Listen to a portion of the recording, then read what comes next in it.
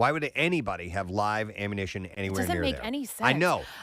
So my brother, and he, is very amateur, but he filmed a movie, he directed a movie, and they used a lot of firearms in it. And even just for him, a little independent filmmaker, and what he was doing, what he had to go through to actually get that approved and be on there. And they had to be something was done to the weapon so that even if there was a bullet in it, it couldn't be used. So, Preston, you've gone shooting. And just recently, I got a pistol, and I've been going to King Shooters. And they have these federal these agents that will come and teach classes, or just people who know what they're doing. I don't know exactly what their downtime is, but the level of respect they teach you for weapons and to check for the safety of the weapon that you're holding in your hand and the various protocols. Even, and from what I understand, on movie sets, dummy guns are supposed to be regarded the same way as real. Yeah. So something really fell apart, or somebody did something horrible on purpose. I don't know what, but they're gonna look into that. Anya Taylor-Joy has been named global ambassador for Dior. She will represent the women's fashion and makeup lines and will be the new face for both. Does this mean your run is over, Preston? I'm stepping down. It's time. Yeah, listen, you got too much to do. Campout's next week. I've been putting it off for years, but it's time. As the global ambassador, the Witch Star's duties include showcasing the designs and creations of women's creative director Maria Grazia Chiuri. Yeah, that's my favorite. Creative and image director of makeup Peter Phillips. I sent you an article today. She's sort of like the Grace Kelly, or the she is the one the designers like to get their gowns on because she's got a model's frame. She's glamorous. She's glamorous. Very glamorous. So the 25-year-old actress has won several pieces from the fashion house for red carpet appearances in the past year, including the Golden Globes and the Emmy Awards. And she also has an official partnership with the jewelry brand Tiffany & Company. So she's doing okay. She's doing really well. And I would like to think that she was a doll when she was here. She was so sweet. She would remember us, right? Well, listen, Nick had gotten her a movie soundtrack that she couldn't get her hands on. Yeah. And she was very appreciative. And he was in his car, made a copy, tracked it down, and got it to her. So I think she'd remember that. Better. Yeah. No, I remember her. He didn't actually have it in his car, and now she hates us. What happened? Yeah, you thought you had it in your car. Yeah, we ended up getting a copy of it, but all right. She left. Maybe she hates us now. Okay. But anyhow, I think we made a connection. Yes, I think so too. Yeah. So, what else do I have here for you? Katie Thurston and Blake Moynes, I guess that's how you say his name, have ended their romance. A former star of The Bachelorette made the announcement on Instagram on Monday and said that they were splitting up. She told the fans with mutual love and respect. Oh, no. They decided to go their separate ways. If there were two people I thought would do it and make the big run. It's these people that I have no idea who they are. Katie Thurston and Blake Moynes. Yeah, my God.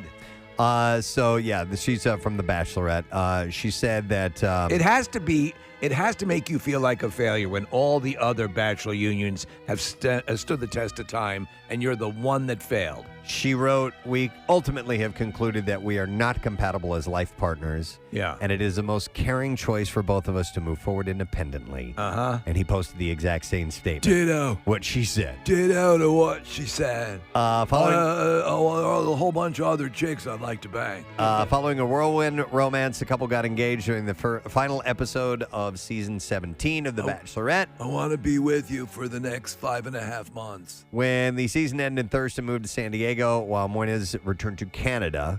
They're very far away. They had planned to maintain a long-distance relationship while deciding where to settle down. They were engaged for 3 months. I think that's part of the agreement. 3 months is good, right? Yeah, we can do 3 months. And then we'll put the statement out. We're engaged. Yeah, and then what happens is you've had another 1 or 2 versions of the show to come along to distract, and then you quietly say, oh, yeah. It's over. Yeah, exactly. Nobody's hinging on that any longer. Dave Chappelle has addressed the Netflix controversy in new stand-up appearance. According to the New York Times, Chappelle has denied reports that he was invited to speak with transgender members of the Netflix staff, but he refused. He said, if they would have invited me, I would have accepted it, although I'm confused about what we are speaking about. I said what I said, and boy, I heard what you said. My God, how could I not? He continued saying, I want everyone in the audience to know that even though the media frames it as though it's me versus that community, it's not. Don't blame the LGBTQ community for any of this. This has nothing to do with them. It's about corporate interests and what I can say and what I cannot say. He added, to the transgender community, I am more than willing to give you an audience, but you will not summon me. I am not bending to anybody's demands. He asserted before detailing the specific conditions under which he would be willing to hear anyone out over their offense and concerns. He went on saying, first of all, you cannot come if you have not watched my special from beginning to end. You must come to a place of my choosing at a time of my choosing. And third, you must admit that Hannah Gadsby is not funny. No. Which I think was a joke, but I think it is a joke, yes. It's a dumb joke and right now. I mean, just I haven't watched the put it out special, there. so I really can't weigh in on any of that I think stuff. that's really important that people, before they judge, do watch the entire special. Right. Because it really does provide a lot more context. And even in this video, which is about 5 minutes long, and he posted it on his Instagram last night, it's important to watch all of that because context really is important, especially when it comes to a comedy special and with somebody like Chappelle, where there's a lot of subtleties. I think at the end of the day, Chappelle is really interested in having conversations and moving conversations forward. And then people just sort of become intractable on their sides without appreciating the full context of all of it. Right. So in his special, he mentions a transgender woman named Daphne that he had met and then had open for him at one of his shows. Now, Daphne, so the show that she had opened up was in San Francisco. I think when David met her, she was living in San Francisco. She's from Philadelphia. She's from here. Didn't know that. Yeah, and when I saw her picture, she looked super familiar. Now we have had a transgender woman that worked in this building, and I'm like, God, man, that might have been her. And I just because you think you recognized her? She looked any other indication? very familiar. All right. She looked Comedians very, work day very, jobs very too familiar. sometimes, Yeah. so maybe. Yeah. You never know. Not really sure. So we'll see if this goes anywhere and if he does end up meeting with a group from Netflix. I do not know. Paulina Porizkova has reached a settlement with her late husband, Rick Ocasek's estate. While the grieving supermodel declined to reveal how much money she'll receive after being cut out of the car's frontman's will, she slammed reports that he was only worth $5 million when he died. She said that's just bull S. Yeah. Bull S, and it's just like that. When asked whether the seemingly low number was for tax purposes, she said yes, it was in the very, very early days. They just had to put down a number, so they just put down a low sum so that it wouldn't seem like he was maybe holding away a lot of money from me. I don't know. I'm not really sure. So when he was sick or passed away, she apparently was nursing him to some extent. Were they legally divorced at that time or simply separated? I believe they were divorcing because it's kind of stipulated in the will that All way.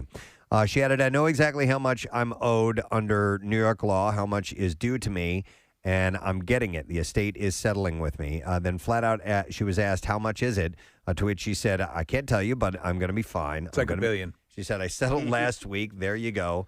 I settled last week with the estate. They were very fair. They gave me what is mine under New York state law, and we're done. She reiterated of the $5 million number, just know that it's a sum that somebody put in there for a reason. She was the one who actually found Rick dead at the age of 75 in their townhouse.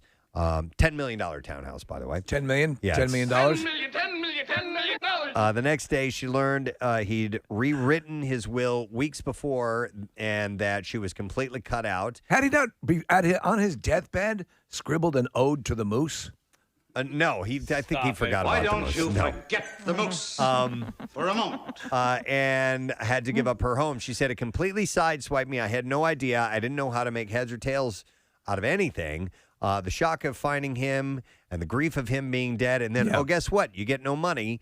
He didn't want you to have any money, and he disinherited his two oldest sons. So I was really messed up, and I won't ever have the answers. She said his previous will was the one in which I inherited everything, which she acknowledged wouldn't have been fair at all, given that they were going through a divorce before his death, so they're going through it. Okay, there we go. She said, I'm totally fine with inheriting a half, which I thought was mine. Turns out it's not half under New York law, it's third. But she hypothesized of the musician's last-minute alteration and said this, my husband had some lawyers, and he was supposed to go through surgery. They just cobbled together a really fast kind of stupid thing. I don't think my husband had the brain capacity at the time to figure out what he was really doing. He was a bit of a hypochondriac that way. And I think he signed a piece of paper without spending a lot of time thinking about it. Well, and again, it's a tough thing to determine whether someone was in their right mind when they signed a document, She said that apparently he was recovering from surgery when he died, and according to her, nobody expected him to die. Nobody, absolutely nobody. The couple had been living separately in the same home when the singer died, and he'd written, I have made no provision for my wife, Paulina Porizkova, as we are in the process of divorcing, even if I should die before our divorce is final.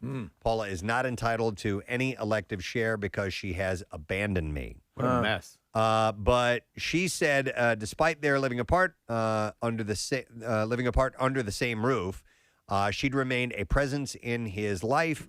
She said, I felt really bad about leaving him in this big old empty house. I knew he needed help. I loved him. I didn't want him to have a hard time. So they had this, strange, separated but still together very weird relationship. Yeah, very weird. And she doesn't sound bitter about it. Good. About the fact that she was left out.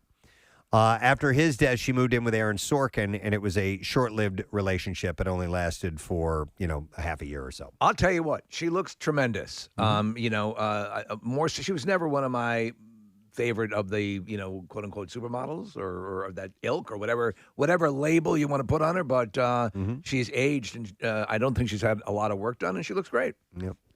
All right, over the weekend, an anonymous tip to the gossip account Du Moi hinted that John Mulaney and Olivia Munn have broken up. Yeah, I heard about this. It's a rumor. And now she's pregnant with the kid, right? The unnamed... That's where babies come from, right? Unnamed source works in publicity and says that the couple weren't planning on announcing it, but would not be faking their relationship either. They've been dating since spring. Mulaney announced last month that they were expecting a child together. So. Did he bring her up at all during the show? Yeah, not by name. Okay. But he had joked, well, what you do when you go through rehab is get right into a relationship and have a baby. Joking that it's probably not the smartest thing to do, but he did it anyway. Right. So, yeah, that was the only reference, and he did slightly reference his divorce that he was going through as well. The sad thing is that I think his wife, the woman he was married to at the time, really was caught off guard by everything. She said flat out she was heartbroken. Yeah, that she didn't get it. Yeah, so normally there's a joint statement. Right. We were going to remain friends, or we're parting, amicably. We've parted. It was not that. Yeah. She did not see it coming, apparently. So, I don't know. This is a rumor. This is something we'll have to keep an eye on, see what ends up happening. And they're not officially divorced yet either. They're just separated. Oh, really? Yeah. Oh, dear God. Well, give it enough time when the baby grows up and becomes a lawyer, they can handle all the legal stuff. Angelina Jolie and daughters Zahara and Shiloh rocked the red carpet at the Eternals premiere in Rome over the weekend, wearing a strapless silver Versace gown. Ooh. She held hands with her children while posing for pictures. Come, children. In the movie, she plays Athena, an immortal goddess warrior. Come with me, children, and walk the red carpet with Mommy. I'm interested to see how she pulls off the Marvel thing, whether or not she's... So reviews right now going to be forced to be reckoned with or not. And I don't want to give away too... They are mixed. Okay. Yeah, okay. They are mixed. Interesting. We'll see how that plays out. Jeremy Piven's L.A. home was broken into. And, who does that? Thieves got away with over $20,000 in clothes. Oh, well, at least it's not Halloween decorations. Yeah. That's what I had happen. Someone took my demon. Poor thing. Oh, man. It wasn't worth $20,000. No, what do you think it was worth? 10. No, Dollars. actually 10 might have been more. It was that thing was big. You Kathy, think it's worth less because it's old. It was about to be junked after this season. It was just, but... So the guy did you a favor. Well, yeah, in a way, but it's like, yeah. But it was worth $20,000. TMZ reported that thieves entered by smashing a window. The Entourage star was not at home at the time when it happened. Okay. So if somebody took all of your clothes, how much money do you think that all of your clothes are worth? I mean, he's out $20,000 of clothes. I think maybe like $500 or something like that. I don't even know. Like I don't know. No, hang on, man. T-shirts can go for like $30 each. Okay. Like this one I'm wearing right now. That's a nice shirt. It's probably like $28-30. Okay. So, and I have hundreds of T-shirts. I don't think this guy went in and grabbed T-shirts. No, I know that, but Casey's asking how much hours What your are worth. personal wardrobe would $20,000 be. worth. So you Okay. figure 3, 6, 9, like 4 shirts. That's going to be around $100. No, all right. I was selling it short because I do have some pretty fancy sweatpants.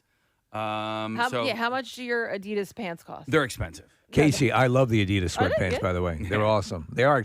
Listen, you get them on, they're what are they, like $30 on Amazon? $40, $50. You don't get Maxinista? If I can, I will. But like a lot of all times of they're not. But like, dude, like Let's collab. the rainbow of sweatpants that I have, I got at like Macy's. All right. Don't tell my wife. Wait, and is that They were like $70. Oh wow, I'm telling Yeah. her. But like, dude, I needed purple sweatpants. I'm a media personality. I need my sweatpants to look great. So, Casey, I'm going to try to make the run, do as much shorts wearing throughout the winter as I can. I'm going to try to officially solidify my status as winter shorts guy. But by the way, yeah, for $20,000 at Jeremy Piven's house, they probably stole like 7 or 8 suits. Yes. Well, that's what I was. You know what I mean? Yeah, right. That would probably make sense. That's what I was going to say. If you were to go into somebody's closet, what would you go for? Like I would go if I was going to rob a celebrity's house. Yeah. The Batman shirts. No, I would. If it was a woman, I'd go for the shoes. Yes.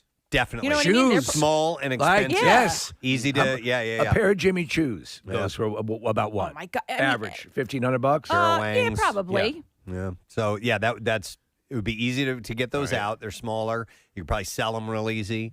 And If it was my size, I'd keep them. you'd keep them. A couple course. of Yeezys. Okay, so we got some Jimmy Choo prices up here. Yeah, anywhere from $600 to $2,000. Yeah. Yeah. So that would be the way to go. In a guy's closet, I don't know what you'd go for. I mean, the suits probably would be yeah. a decent, especially if they're custom made. I mean, those will go for thousands of dollars. Yeah. What are you guys' thoughts on velour tracksuits? Just out of curiosity. Velour tracksuits? Yeah. Unless you're Ben Stiller and Starsky and Hutch, I don't. Well, these are comfort luxury tracksuits, and I'm thinking about investing in this company. Well, like the old, like juicy velour Here, I'll show suits you, that we yeah. used to wear. Here, I scroll don't even through. know what velour is. I'm sorry. I'll bring them up for you. So Is velour It's like velvet. is it a fabric? you remember this? Velvet- Isn't that velvety. what when Ben Stiller's doing the do it as seen in Starsky and Hutch? Is he wearing a He's velour wearing tracksuit? polyester in Is that. it polyester? Yeah, he's Okay. definitely wearing polyester in that. Okay, I know what you're talking about here. Yeah. No. No? No, I'm not into that. So, all right, for comfort, for pleasure, I want you to For come on. pajamas, maybe. Yes, pajamas? pajamas. all right. Just say yes. Let him get one and wear Okay, it. go ahead. It No, would no, just be too Local warm. personality Nick McElwain has declared bankruptcy after a large investment in a velour tracksuit company. He said his coworkers said it was a great idea. My investment would be in the company? $300 to $400 range. Oh, okay. So I'm not. That's how much. What? I'll Wait. find you a cheaper velour tracksuit. Well, I know, but like this is a custom company that it's Oh, a side okay. project with a family member. All right. Okay. Yeah, we're gonna collab. Let's collab. Okay. Yeah, and so I'll post about it on the gram. And Are you going to be their male model? He's asked me to do this. Okay, yeah. And, Oh yeah, you got it. Yeah, Yes, so- definitely. Who is this? do we want to talk about this now?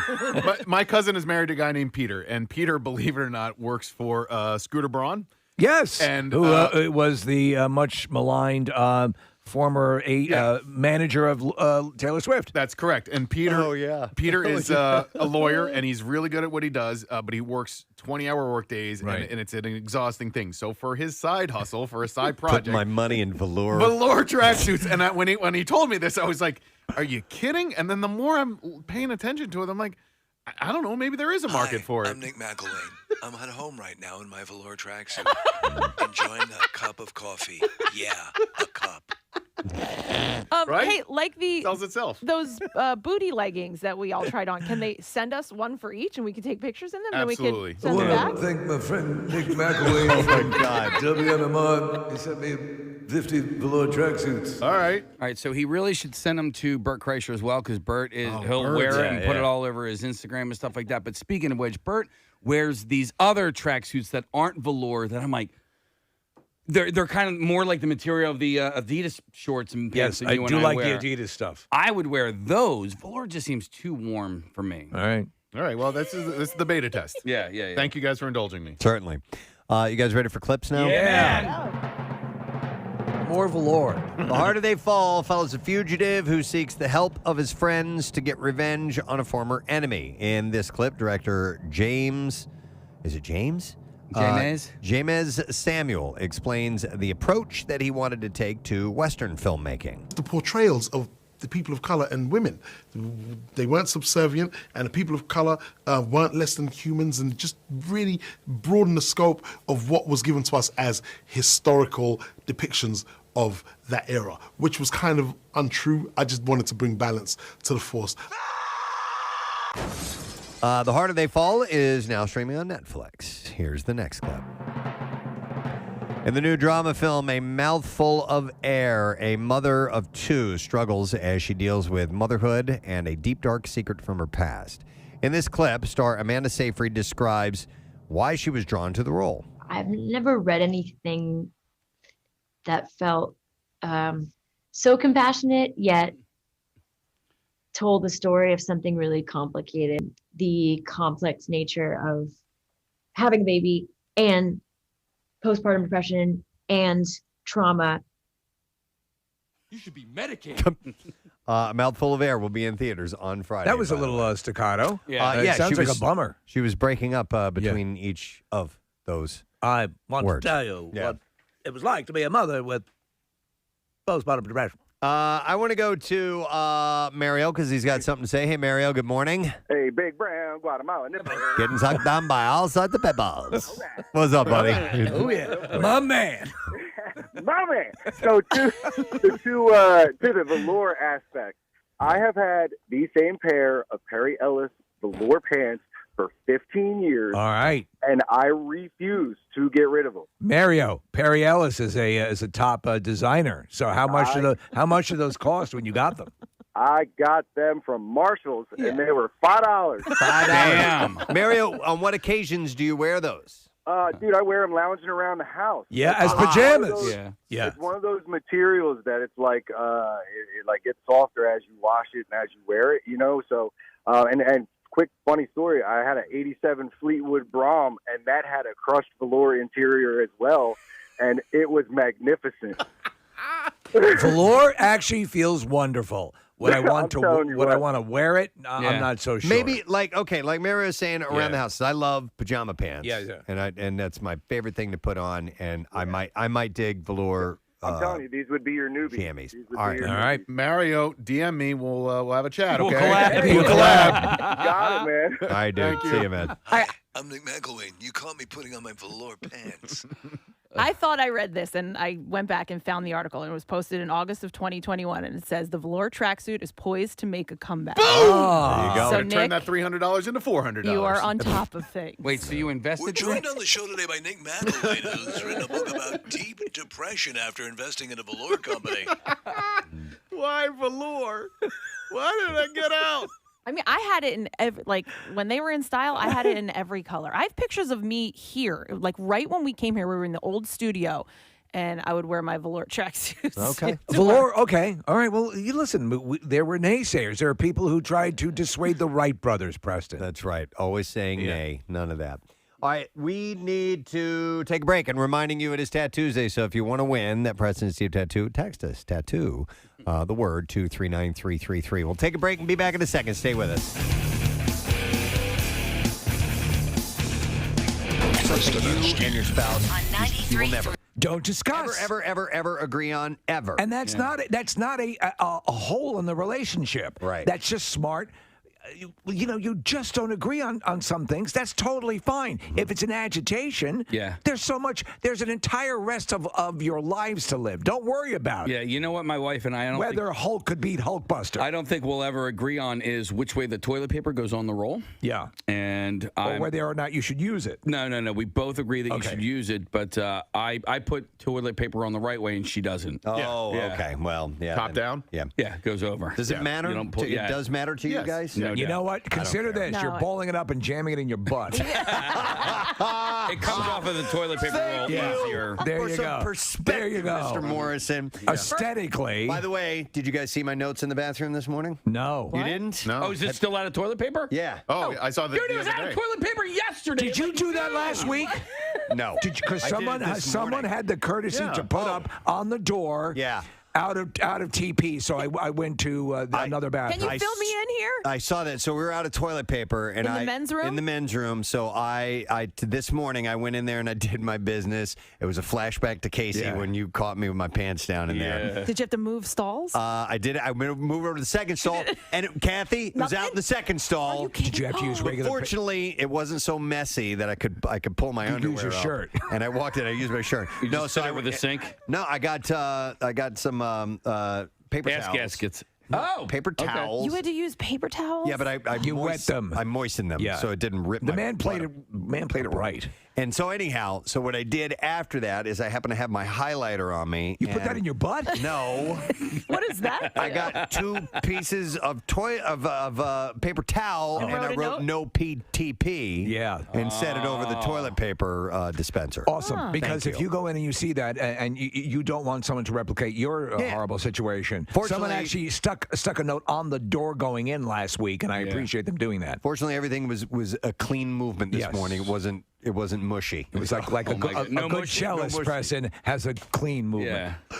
So anyhow, not every argument has a resolution. Exactly. Getting back to the core issue.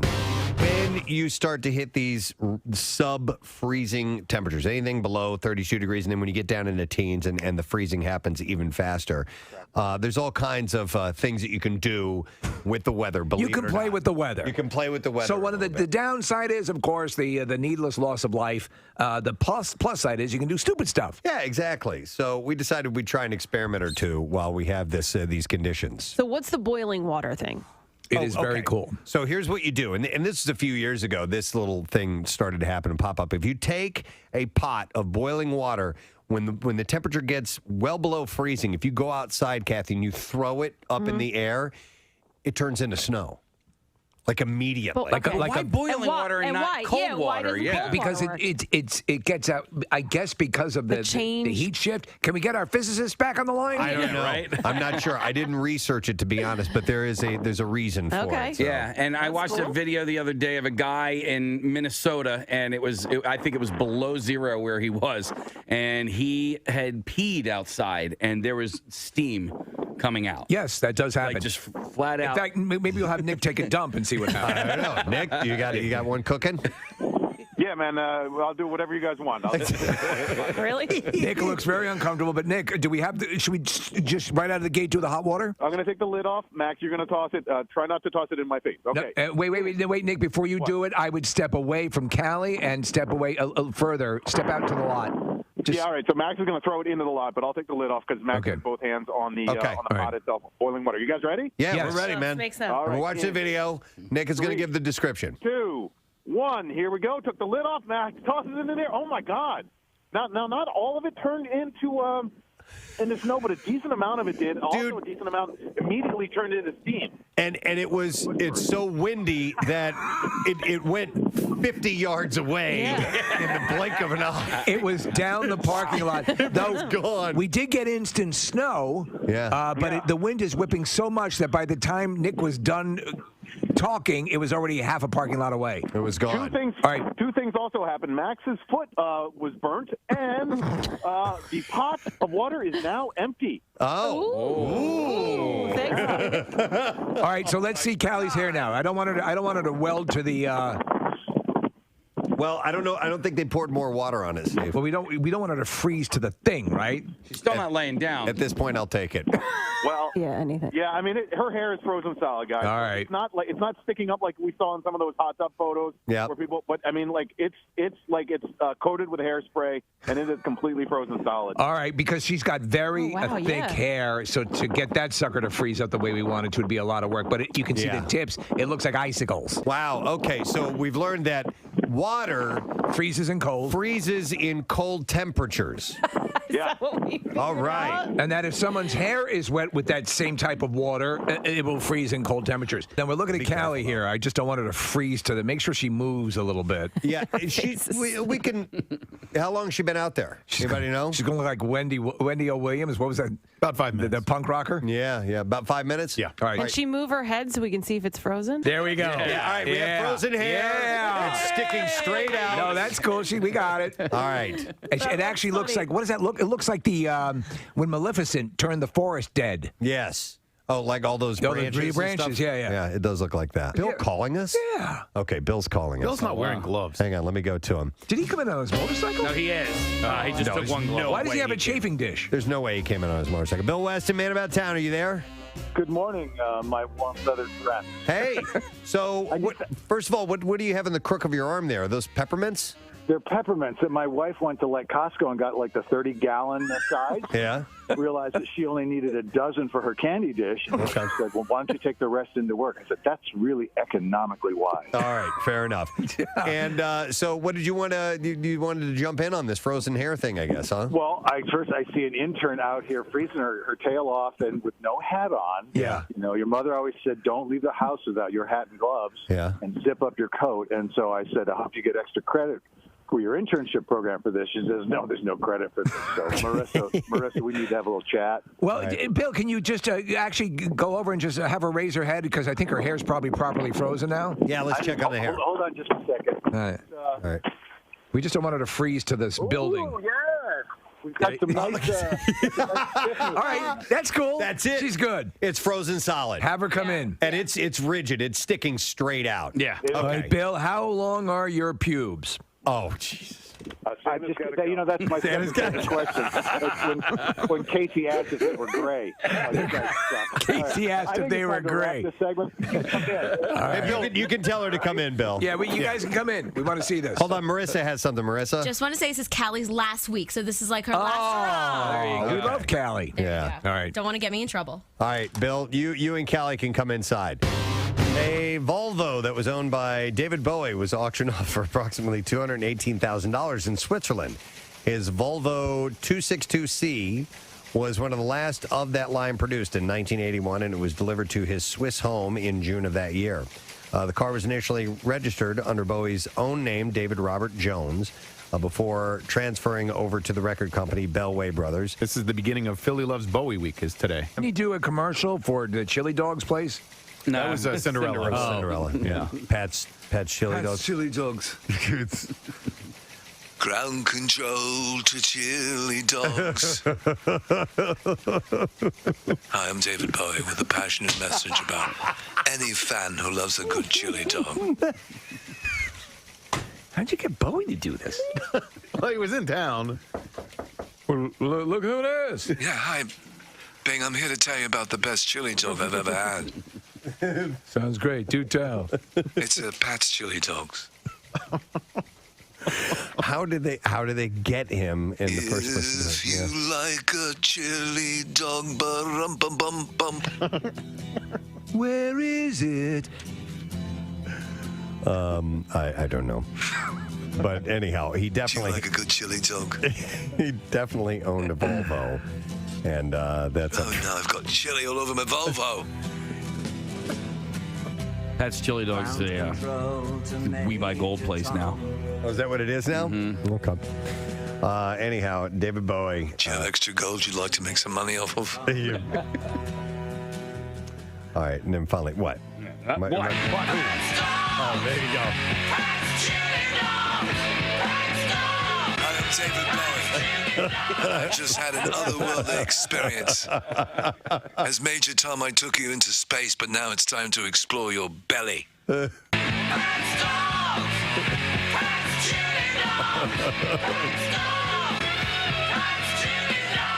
introducing my new character, Ziggy Chili Dog. Did he have Diamond Dogs? Chili Dogs. Was that what his album was? Diamond Dogs? Was it? This new one's called Chili Dogs.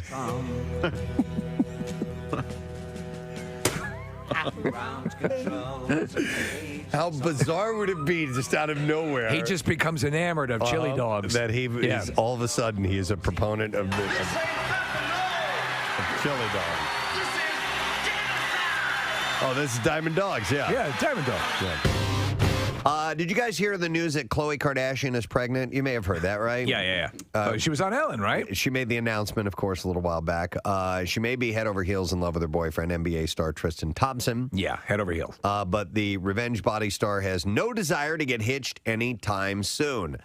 She told Ellen DeGeneres in the first TV interview since announcing the pregnancy that we're not in any rush for that. We're in no rush to get married. She added, as you know, I've rushed quite a few things before. And I've made some mistakes, and I regret those mistakes. Referencing her marriage to Lamar Odom after knowing him for 30 days. I forgot that's how quickly that happened. Yeah. It was just 30 days. Oh, my God. Look at this picture. Yeah. She does look like a It looks giant. it looks like a scene from Pacific Rim. And She's a listen, kaiju. not fat. No. She's just a tall person. I love you, Ellen. Do they have her stats on Wiki, like how tall she is? 6'9". So, Nick, type in how tall is... I think she's 5'11". But like, even in their Khloe family Kardashian. pictures, I don't think she's towering over the rest of them. No, she's bigger. I don't know how tall... It's because OJ's her father. Ellen is either. She's 5'10". 5'10". There we That go. would make Ellen like 3'11". Yeah, because that's how tall my wife is. She's 5'10". Yeah, that's not like 5'9", 5'10", somewhere in that range. bare range. But I think the other ones are just, everybody else is just tiny. Tiny? Yeah. So anyhow, as you know, she said I rushed into quite a few things before. Right now, I'm so loving the place I'm in and very happy with how things are. We talk about it for sure. What's meant to be will be. I just love spending time now foraging through garbage cans. It's really a zen thing for me. Ellen. Kardashian adds that she knows her 26-year-old beau is a good dad after watching him parent his 1-year-old son, Prince, in a previous relationship. Okay. That's the tip-off. She said, he's such a good dad. He's so great just during pregnancy, and he makes me more excited, too. I'm excited. That's unbelievable that he has just a 1-year-old and has moved on. He's a great dad. He's fathering another one great over dad. here. And Did he bring Khloe to the birth, Preston? Did she say that? That's a good question. Exemplary To the first dad? baby? Yeah. Sweetie, I'd like you to meet my girlfriend. How long is her gestation period? Do we know? I don't know because It's 2 years. there's a hibernation thing, right? You guys are mean. The one thing is that the baby can immediately forage for itself when it comes out. There is a picture here of the 4 girls, and she is significantly taller. Significantly. I'm a little bigger. And you know they're wearing heels, Kathy. Yeah.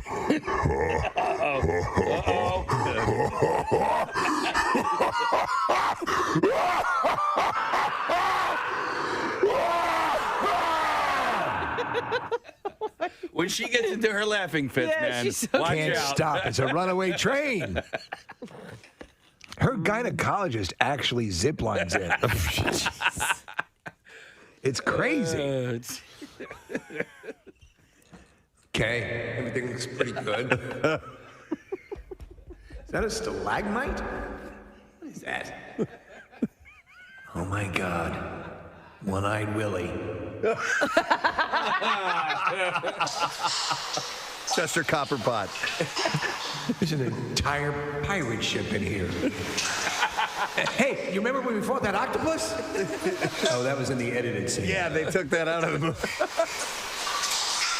Lamar. Thank you, Kathy. Question, Marissa, do we have the information to make the announcement today about Camp Out for Hunger, that very special thing that we're going to be doing on one of the nights? I'm not going to do it right now, but I just want to make sure that we have that info. Can I be very open and honest with Please, you guys? Since yes. we like to do this on the air. Yeah. We don't have all of the details Okay. squared away. Should we wait till But tomorrow? can I just tease Yeah.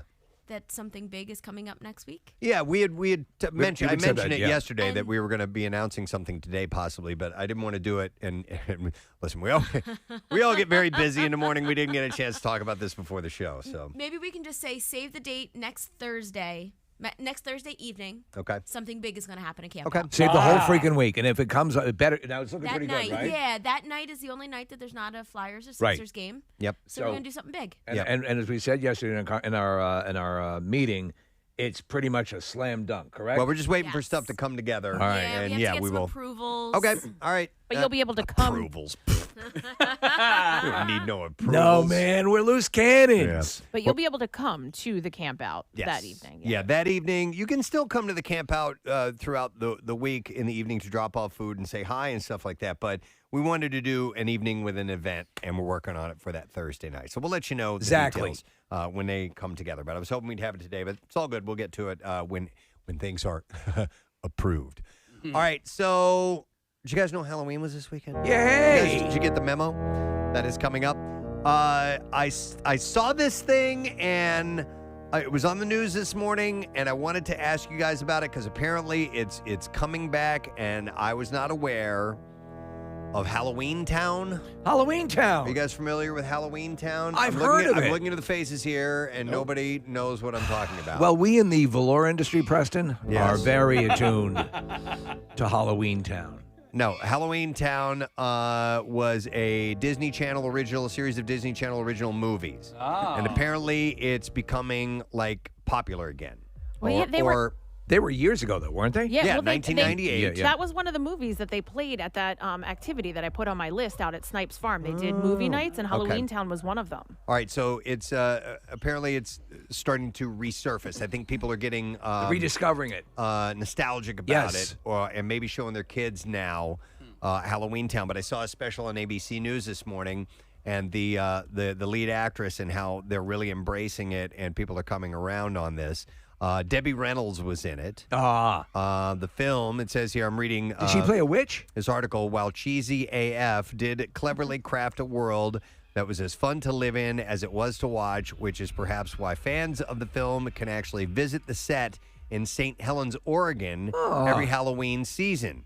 So here's the story, okay? So Marnie and her siblings get a big shock when they follow their grandma home to Halloween Town, discovering that they come from a family of witches. The town is the only place where supernatural beings can live a normal life. Yes. But danger is brewing, as not only does Marnie learn that she is a witch on her 13th birthday, but that she and her family are involved in a fight against the evil that could take over the world. Yes. So I remember this. I do remember this. And I don't know how I saw it, or at least saw one of them, because I remember the big deal being made about Debbie Reynolds being in the cast. Naturally, this means that we have to find the best Halloween Town memes to commemorate the movies, and apparently they are popping up all over the place. So I wasn't sure if you guys were familiar with it, but I think it's funny because it's resurfacing. It's post. You know, prior to me having kids, post me caring about it as a kid. So I think that it just missed me entirely. Me too. But I'm curious, like if Marissa and Nick Murphy of that generation, if it meant anything to them. The kids. I was mainly wondering that. Marissa, no? I think it was right after me. Connor? Okay. I saw it. Connor saw it. Yay! Go down the line. Yeah, come down here, Connor. Do you hold it in, nostalgically? Oh, a little. I remember watching it. I was kind of fading out, just kind of getting into 5th, chicks. 6th, 7th grade Okay. when that kind of came out. Okay. I All remember right. watching it with my sister. Okay. All right. Because Hocus Pocus has come back around. Hocus Pocus has just become a few years ago. stratospheric, A few years ago, it started to resurface as a nostalgic kids movie. So much so they're making a second one right now. There's a bunch of texts coming in, and some people are like in the 24, 25 range and saying that it's the greatest Halloween movie of all time. Yeah. So there is a niche market for Halloween Town. Okay. I mean, is it as good as Hubie Halloween? So for my money, if you want to get one that's actually besides Halloween itself, which is a phenomenal, a masterpiece. Yeah. A movie that I think is a perfect Halloween movie is Trick or Treat. And this character that I have up here, Sam, on the console, is one of the main characters of that movie. It's an anthology. Is it a kids movie? It's a little brutal, but because this is a kids movie. Yeah, well, younger teens could watch it. It has a sort of Tales from the Crypt vibe to it. So there's a knowing humor and so on and so forth. But there is some blood and guts. Is it like maybe skits isn't the right word Stories. for It's it? like Stories. an Okay. anthology. Yeah. Okay. All right. Okay. But everything ties together. I'll tell you this in a very Tarantino-esque kind of way. There are staggered storylines. That all sort of sync up at the end. All right. I like I like stuff like that. Yes. When they kind of intertwine. But it's fun. A really fun movie, I think. And it's Trick or Treat? Trick or Treat. Okay. Nice. All right. Well, I wasn't familiar with Halloween Town. That one missed me. And even though that would have been right in, my first son was born in 1999, so that would have been kind of in our era. What are you getting at home as far as interest with now? All your kids are older. Is besides your daughter, is your daughter still into it? Into what? Halloween? Yeah. Okay. She's got a group All right. that's going to go out, so that's going to be fun. All right. Yep. Oh man, I don't know if I should say this or not. All right, you want me to go to this call instead? Well, yeah, give you time to think about it. Okay. All right, let me go to Melanie. Hey, Melanie, good morning. Hey, guys, good morning. Good morning. All right, you want to weigh in on Halloween Town? Yeah, so I do have to stand by Hocus Pocus, I think, is the best Halloween movie. Okay. But this is a close second. All right. I was born in 92. It was everything to me as a kid. I wanted to live in Halloween Town. I would go so far to say it was like my first Hogwarts. Okay, so in that realm, wow. To be a Hogwarts student, but Halloween Town came That's out. pretty profound. Have you ever seen Trick or Treat? Have you ever seen the movie that I mentioned? Yeah, they're all great, but this is one of those, I feel like you could be any age and get something out of this movie. All right. And in fact, I tried to share it with some of my younger generation cousins this weekend. They wanted nothing to do with it. So that's a good I'm endorsement. really hoping that there's someone out there that wants to see this movie, but I rewatched them by myself. Kids are no kids. They're fantastic. Are there how many movies are there? Is it just one or multiples? So there's 3. I think there might even be 4, but the last movie they did, they replaced the actress for Marnie. Oh. I'm not really sure why. Okay. Drug habit. Interesting. But No. the first ones, that's the real deal. She was snorting pumpkin seeds. Excellent. All right. Thank you, Absolutely Melanie. Right? All right. Thank you, guys. Thank Happy you. Halloween. Let's see. Happy Halloween to you. I just need to let you know that your son was born in 2000, not 1999. That's what I was going to say. Dear God. Okay. Did my wife text you? Yeah. I'm sorry. Listen, said, the "Can man's you backed please-" up with poop. Give him a break. Can you please tell Preston that Parker was We got born married in 2000? '99. All right, I forgot. Dear God, Come on. I just had a terrific, horrible experience, terrific tragedy involving impacted fecal matter. Yes, and my it's brain isn't right. Bound to scramble you up a little bit. But he said it, and I go, in my mind, I'm like, no, he was born in 2000. And then that's when I raised my hand. And you guys are like, I was like, I don't know if I should say is this. that what or you not. were that saying? was it? That was. I'm like, oh, man. So you made the wise choice, and Kathy dumped all over Preston. Right. Jumped right on it. If I get a text from his wife, it's going on the air immediately. Oh, my God. Whatever. I can't. Come on now. I have no way to redeem myself from that. So I'll take my lumps. Go ahead, give them to me. Anybody else, call in. Let me go to Lindsay. Hi, Lindsay. Good morning. Good morning, guys. Hey, what's up, Lindsay? So Hocus Pocus was, it was in 98, so I'm 30. So it was like, second or third grade, and it was probably one of my favorite Disney movies. I actually like it better than Hocus Pocus. I'm not a massive Hocus Pocus fan. I enjoy it. It's fun. But you think now, so I just saw a little bit of this, and I think when I saw it initially, I thought it was like an ongoing series. I didn't realize it was the movies. Yeah, it was. There were. I think the previous caller mentioned there was up to 3 different movies, Okay. or possibly 4. It was made for kids. I thought, as a second or third grader, that Hocus Pocus was a little too scary. But I do have a really interesting fun fact about the actual characters and stuff like that. All right. The lead actress, I think her name is Kimberly J. Brown, showed you how much of a fan I am, is actually dating. In the second movie, there was a bad guy who was supposed to be she was supposed to fall in love with, and then he was supposed to turn on her. They're dating in real life. They're still together. I did see that on the news this morning. Yes. So yeah, they're both really big on TikTok and all of that kind of stuff, and she has her own Etsy store with Halloween Town. Yeah, Halloween Town is that 30-year-old to probably 25-year-old range is probably the niche for that. Do you concur, Lindsay? Do you concur with it as being, as Melanie mentioned, sort of like at a Hogwarts Harry Potter level for you? You wanted to live there. You wanted to be there. You know what I mean? I mean, I at one point I think had a stuffed animal named after one of the characters. So does that count? Sure. Yeah. Sure. All right. Thank you, Lindsay. All Appreciate right. it. So it made an impact. It meant something. All right, I'm going to go to our former intern, Peyton, who Ah. is online. Hey there, Peyton. Hey, guys. How are you? Wonderful. Thanks for calling in. Of course. Yeah, I'm a big Halloween Town fan. I was born in 1993, so it, hit at the right time, I guess. Hocus Pocus is still probably number one, but Halloween Town is a close second and was definitely like Hogwarts-ish. All right. At that time, like I was like, I want to go there. That would be so cool. Right. You know, when Hocus Pocus came out, it was a moderate success, and only recently has it become something that is like upper stratosphere. Yeah. And as I said, so much so that they've decided to go and make a sequel for it. Yeah. Right. And Peyton, don't you have kids now, right? No, not yet. Oh, I thought you did. I'm sorry. Never. We'll get working on that, and then you can show them Halloween Town. Right? Can you make the announcement? What? You're pregnant, right? Yeah. Sorry to throw you under the bus, but I knew there was a baby thing. Yeah, that's what I thought. Baby with you. That's why Nick has been knitting that velour onesie. Well, I didn't want to ruin the surprise. Well, but... congratulations, Peyton. Yes, thank you. Excellent. All right. Oh, that's awesome. All right. Well, hopefully we'll see you soon. Okay. Yes. For Give sure. little Steven our best. Take care, Peyton. We'll Hey, see Steve, they don't make Hallmark Halloween movies, do they? They do, actually. Yeah. Oh, really? Yeah. Oh. They're usually very And they brutal should. splatter movies. Yeah. No, there are a couple. To be honest, I don't think I've ever seen any of them. Okay. But by no means the cash cow is Christmas. Yeah. All right. A couple other things to get to, but I want to go to Jen because she wants to make a statement about Halloween Town. Hi, Jen. Good morning. Good morning. What's up, Jen? Halloween Town's like the greatest Halloween movie ever. The greatest Halloween movie ever. So Halloween Town. I'm 33 now, so I guess if it was 98, I was 10 when it came out.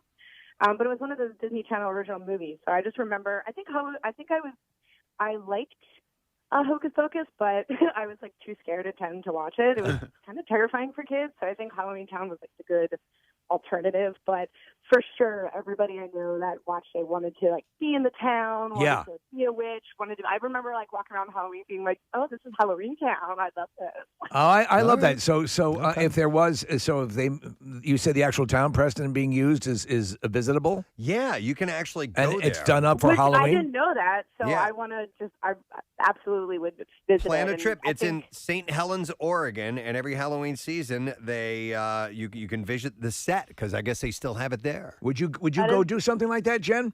Absolutely. All right. Portland's on one of those lists of things to go to or places Awesome. to go, so I think I might have to hop by Halloween Town too. Very Swing cool. by there. All right, thank you. Appreciate it. Wow. Okay, our phone lines are completely Yeah. all covered And now. and if you look at the age that it's hitting at like 33, 30s. Yep. So that's, and we've had a couple of the women who've called say Hocus Pocus was a little too frightening. Yes. But yeah. Let me see. Hang on. Speaking of that, let me go to Jacob. Hey, Jacob. Good morning. Hey, Kath, did you ever find those dicks? Wait, what was that? You were looking for dicks. What were they? Were they jerks? We have the clip. No. a-holes? I forget. I don't remember what Was the it Dick's reference Sporting was. Goods, or- Yeah. No, I don't know. forget what I was talking about. She didn't find him, Jacob. No. Never. No, sorry. What's up, ma'am? Hey, so in my house, it's a debate: Hocus Pocus or Halloween Town. Yep. I think my wife has horrible taste, so I think it's Halloween Town all the way. I'm 27, she's 31, so there's that slight gap where I think she was right above it and I was right below it. Okay. All right. There's the two movies where she's a littler kid, then she goes to high school and then university. I mean, it's a great series. It's more kid oriented, I guess. I mean, Hocus Pocus is kid oriented, but it doesnn't have as much of I guess at that age the scary aspect. So I loved it. My brothers and sisters loved it. Okay. I'm gonna have to. I'm gonna have to All watch the right. whole Thanks, series. man. I just saw a little bit because I watched Yeah. the Zombies series, Preston. Oh, and yeah. The Descendants. I like the I'm a Zombies. sucker for all that That was stuff. fun. Yeah. Hang on. By the way, here's the clip. Where's that dick now? I think you were talking about a person. Person, yeah. Man, I was trying to think if there was another. Do you have Kathy's dog impression, by the way? Keep that ready. Yeah, Oh my God. I was working out. My friend has a little gym in her garage, and we were working out, and the dog lives across the street from her, and he was outside, and I'm like, I have to go get video. And then by the time we were done our workout, the dog had gone inside. There it is. That's Kathy, and she should be a dog for Halloween. He is a deep bark. Let's see. I have Gina on the phones. Hi, Gina. Good morning. Hey, you guys rock. How are you? Thank you, Gina. What's up? So I was born in 1990. I love Halloween Town. I watch it now as a 31-year-old adult. I have 3 kids under 3 who have no interest. Yeah. However, the main actress has driven me nuts since I was 8 years old. She is the worst actress that I have ever seen. But I can't help it. I still watch this movie every single Halloween, even as an adult. So it's so good and so atmospheric and puts you so in the mood that you're ready to forgive or forget the annoying actress. I am in it to win it, but man, she drives me nuts. Okay, I hear you. I know movies like that where you just have to forget the one character because the rest of it is so good. That's right. All right. All right, thanks, Gina. That's a good thumbs up. Would Teen Witch fall in this? Oh, yeah. It was a little too. It is. There was some sex. Not full on sex, but there was sexual Butt attraction, stuff. not butt stuff. But you remember the beginning of the movie because we did at the Trocadero. Yeah. We had a screening of Teen Witch. We had a sold out show that night to watch Teen Witch. And at the beginning, it's all these shirtless guys working out. Yeah, remember? Yeah, oh, yeah. Because they're in the height of puberty. Yeah. And so it gets a little bit funky down that road. But there you go. That's from Teen Witch. Top that. Wait, we have the full one. And you're not. But if you want to hang with me, I'll give it one shot. Top that. Those were the tough guys, too, remember? Yeah. Mm-hmm. They were the Crips. Oh, my God. Oh, my God. And then there's... Oh, that, yeah. I like boys. I like boys. Here we go.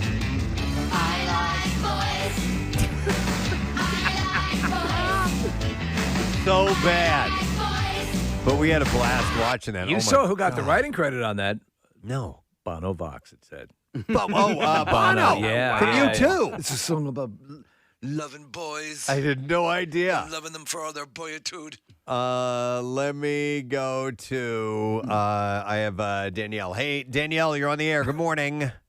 Hi, Gadzooks, guys. Gadzooks. Danielle, what's up? I love Halloween Town, but I think I might be like the tiebreaker for everyone that called in. Like, I'm a huge Hocus Pocus fan, too. Okay. So I think there's, as other caller Jake said, I really do think you're either like Team Halloween Town or Team Hocus Pocus. It sounds like it. Yeah, it's clearly the division. Have you embraced any other Halloween movies? Are you a fan of the original John Carpenter's Halloween, which is more horror? Yeah. And have you seen Trick or Treat? I am a huge Halloween fan. Yes, I've seen it.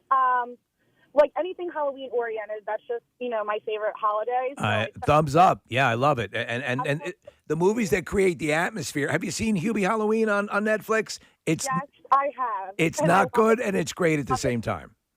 I love it. Okay. So that could fall in. So Steve, you're talking about, there's Halloween movies and there's horror movies. Right. And so Hubie Halloween would be in that Halloween movie vein as well. Exactly. And I think that, listen, as cheesy as I thought it was, as some of the gags I thought were really, really stupid, it would fall into this category. And I could see it turning into a let's watch that every year with the kids, Do you know what's wonderful about it is because it puts you love to see all the Halloween colors and the decoration. It's the same reason I watch the Hallmark movies because of the Christmas atmosphere. You know what I loved? The Halloween episode of WandaVision. WandaVision was awesome. I thought that was great. In fact, it made a list of Halloween moments you have to catch. Really? Yes. That Halloween episode was tremendous. Their costumes were great. Yes, yeah. She was actually wearing her real costume from the comic books. And so was Quicksilver. Yes, So and Vision as well, which was a lot of fun. I thought it was cool. Hang on a second. Let me go to Jamie. Hey, Jamie. Good morning. Good morning. What's up, Jamie? So I was born in '85. For me, Teen Witch is my Halloween Town, and it always will. Exactly. I wanted to be the most popular girl, and everybody I know, like all of my girlfriends, that is our go-to. And that was it. Literally, it was being the most popular girl was that like was her it. And right? that is the thing that she makes. She transforms. Yeah. And remember, she forgets her friends a little bit. And what was her name? This actress. Did we have her on the show? Robin Lively. Lively. I don't know if we had her on or is not. she related to Blake Lively? Blake Lively's older sister is the star You're right. of Teen Witch. That's right. And oh my gosh. But the one who sings Top That, yes, she is a yoga instructor. Oh, really? Yeah. You've kept tabs on her? I introduced my children like 2 weeks ago to the movie and was just curious, like who was where and doing what. And I mean, she's a yogi. There's a Where Are They Now on this movie on Teen Witch from maybe 4 or 5 years ago, and they interview all of the stars and they talk about how they set up the Top That scene and how they were supposed to look like badasses, and then they had to dub the singing. The star, that guy, he doesn't actually even get to sing the song. They brought in a quote unquote rapper to do the that part. That? Yeah. Oh my god. So the little witch turning the guy, like turning the frog into the prince. Yes. Yeah. He was like her little sex slave. Yeah. There's a lot of perverse things in this, but doing things against their will. Yeah, we're looking at the shot of the guy taking his shirt off and the whole thing. This was designed. We had a screening for this, as you said, Preston, at the Troc, and it was one of our most popular screenings, and everyone came out and it was just a blast. But we used to play the clips a lot more. We've had them obviously in the machine here for a long time, and would play them all the time. Yeah. All right, Jamie. Thank you. Thank Appreciate you so it. much. Don't work too hard. No, of course not. I never really, usually we talk about horror films, but not about the more atmospheric outside the realm, Halloween movies. All right. Okay. So to that point, then, so if you take each holiday, and so to me, like Christmas, you have the reverential ones, but A Christmas Story for me is like a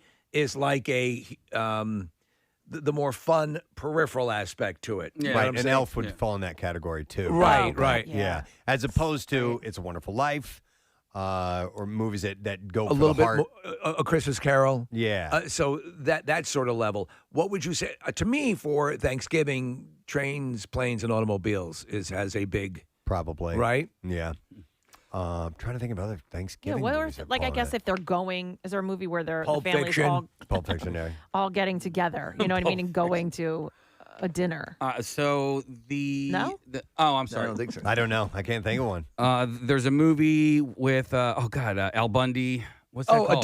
Dutch. Yeah, that's a Thanksgiving movie. It is too. It's a John Hughes-esque, or it might even be John Hughes movie. I actually love that movie. Oh, there's a Friendsgiving movie. Yeah, Connor, pull up a list of Thanksgiving movies to watch. Son-in-Law, Pauly Shore. What? I guess he goes back to the family for Thanksgiving. Oh, no. Okay, that's right. what I meant. Like That's it was right. the time frame. She brings him home so that the parents will be more okay with her dating the other guy. Or right? she doesn't want, he's going to propose or something like Right. that, and she doesn't want that to happen, so she brings him along and pretends like they're right. together. So Another lively, if you guys want some more lively trivia. So obviously we already found out about Blake Lively and Robin Lively, but also Jason Lively played Russ in National Lampoon's European Vacation. Jason And he's Lively related? And he is the brother The of Livelys. Blake and Robin. No Wow. way. Yeah. I didn't really care for that version of Russ, but No. still, Yeah. it's pretty wild that he's in that family. Interesting.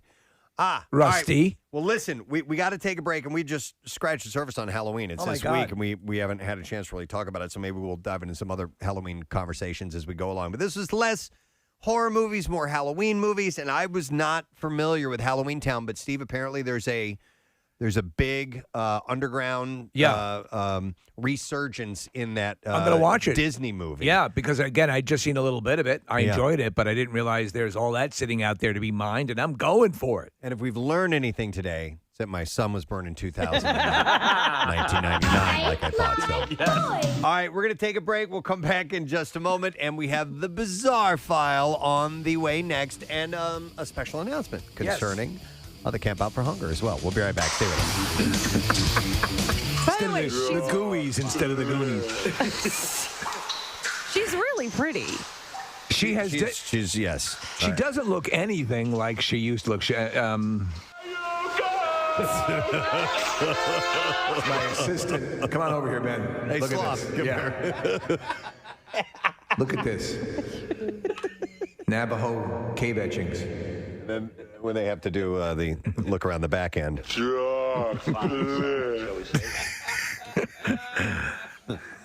Goonies taking place inside Khloe Kardashian.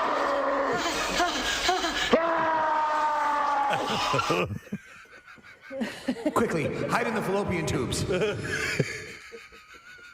I'll use my chattering teeth to pull us up. Oh, God.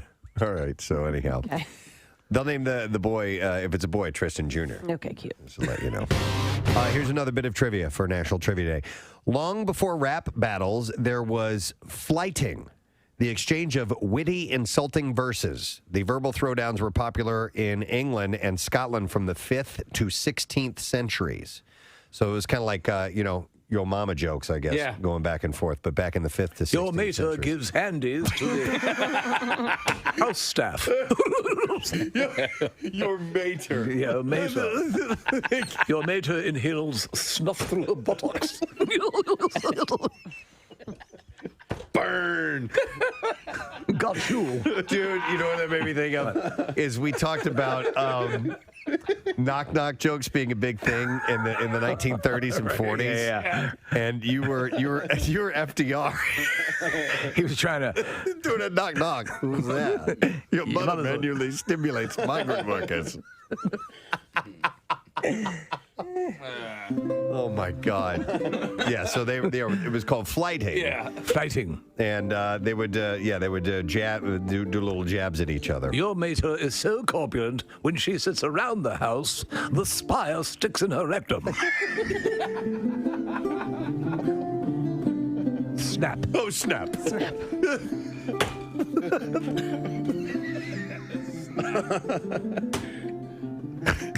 Oh my God!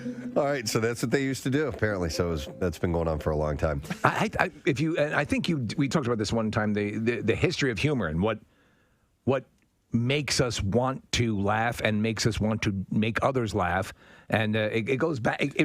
A lot of times, the basis of everything is in insults. I felt like an idiot yesterday because my 8-year-old daughter got me with a little bit of a joke. Did she? Yeah. Can I get you with it? Yeah, go ahead. All right, righty. Steve, would you remember me in an hour? Yes.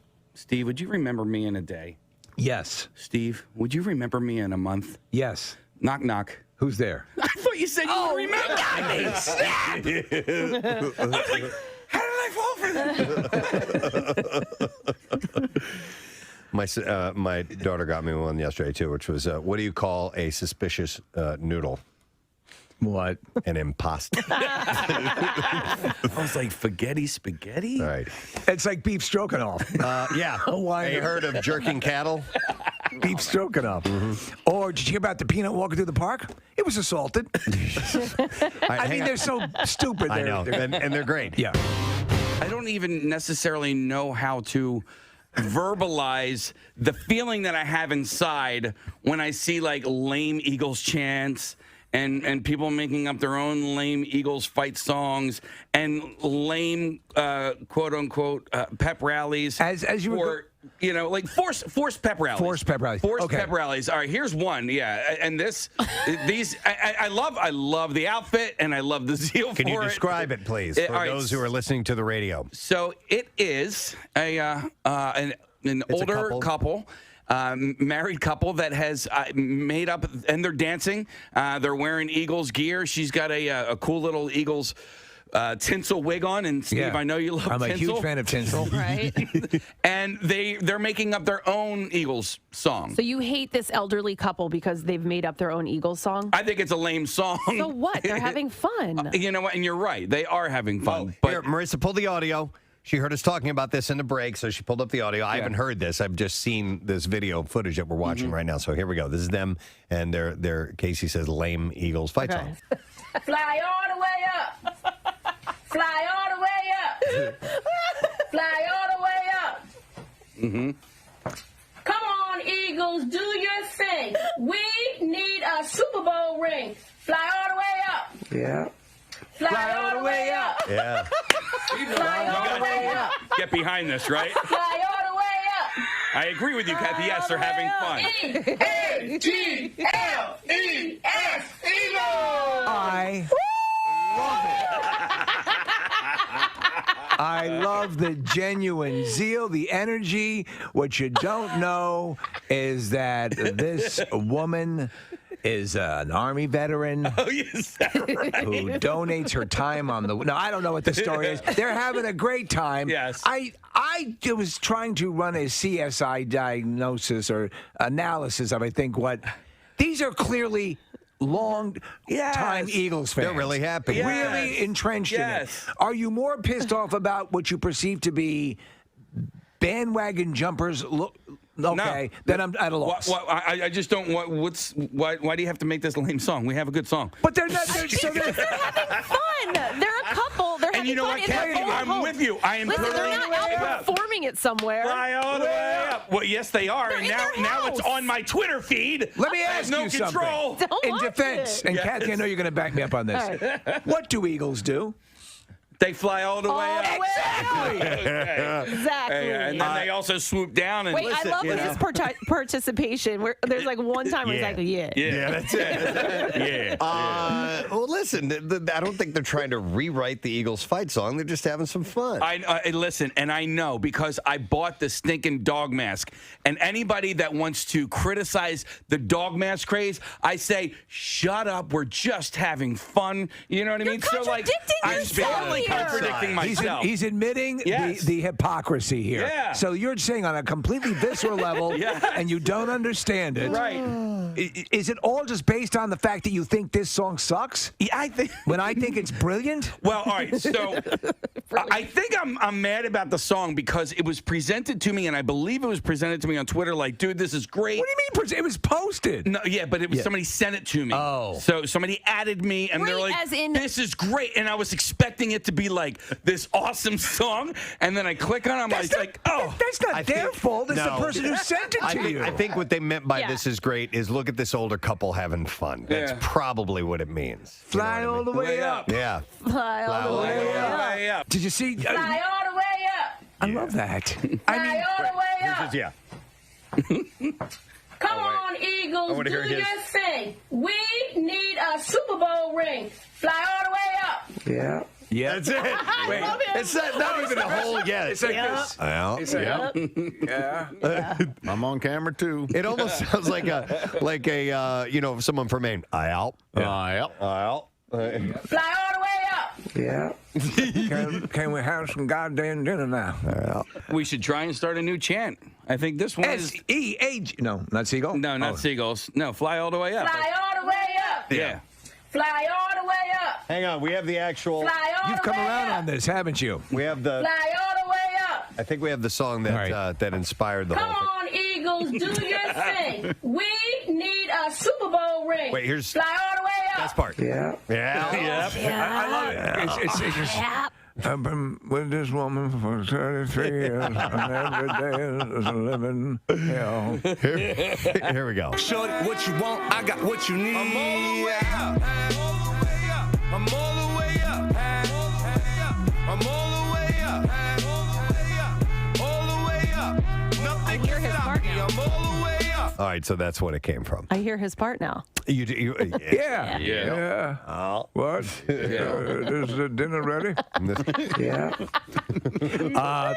They're an adorable couple. They're having a blast. Yeah. Well, I think that is the guy filming. The guy in the background, I don't think he Doesn't ever does say anything. I don't think he does He anything. is dancing. He is dancing, yes. Yeah. He's got some moves. Is this song done now? Did we win the Super Bowl yet? Have you seen these tattoos that people will get of waveforms? Of what now? And you can use an app on your phone that reads the waveform and actually plays your tattoo. A gal got a tattoo, a waveform tattoo of the last voicemail that her grandmother left her before she died. That's freaking wild. And it was like, hey, honey, just want to call and say hi. All right, I'll talk to you later, something like that. And so she took the digital waveform, which any digital audio equipment, you visually see a waveform, and they managed to tattoo it. Here's a video of it up here on the monitor here, Steve. And they tattoo it on their skin, and then you hold this app up to it, and it reads it and plays it. How? In their voice? In their voice. Shut. Because the waveform is precise to the to the tonal quality of the voice, and it's amazing. Now, my question is how long is that going to last? That tattoo is eventually going to bleed a little bit in the size. Hi, sweetie, I just called you.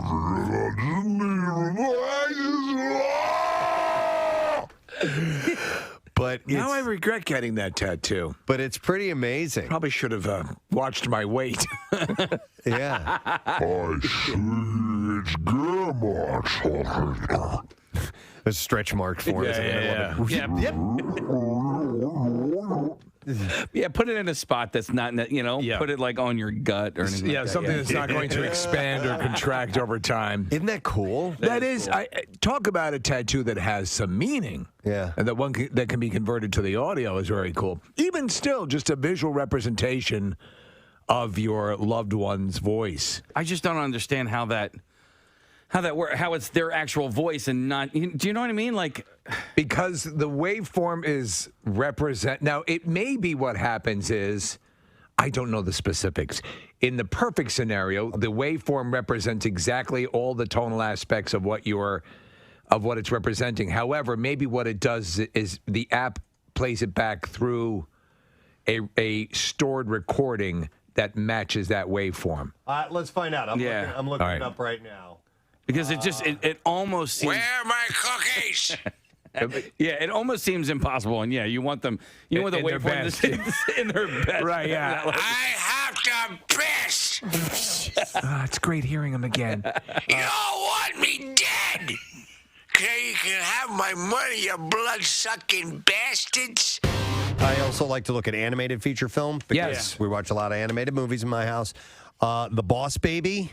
Nick, you liked that, didn't you? I did. Yeah. I saw it. It's funny. It's funny for adults. Yeah. The Breadwinner. Oh, is that one of those lame ones? And from Czechoslovakia, the Breadwinner. I didn't know you spoke Czech. They show a clip or something. You don't even know what it is. It's the Czech Republic now, isn't it?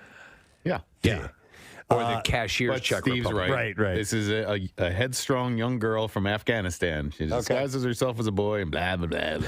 All right, the Breadwinner. Because she wants to learn and then go to school and go to college and have a life. Shut up. Okay. Kathy, Coco's on here. Yay, that was so good. I loved it. WMMR presents Preston and Steve's Bizarre File. Brought to you by the iconic Lorenzo & Sons, Yeah. a Philadelphia staple with locations in Westchester and in Xfinity Live, and also Live Casino and Hotel Philadelphia. You can visit lorenzoswestchester.com. All right, let's start with a hiker who was missing for more than 24 hours on Colorado's highest mountain. Ignored repeated phone calls from a search and rescue team because they came from an unknown number. No. That's the time you pick up. But Lake County Search bothered and Rescue found their efforts to locate a hiker lost on Mount Elbert on Monday significantly hindered after the individual failed to respond to multiple calls. According to a statement posted to Facebook by Lake County Search and Rescue, the hiker had set off at 9 a.m. but had not returned by 8 p.m. that evening. After several attempts to contact him by phone 5, Lake County Search and Rescue team members were deployed to search high probability areas around Mount Elbert. And this is 10 o'clock, so it's, late at night. It's dark. They failed to locate the hiker and returned back to their base around 3 a.m. the next day, with a second search team made up of 3 search and rescue members picking up the search at 7 a.m. At around 9:30 a.m., it was reported that the man had returned to his place of lodging. Oh, my God. The hiker told authorities that they had lost the trail around nightfall and had spent the subsequent hours searching for it. Before finally reaching their car, they had no idea that a search and rescue operation had been launched to try and locate them. The Lake County Search and Rescue said, if you're overdue, according to your itinerary, and you start getting repeated calls from an unknown number, please answer the phone. It may be a search and rescue team trying to confirm that you're safe. Oh, I bet this guy wants to extend the warranty on my car. A total of 32 man-hours were dedicated to the search. Lake County Search and Rescue did offer up a defense of the hiker's actions by saying, please remember that what seems like common sense in hindsight is not obvious to a subject in the moment when they are lost and panicking.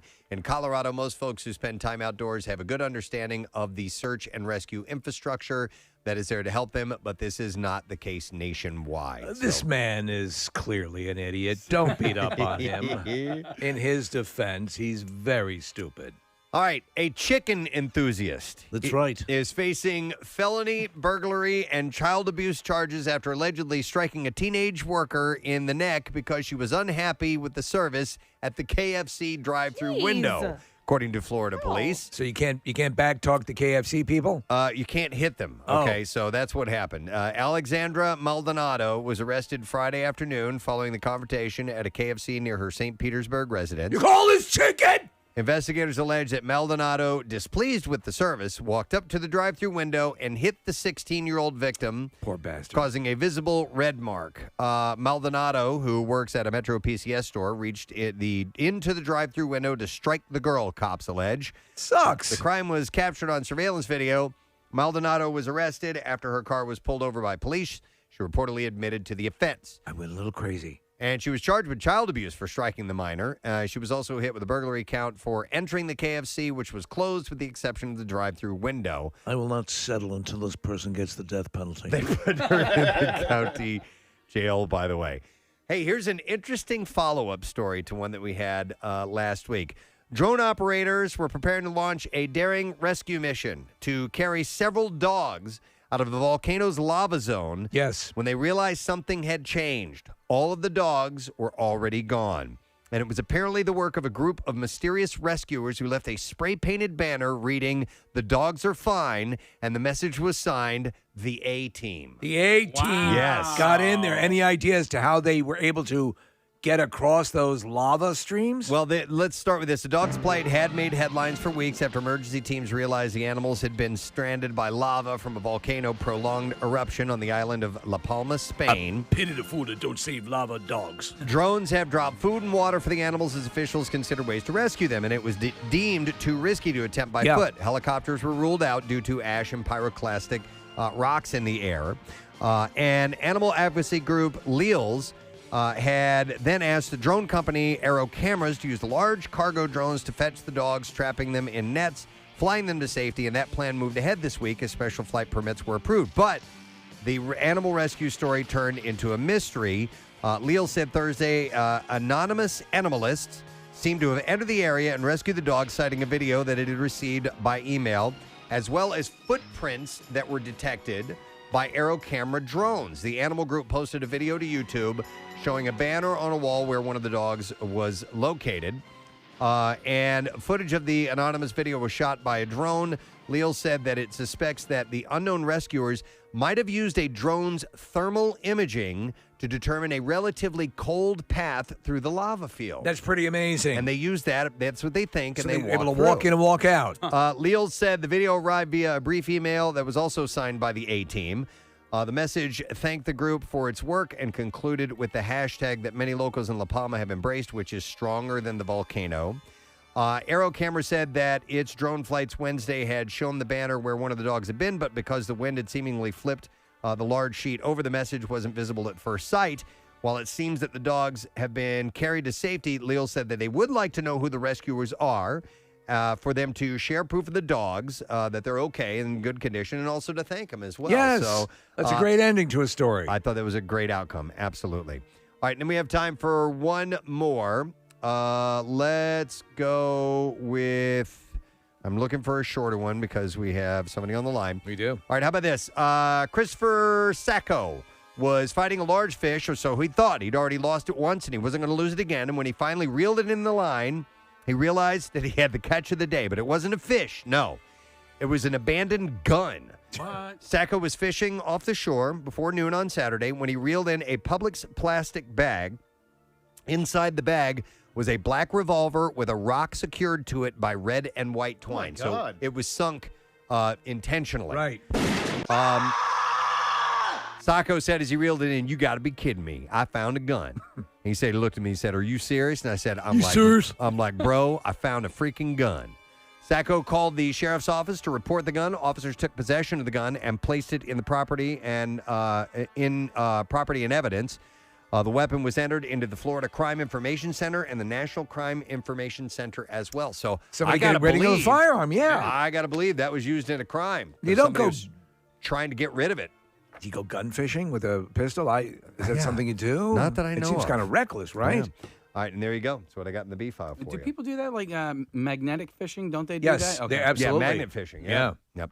All right, so we have a guest on the line, and he is here to talk about his assistance with the Camp Out for Hunger. Always welcome. Yes, he is, and we do refer to him as the devil, hence the music.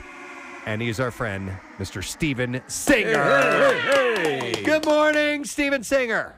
Good morning, guys. I miss you guys so much. We miss you too. I haven't been in the studio probably close to 2 years now. It's been a while. The last time you were in here, you brought a puppy with you. I brought Buddy, Buddy the jeweler, Buddy the wonder dog. How's Buddy doing?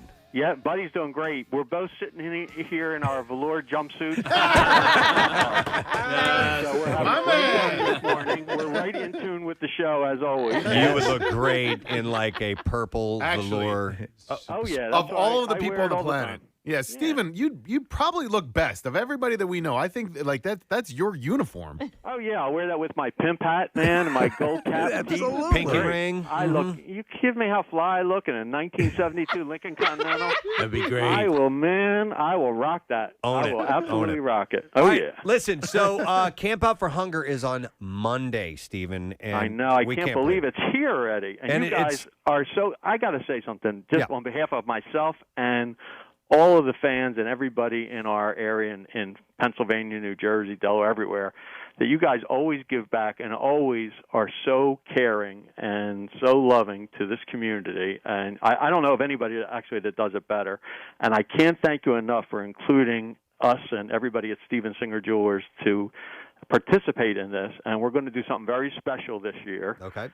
Just for the camp out. And can I announce what we're Yes. doing? Please, roll it out. What are we doing? You guys were talking about earlier, I heard you talking about walking on sunshine, and spreading a little sunshine. Yeah. And we have the Sunshine Yellow Rose that we are going to unveil today. It is live on our site. It's right next to the Preston and Steve logo and the Camp Out for Hunger logo, and it's platinum. And we are going to take a portion of each rose sold from now until the end of the camp out. And matter of fact, I'm going to commit till we sell this batch out for you guys. And we are going to donate to the camp out. And you can. It's exclusive for the camp out. In other words, you can't get it regularly. It's a platinum rose. You know, one of our, looks like our 24-karat yellow gold rolls. This is all platinum with sunshine yellow, so it has little yellow petals with little sparkles on it. It is fantastic. It's like, as Steve always says, it's like the garnish, the top of you. If you make a bouquet and you put this one in the top center, fantastic, phenomenal. And you're going to be given to the Camp Out for Hunger. So it's a win-win-win. Somebody gets a great gift. Yep. We're giving to the Camp Out for Hunger. It's just phenomenal. Well, you know what they're also saying with all the stuff going on as far as gift getting and so on and so forth, you can get in on this now, get your gift set up, donate. This has not existed before where you could do something like this and also donate to the Camp Out for Hunger. So as you said, it's a win-win, and we're very excited. We're looking at the rose right now. It's pretty awesome. I'm sure my wife is going to want one. I'll definitely Yes, get one. we've never done this. We've never tied a rose like this in this type of situation, and especially at this time of year. We always do a new rose around Valentine's Day, so this is the first time we've ever done it. And for anybody that's celebrating love or celebrating life at this point, with the last couple of years of everything that we've been through, and what a more appropriate time than this to give to the Camp Out to Hunger with everybody in such need.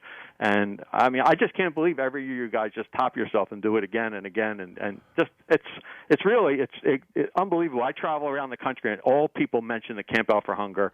What a phenomenal job you guys. Well, do you know with it. this as well as anyone, Stephen. That really what happens. Like you're really great with your customers and your people who visit you over the years. And for us, it's we set up, but the thing lives or dies by the generosity of the people who listen to the show and the people in the tri-state area. And the truth of the matter is, we are never not humbled by the incredible efforts every freaking year, no matter what the condition. People step up and give, and that's what makes this area so fantastic. Yeah. I mean, you guys do the blood drive. I mean, there's so many things that you guys do to give back, And I just can't thank you enough for including us in this. It's a wonderful idea. We are so delighted to be in it, and I hope we hit it out of the park and we raise a ton of money. I want to raise more money than anybody ever raised. Excellent. I mean, I would be so excited. It would be unbelievable. Well, we appreciate you chipping in and doing this. We can always count on you, Stephen. So IHateStevenSinger.com, and you can get the free shipping and the whole deal and order it through there, right? Free shipping, beautiful gift box, free love note, or thank you note. You'll be able to search it under Preston and Steve. You could search it under Camp Out. You could search it under Sunshine Yellow. You could get it in the store. You can get it online. We'll ship it to you right away. Just as a limited quantity. Okay. Yes. We want to sell out, and we are announcing it, like I said, for the first time right here, and for Preston. But anybody that buys it anywhere in the country, the proceeds are going to go for this charity. Nice. Okay. Yeah. So that gives people who are out of the area who listen online. We got a lot of people that travel that listen to Preston and Steve. That stream it and listen to the podcast and stuff like that. Anybody listening, they got it. Excellent. Well, Very we cool. love you, Stephen. Thank you for everything, man. Thanks, we appreciate guys. it. All right, IHateStevenSinger.com. Steven Singer, guys. The devil with a heart of gold, or heart of platinum this time around, with the Sunshine Yellow Rose. And yes, a portion of the proceeds going to the Camp Out for Hunger, which is on Monday, mind you. So thank you, Stephen. We appreciate that. We'll take a break. Come back in just a moment. Stay close.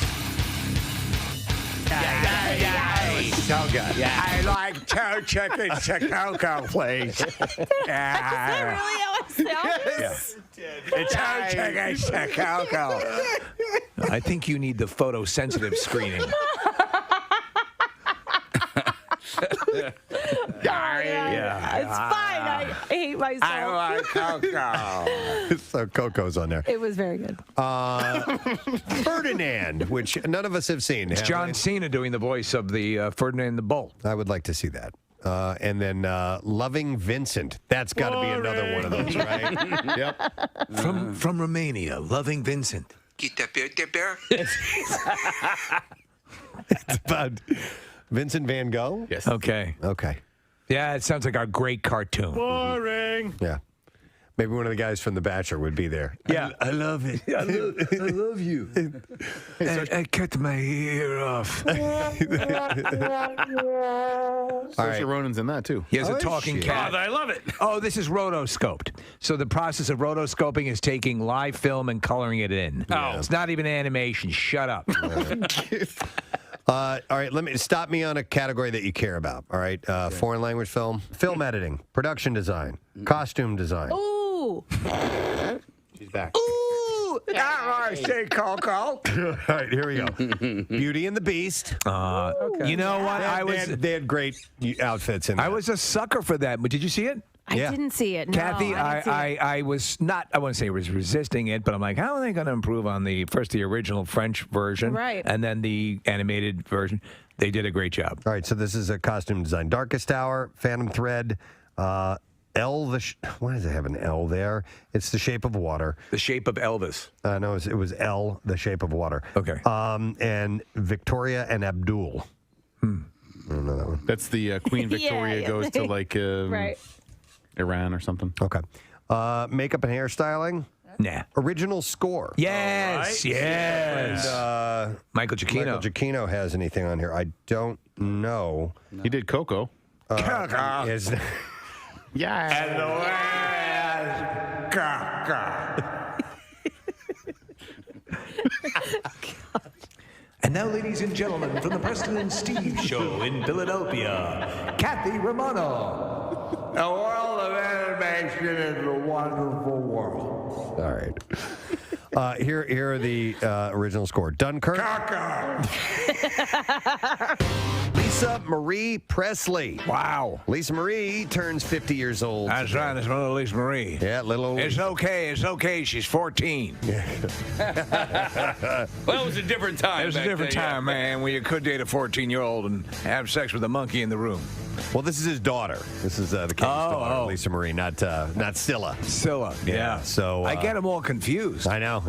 But she is, she's turning 50 years old today, so it's a big one for her. Now, she was married to Michael Jackson and Randy Keough.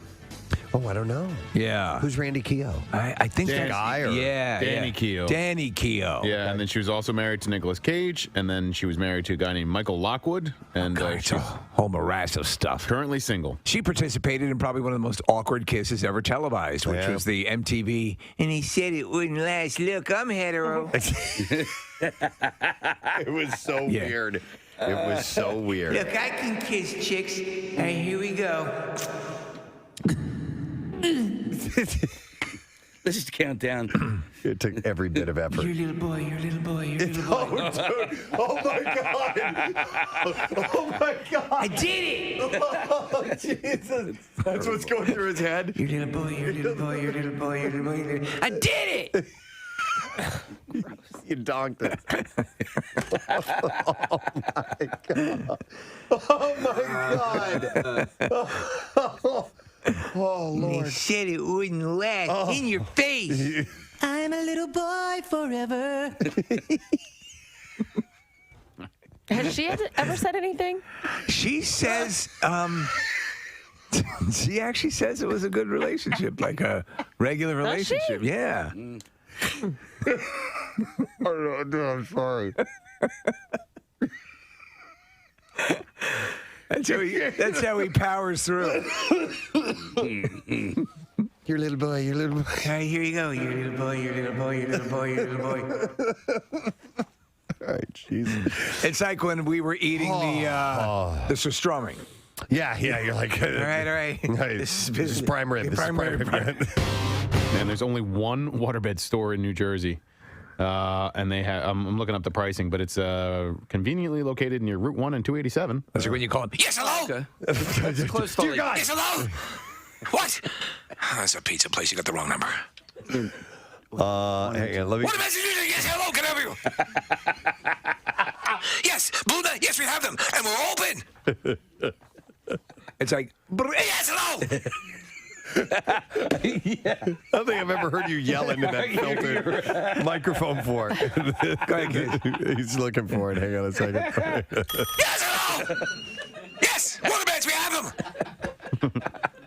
Waterbeds, hello. You're the receiver, falling on the phone. Yes, hello. Wait a minute. Do it with the receiver. All right, here we go. All right. Yes, hello. Yes, waterbeds, we got them. I don't know. That's got to be a lonely gig. I grew up, where in St. Louis there was a place called the Waterbed Store, and it was they had several locations around the city and everything. Yes, hello. Yeah, who is it? What? No, wrong number. Damn it. They sell them on Amazon. Please, Dan, please. Yes, we're open. You just say, I'll come to you. Is this the Waterbed Store? Don't even drive here. I'll come to you. Where are you? Jim, I'm going to go to Jim, uses a waterbed still. Hey, Jim, how you doing, man? Good. How are you? Gadzooks. Gadzooks. What's up, buddy? Yeah, I own a waterbed. I use it every night. Oh, no, we're talking about waterbeds, not waterbeds. Different product. Different product. What is Jim, that? how long have you had it? 20 years. Yeah, Jim, is that you? You want to buy another one? Jim! I had to buy another one about 3 years ago and had to order it from California. Okay. Jim, is that you? Jim! He's the last waterbed owner. Jim, is that you? Jim! By the way, here's a text that says Jordan Woods is her best friend. How do you report on them all the time and not know this? I don't pay attention to my Yes, of reports. Are course. you kidding me? Yeah, this I is just all- report this stuff. Yeah, seriously. Our goal is to not retain any of At this. 6:58, we have forgotten everything about the job. Absolutely. And that's the way it should Well, be. Jordan Woods was never, ever spoken on this show. What? No, I don't know the name Jordan Woods either. I'm sure at some time or another we'll probably If I say. have, I think through therapy I was able to forget it. But anyhow, as Kylie's baby news took over the internet, her mom, Chris, was whooping it up Jesus Christ. at Chrissy Teigen and John Legend's house. Stop it. And they were watching the Super Bowl. But it looks like Hold on. It looks like Jenner may have had too much fun. Tegan shared a shot of a broken table on Snapchat explaining that Jenner crashed into it. Really? Yeah. Wow. Kris Jenner smashed into the table, apparently, and took it out while Oh no, that's my favorite table. That's while she was It's whooping. Shelbyville, isn't it? Whooping it up.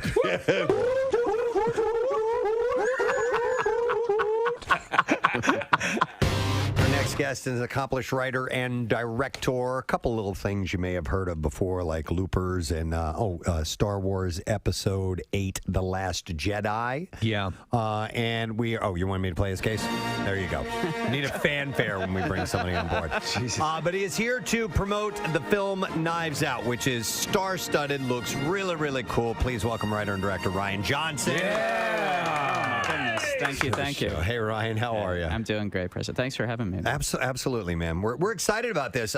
Tremendously. We're fans of the murder mystery, the whodunits, and all that, and you just don't see them that often. And this style, in the vein of Agatha Christie, and in the vein of 12 Little Indians, Murder on the Orient Express, the Hitchcock, that sort of stuff. And when they're done well, there's nothing like them. They just totally bring you in. Yeah, it's one of my favorite genres, man. Like, I grew up reading Agatha Christie's books. I grew up reading like the movies based on them, and it's so much like everybody loves a good murder mystery, like a good whodunit, you know? Oh, absolutely. And what also is one of the few that allows for great ensemble work. Yes. Yeah. You got like a rogues gallery of suspects. Yeah.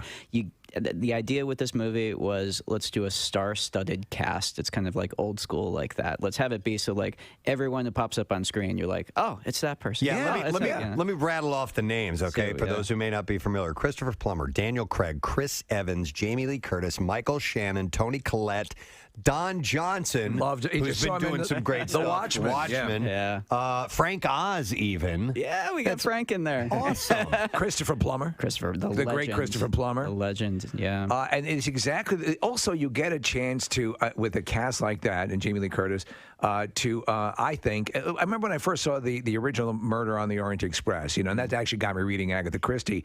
You can high concept characters a little bit. You know what I'm saying? Absolutely. They're just on the verge of caricature. You can really, and that's the thing with this. It's a fun movie, and the cast, all of these stars, they just showed up ready to play. I love they're having a blast. I love Daniel Craig. And Chris Evans looks to be. He's playing a jerk. He's playing a real jerk and savoring. Everyone seems to say Michael Shannon is super intense, and yet he gets to. Oh, he's having fun. Daniel Craig. If you just know him from the Bond movies, you would think he's a really serious, intense guy. He is so much fun in real life. He's like a blast, and he's having a ball in this movie. So what's it like? I would imagine you have scenes where everybody's in it at the same time. Those were my favorite ones. What's that got to be like? That where in between takes where these people are just kind of it's got to be fun. It was a party, man. Yeah. And also, we shot in a house in Massachusetts. It's like in a murder mystery mansion, but we were in like a real house, and so everyone liked each other. And in between takes, people wouldn't like go back to their trailers and get on their cell phones. They would all go down in the basement of this house, like around the pool table, and hang out. Exactly what you want. It was like summer camp for movie stars. It was great. It was really fun. And I think you can see on screen how much fun everyone's having. The conceit is a celebrated writer, 85 years old, I guess. He's having a birthday. The family's a little disenfranchised. He wants to bring them together, reunite them. And in classic fashion, he ends up dead. Yep. And and then you have your but all the tropes that should be there are there. You know. Yeah. In a lot of ways, it's very traditional. Yeah, exactly. But then it also throws some curveballs at you. And the big thing it does, a lot of times when you see Agatha Christie adaptations, I love them dearly, but they're period pieces. Yeah. This is set today. It's modern. I love that. And all the characters are modern types. And so it's very much updated for 2019. And you're inherently, you have a good sense of humor, and you see it permeate all your work. And I think a lot of times people forget that the original Agatha Christie stuff and the original Hitchcock always had a sense of humor. Oh, yeah. I remember there's a scene in Frenzy, the movie Frenzy, where they're sitting having a meal, and the meal is supposed to be analogous to the and it's just funny. And all that stuff works, and that makes it even more, to see Absolutely, yeah. Well, and Poirot, Christie's Detective Poirot. When Peter Ustinov, he's my favorite Poirot. I think you're right. Back in the day, and he got the clownishness of him. I think Albert Finney was a little hard to understand. I love him. He's going all out, man. But I mean, I think Branagh's Poirot is terrific. Yeah. But Ustinov and David Suchet is terrific. Ustinov is my favorite, though. And there's something funny about they're having fun with these characters. Oh yeah. Well, Steve had mentioned a movie the other day that I loved, and I run into very few people who remember it, but was Murder by Death. Do you remember? Oh God, yeah, of course. Such a hilarious movie. Now it's a little more slapstick, Yeah. Neil Simon wrote it. It's like it's more like Clue. It's more like a parody. Right. And he was a fan. He was a fan of that. So your one of your works, which I love, is Brick, which is everyone always says a Dashiell Hammett sort of vibe to it, with the sharp dialogue and everything. I mean, this is great stuff that doesn't get exercised a lot. Yeah, it's fun to go back. I mean, I don't know. These are genres that I grew up just like loving, And so the idea is to get the essential pleasure of what everyone loves about them, but then, hopefully throw some stuff at you that you haven't seen in them before too. So it feels a little, feels like you are also on a ride and you're not quite sure what's going to happen next. And the story written by you? Yeah. So this is a completely original? Yeah, this is an original whodunit, yeah. Okay, so do you start at the end and work your way back? I start way zoomed back. I start just thinking about the shape of the whole thing. Okay. But I need to have that. I need to have the whole thing. I couldn't start writing at the beginning and find my way through. I need to have the whole shape in my head before I sit down. I think you would have to. And there's a certain, the people who have done it the best, I think, approach it that way. Yeah. Because it allows you to keep tagging things on, Yeah, and MacGuffins and all that. Well, when you get to the end of a good murder mystery, and you have the scene, one of my favorite types of scenes in all of fiction, where the detective lays the whole thing out in the library. Yes, which we have a really good one of those. It's like, and with that, Kath, so we are. Oh, you know what? Real quick, I wanted to mention I'd asked Marissa about making an announcement about something we had planned on rolling out to you today about the Camp Out for Hunger, but it's not quite in place yet. So we just want to remind you that while we're doing that next week, believe it or not, next week, it's much earlier this year, Thursday night of next week, which will be November 4th. Yes, 4th. 4th. We are going to have a special event that night, or at least we're working on it. We're waiting on the final approval of something, but we're hoping that if you do plan to come out and want to spend some time, that maybe set aside, do a little save the date that Thursday night. So we just got to wait for this last little thing to come together, but it should be pretty epic if we can make this happen. There's a huge part that's already in place and locked and loaded. So that's well worth reserving the time. But yes, if everything comes together, it'll be, we haven't done anything like this. No. I know it seems all sort of tricky and, we're kind of parsing out the information, but as you said, it's well worth it. We just want this little icing on the cake thing there. So just kind of save that, Thursday night if you can come down. Hopefully we'll hang out and have a gathering, and it'll be outside. This will be outside of our broadcast area, which would be pretty cool. Right now, the projected weather is actually very good for that night. I love that. Hey, so we just had a conversation about Halloween movies. Yeah, not we're necessarily talk about a whole bunch horror movies, but Halloween movies. And we're running into Halloween this weekend. Yeah. And we have a short work week this week because we're headed to Chicago to accept this award. So if we're going to talk about Halloween candy, damn it, we better talk about it now. Gotta get it now? Absolutely. All right, man. And one of the... now, listen, we've had the conversation many times over, your favorite Halloween candy, and so on and so on. And there's always lists that come out over that. But it was kind of sparked... the conversation was ignited by this coach the other night. And Nick, it's Mike Leach. Who does he coach for? Not Oklahoma, Mississippi State. Okay. And apparently, he's a really funny guy, really fascinating guy, loves diving into history, but has very strong opinions when it comes to candy. So this is a known thing in that community. And this is during the game. Sideline reporters asking him a question, and rather than brushing it off, he goes into great detail. Yeah. So very opinionated. A little bit of this audio. Here we go. We talked about on the broadcast how you hate candy corn. What's your favorite Halloween candy corn? I mean, I completely hate candy corn. When I was a kid, gummy bears. Let's see. Gummy bears for sure. Sour or regular? The Haribo. It's got to be the Haribo ones. By the way, he's got a little bit of the John Madden. He does. In his voice, a little bit of this, like there's something in his cheeks. And then the other thing I like is when they used to have the sprees in a box. Outstanding. You have to go to the dollar store to find it. Outstanding. Wait, what is it? Sprees in a box. Oh, sprees. Yeah, not the roll of sprees. Right. You got to go to the dump them into your mouth. And then the latest, there's still candy innovation, although a while back I found that Europe had better candy than we did overall because they have gummy everything. And then, they have those Nerds clusters, which is new. The gummy. Yeah, which is good. The Nerds clusters is good. And then if you go chocolate, probably Almond Joy. Love it. Hopefully you'll get some of that next week. Yeah, we'll see. Thanks, Coach. All right, thank you. We'll see. So he had mentioned Nerds clusters, and I made this purchase a couple of years ago for Halloween. Nerds clusters? No, it was Nerds rope. The rope, And it was an absolute hit with the kids. And Okay. I don't know if they make smaller. They have to. They have to make the Smaller fun size segments? Yeah, because I only bought the big ones. Yeah, and, I you can't know, give away 5 yards of. I don't dabble in that stuff anymore. In the harder, crunchier, or even the gummy stuff too. I'm more just strictly a chocolate. It's me.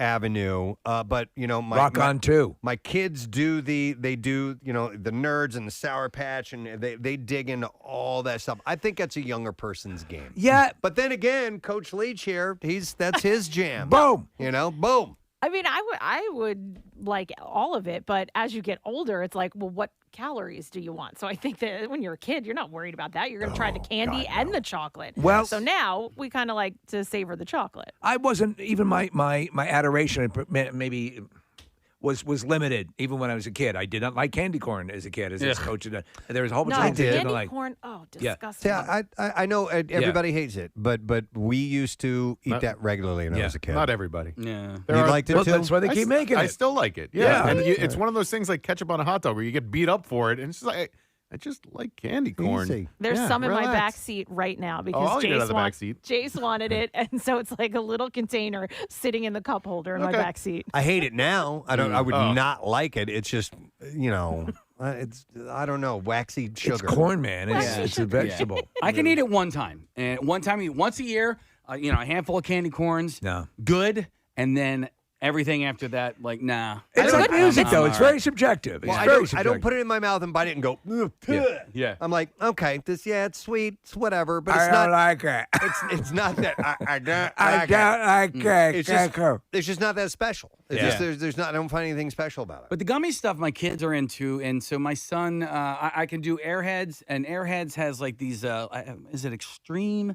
There's like this. They have them at Wawa. You go to Wawa and you get a bag of these things, and like usually they have like a sourness to them, and then the sour goes away and is sweet. And I can do the sweet tart ropes they like as well. Okay.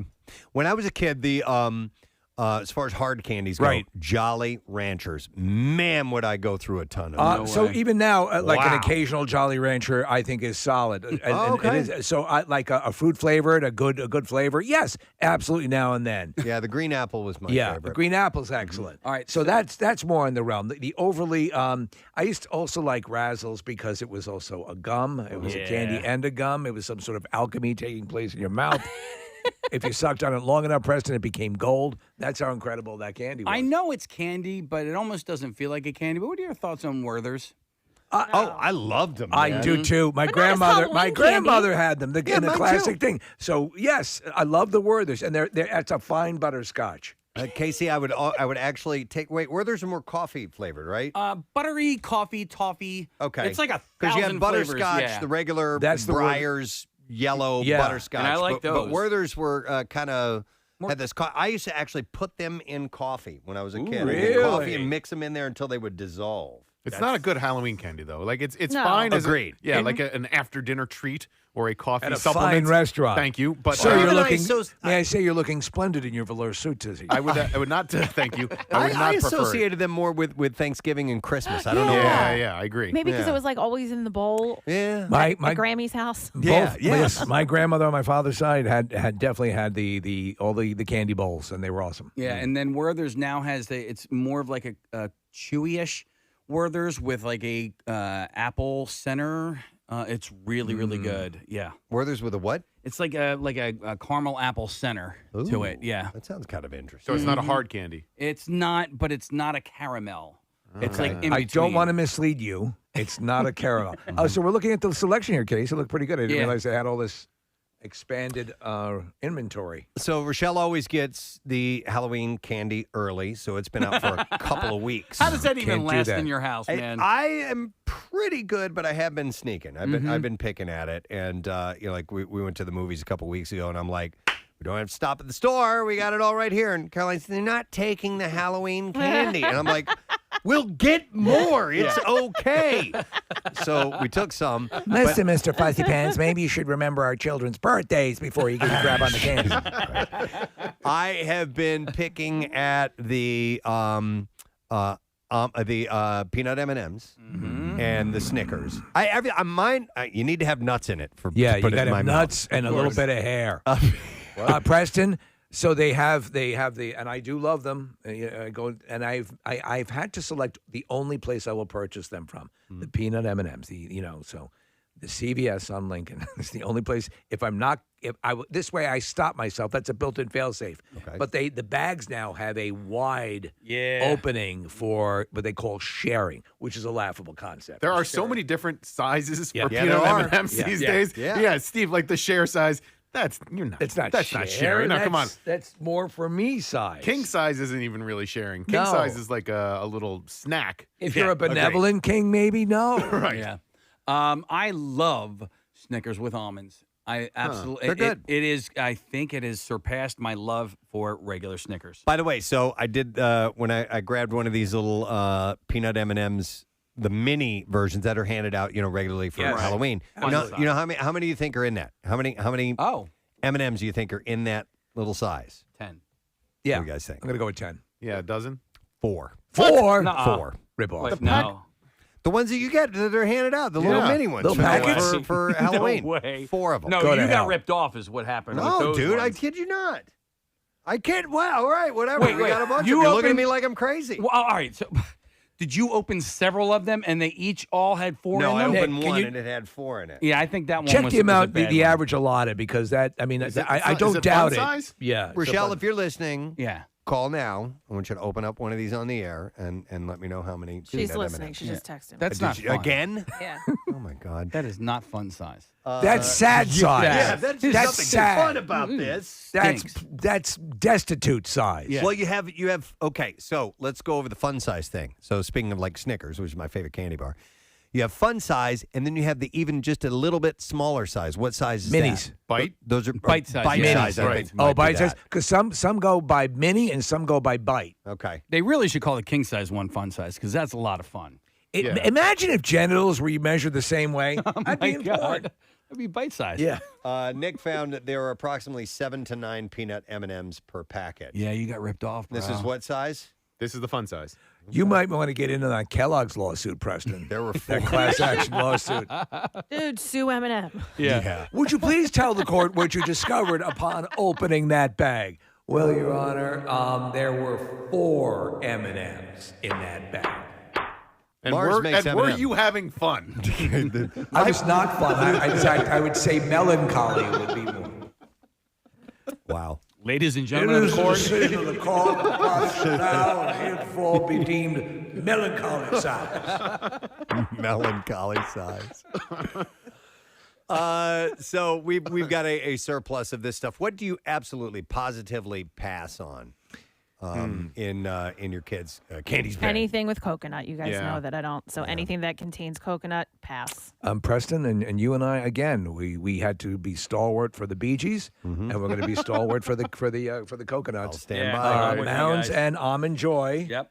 Both exemplary. Even like when you go into individually wrapped little candy pieces, like in a variety pack, if they have the toasted coconut ones, Excellent. man. Toasted coconut on ice cream. yeah. Pops? Yeah. Oh, I'm on board for that. It's wild though because for as much as I love peanut M&Ms, I will pass on a plain M&M. I will pass on a plain M&M. I'm kind of You with sound you. like Jack K. Yeah. I will pass on. I'm kind of with you. Yeah. I don't hate plain M&Ms, but they're boring. Yeah. Again, so here's something that's really good with that. The dark chocolate are tremendous.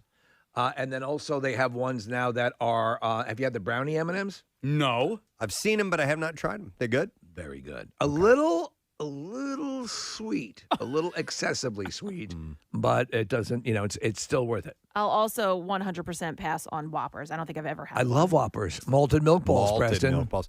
I can eat them, but just a few of them. 2 or 3. Few hundred? And then I'm good. I don't sit there. Now, what I do like better than that are Milk Duds. Milk Duds. I like Milk Duds. I could eat more of those than Whoppers. I could eat more Milk Duds than Whoppers. I could jump off the high dive. All right, Hang so on. you asked the question. I will pass on the Whoppers all the time. Okay. You don't like malted milk? No. Do you like malted, like malts, like milkshakes with malt Nope. in them? Okay, then so again, that's not your thing. Bee Okay. Gees, coconuts, and malteds. Let me go to Rochelle's on the line. Hi, honey. How you doing?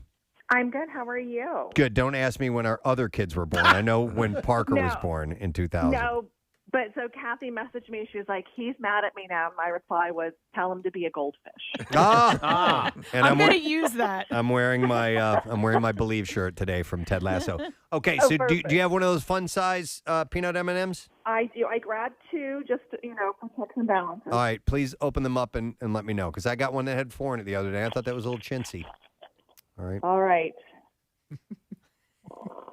It only had 4 in it. Well, so far you got screwed. How many in Has this one? 6. 6. Okay. 6. Okay. Still low. And That's and the still second one, that's shabby. the second one, fun size, has 6. You totally got screwed. Oh, Okay. You were at least screwed by 2, but I still think that's worthy of a class action lawsuit. Got screwed by 2. Yeah. Always wanted to get screwed by 2. Yeah. Rochelle, you same have anybody, any neighbors who want to? I guess I could give Esther a call. All right, darling. Thank you very much. Love you. All right, love you too. Bye-bye. 2 days in a row, What? we get a call from her. Yeah. I know. Wow. And both ends, too, with your butt and your mouth. You're right. You're right. What a wife. Here's one that I never got, and my dad loves this candy, but I just, to me, it's a complete pass every time. Tootsie Rolls. I don't see what the appeal is. Like, if Tootsie Rolls, I'll tell you the one. Let me ask you if you're chocolate in theory, but like if I'm gonna have something kind of chocolatey, I'm gonna go actual chocolate. It's to me, it's you would spell it CHALK. Yeah, because chocolate. it's like chocolate-like matter. However, right in a Tootsie Pop, Yeah. I'm okay with it. I liked them when I was a kid, and again, I've kind of grown out of them. I did like the big one that you get that actually looked like a turd, looked like a dog turd. Yeah, I but did like when we those. ran out of them, we would have to just eat regular dog turds. But there rough is childhood. they have fruit flavored Tootsie Rolls, and those are damn good. They Oh, do. yeah, they're a little bit better. They Yeah. do. Yeah, I've those never aren't had. so I don't bad. think I would like. So the only candy that's not chocolate that I'll take are Starburst. Okay. I'll do that. I used to love those, especially the tropical fruit ones that you could get. What about sweet tarts? No. But What about Twizzlers? Chewy sweet tarts. Yes. Yes. Yeah. The red, the strawberry Twizzlers, Right. I if think. there's nothing else. Yeah. If To there's me, nothing else. I'm If I'm, the chocolate's I'm such. fun. I mean, Yeah, I'm a but- snob when it comes to the chocolate, and I'm a step more. Anything that has a dark chocolate component is going to win over the milk chocolate. But that's just a basic, call. I'll say this now. Red vines can go to hell. Yeah. Oh, what don't let is Jackie that? Bam Bam hear you. Oh, just an abomination. Not even good. I got those one time they switched over at the movie theater from Twizzlers to Red Vines. I'm like, I'll try Red Vines. I went out and ate like half of one. I'm like, this is disgusting. It's like demon menstrual blood. Horrible. All right, let me go to Amanda, who works for Mars. Oh. Hi, Amanda. Good morning. Good morning, Gadzooks. Gadzooks to you. Okay, I'm so excited that you work for a candy company. You work for Mars Candy, and it says here you can answer our candy questions. Yes, and I got to say, I'm very excited. Casey, if you like the almond Snickers, Yes. you have to try the almond brownie Snickers that just came out. All right, Almond then I brownie will do that. Snickers. Were you trying to kill us Hey, here? Amanda, can I ask you a question? Of course. Did the Girls like me. girls like me?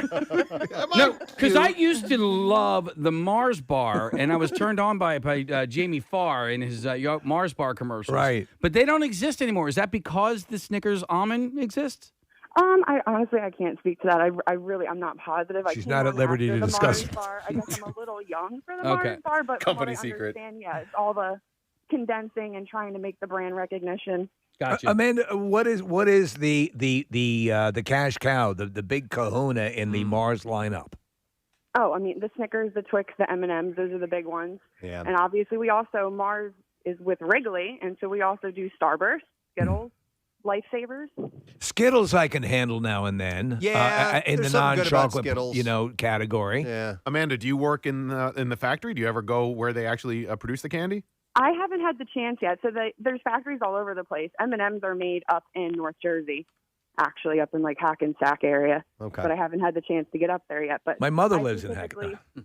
Yeah, she should probably be able to smell them being made half the time. Everybody says up there. You Oh, can't is that one of those smell it. cases where the smell permeates the Oh, that's cool. Yeah. There's I just really- chocolate everywhere. I really do appreciate the non-melting value of M&Ms. I think that was an absolute genius move for the people who Melts in your mouth, not in your hands. created that because when we went to the theater the other night, I had a couple of the Snickers bars and I was going to save them to a quarter of the way through the movie, get it going a little bit. They got a thin And candy they had, shelf. yeah, surprised you didn't know that. No, but they had softened up a little bit, and it was kind of like I'm having to lick the wrapper to get all the chocolate off. Yeah. But the M&Ms integrity stayed perfect to form. Your brain has the shell on it. That's right. What was the candy where the slogan was "Squirts in your mouth, not on your face"? Oh, Is that freshman gum? Gushers?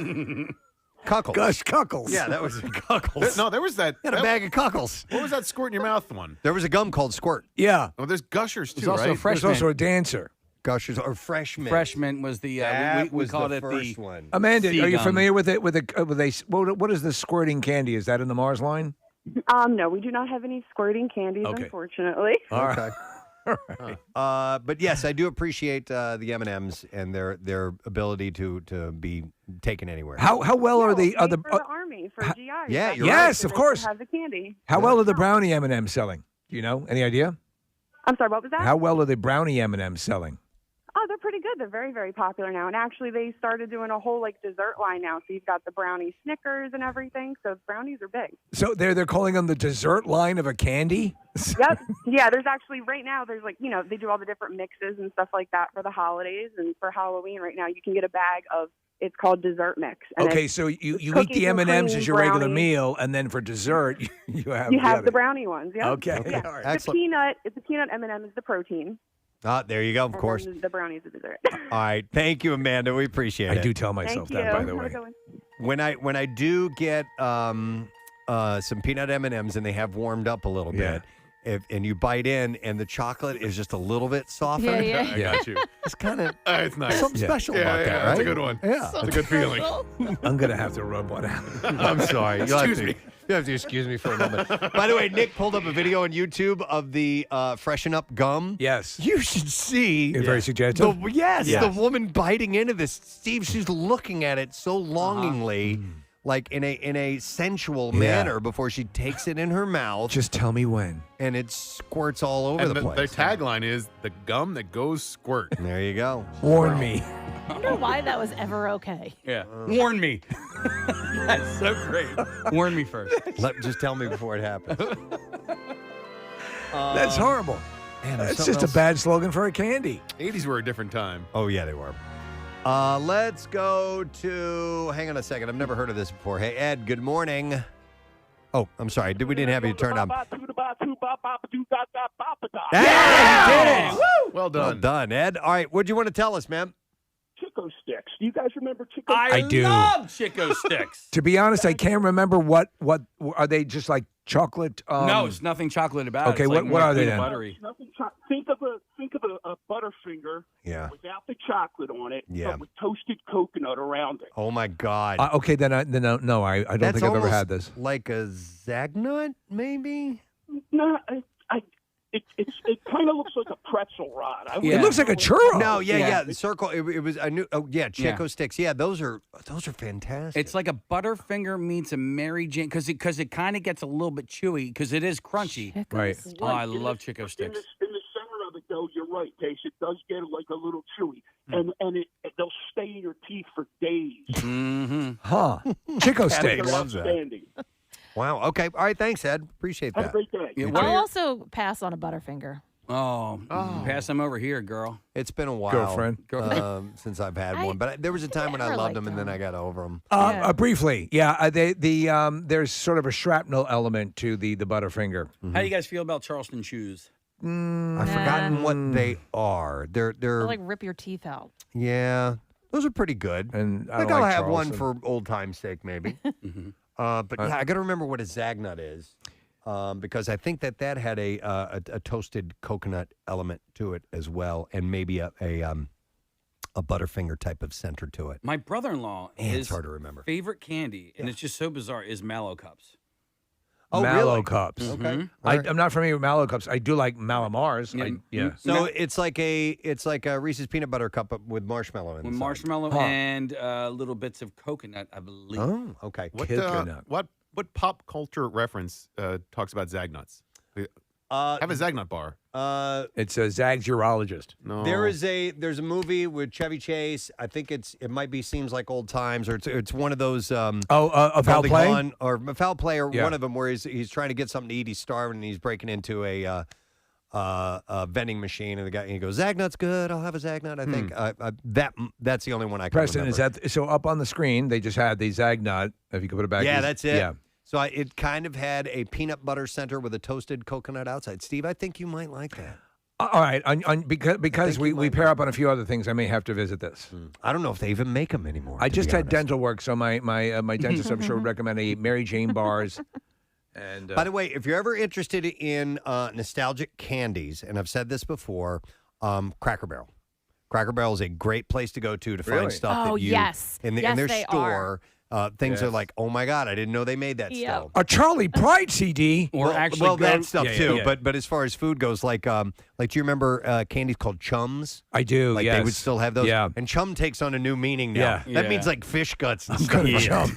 Or you can I'm go gonna to Chum. go to Q-Mart in Quakertown. They have that candy store there that has Okay. every Yeah, single sludge. thing from Yeah. your Splooge. your childhood. By the way, I where's was thinking of Beetlejuice. Beetlejuice has Zagnut bar. He tries to use a Zagnut bar to catch a fly. Ah! Yeah. Well done. Yeah. Well, I didn't get it. The listeners texted it in, so Well thank done, you guys. listeners. Appreciate it. Do you want to know the top 10 candies in America? Yes. All right. So it's- as for 2021, Kathy? yeah, this is was published on USAToday.com. You going 1 to 10 earlier or this 10 to month. 1?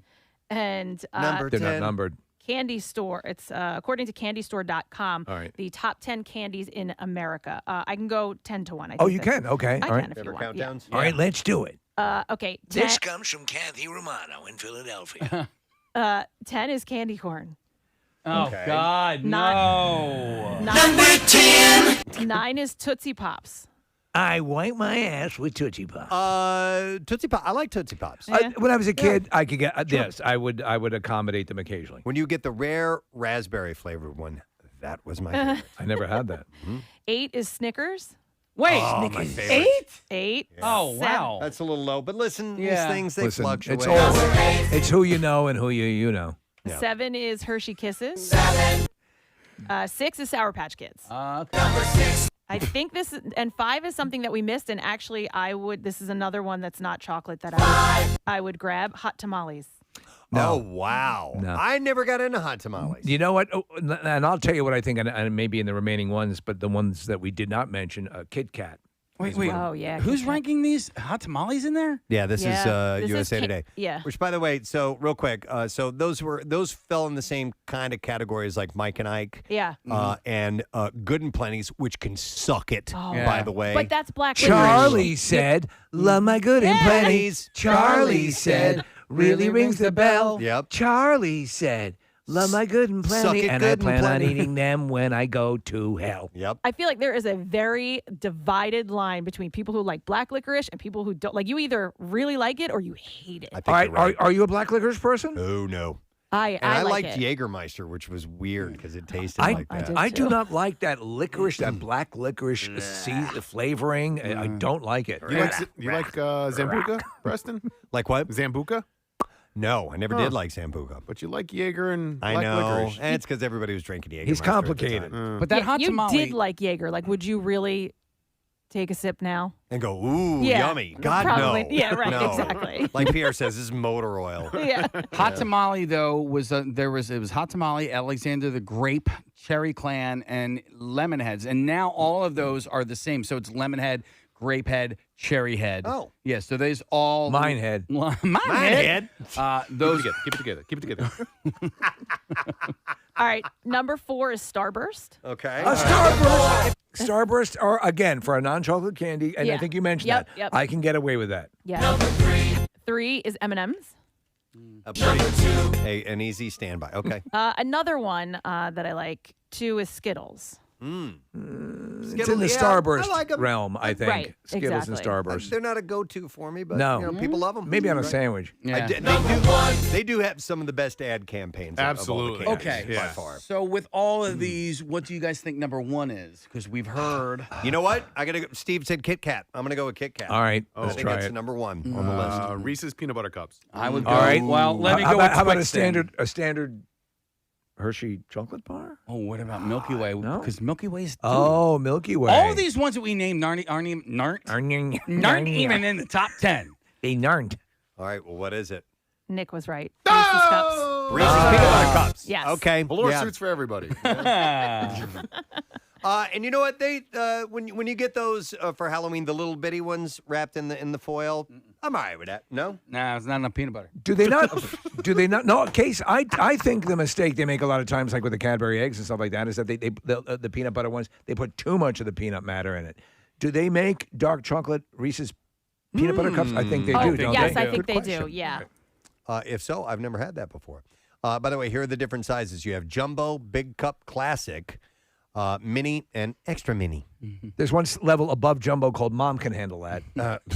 Speaking of moms, my mom makes homemade peanut butter cups, and Really? they are fan-freaking-tastic. And No kidding. Yeah, Steve, I tried to replicate it one time, and You killed a family of 7. I did. It was such a. Actually, that family of 7 probably wished that they were dead because what turned out was not good at all. Like the confection that you have to make out of the peanut butter, it just ended up tasting like peanut butter. So it was not good at all. But my mom's are fantastic. Casey's saying we got to wrap up, but Dan has been on hold for like 15 minutes. He's just dying to tell everybody this. So let me go to him. Hey, Dan, good morning. Hey, bitches. Hey, what? All right, Dan, you wanted to state? $100,000 bar. $100,000 bar. Candy bar. Yeah. Okay. Is it $100,000 or $100,000? They changed it to $100,000. Okay. $100,000, and you know what? Yeah, $100,000 bar. It's. I think it's underappreciated, Dan. It is a good candy bar. It has a good helping of caramel or caramel. Yes.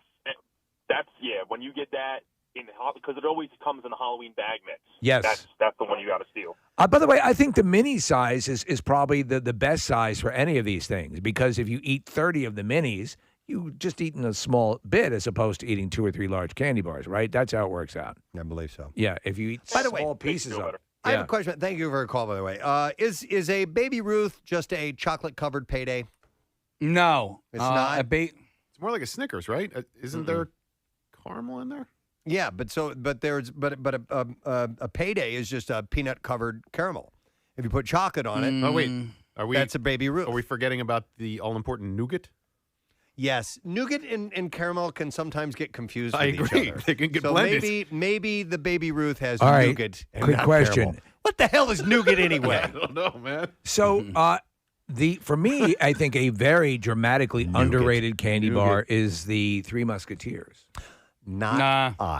I know that they're obviously it's been around for a long time. It's a They're light huge, candy bar. They're huge Three Musketeers fans, but I think it's a waste. Yeah. Personally, I think, and I think a Milky Way is just a Three Musketeer with caramel in it, and then a Snickers is just a Milky Way with peanuts in it. I submit to you.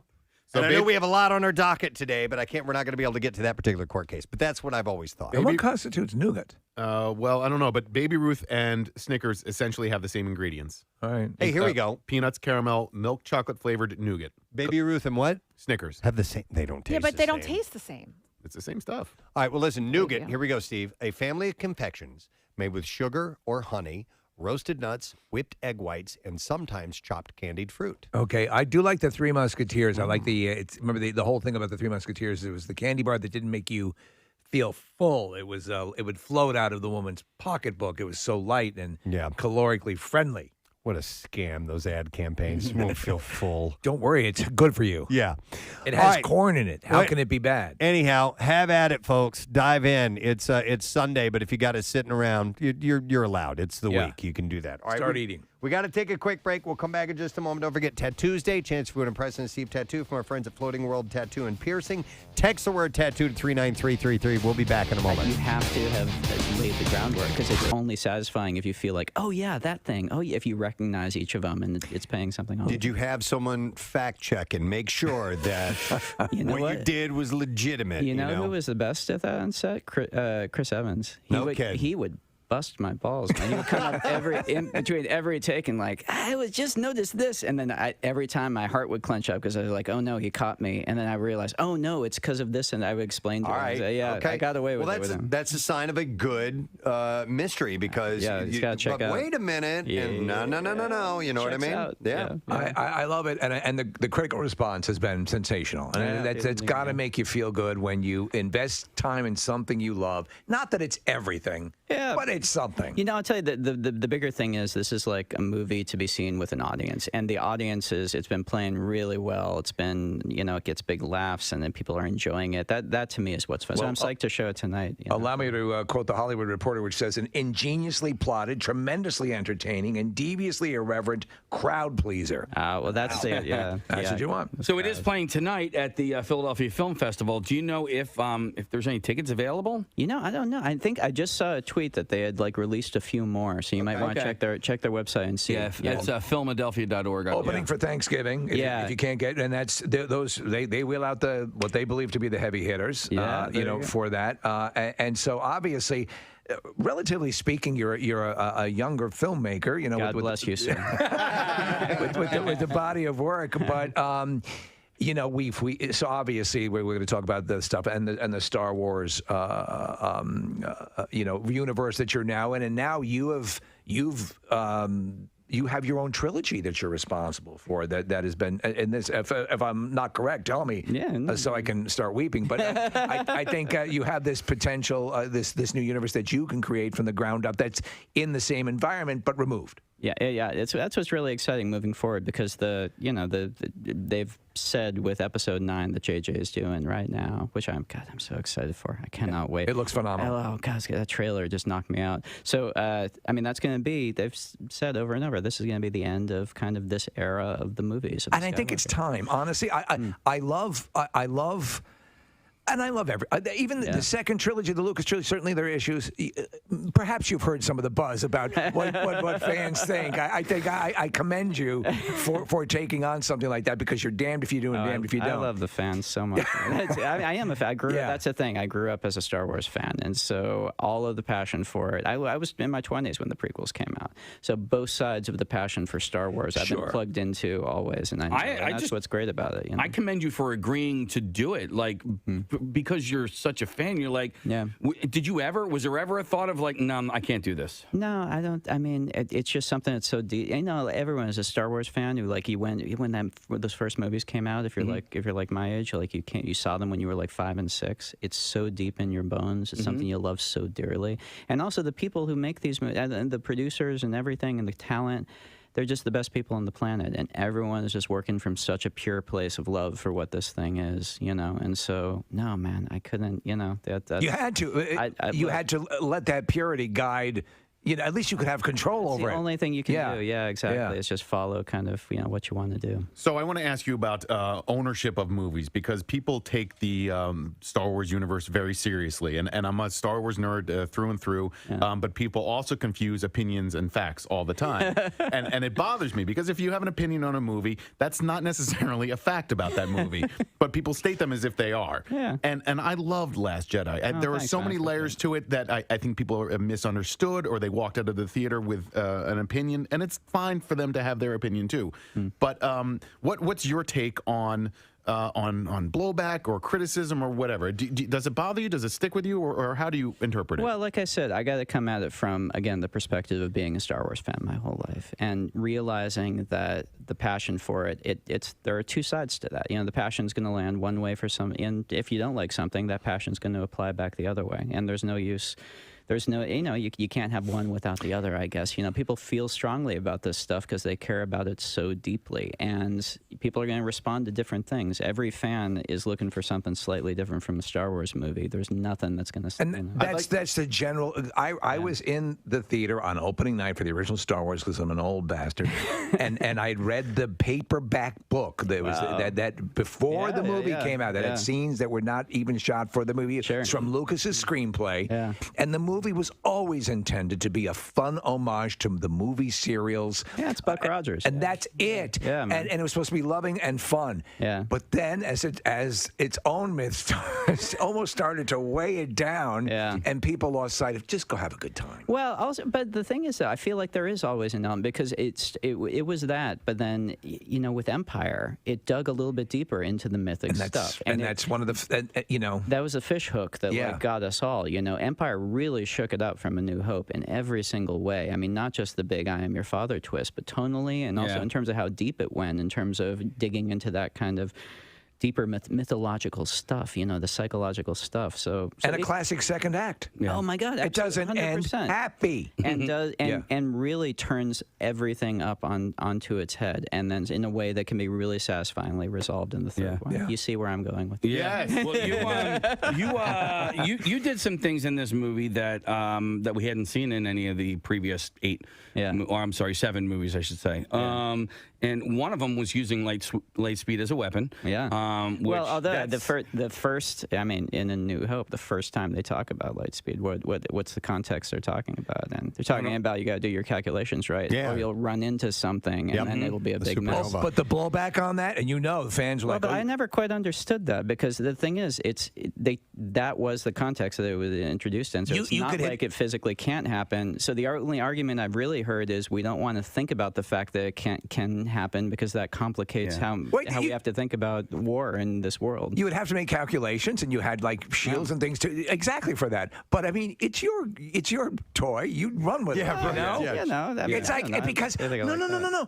So the 8-foot talking carpet, that's real. Relax. I mean, it has to make sense within the context of the world. And you're right. But I feel like that I can stand behind. No, it was a mother effer of a scene. Yeah, that scene. Come on. It was, the effects and all. It was great. Speaking of fans, real quick, and I know you guys all have questions. Everybody's got their hands raised here. But now, I haven't gone back and watched The Last Jedi in a little while. But is that I think fans had a bunch of fun with the fight scene where Kylo and Rey, you know what I'm talking about? They used the different pieces of music. Did you happen to see those? Yeah, that was really fun. Everyone started remixing it to different songs. Our own Nick Murphy, who I introduced you to, he did a whole... he did like a dozen of them. He did a whole album.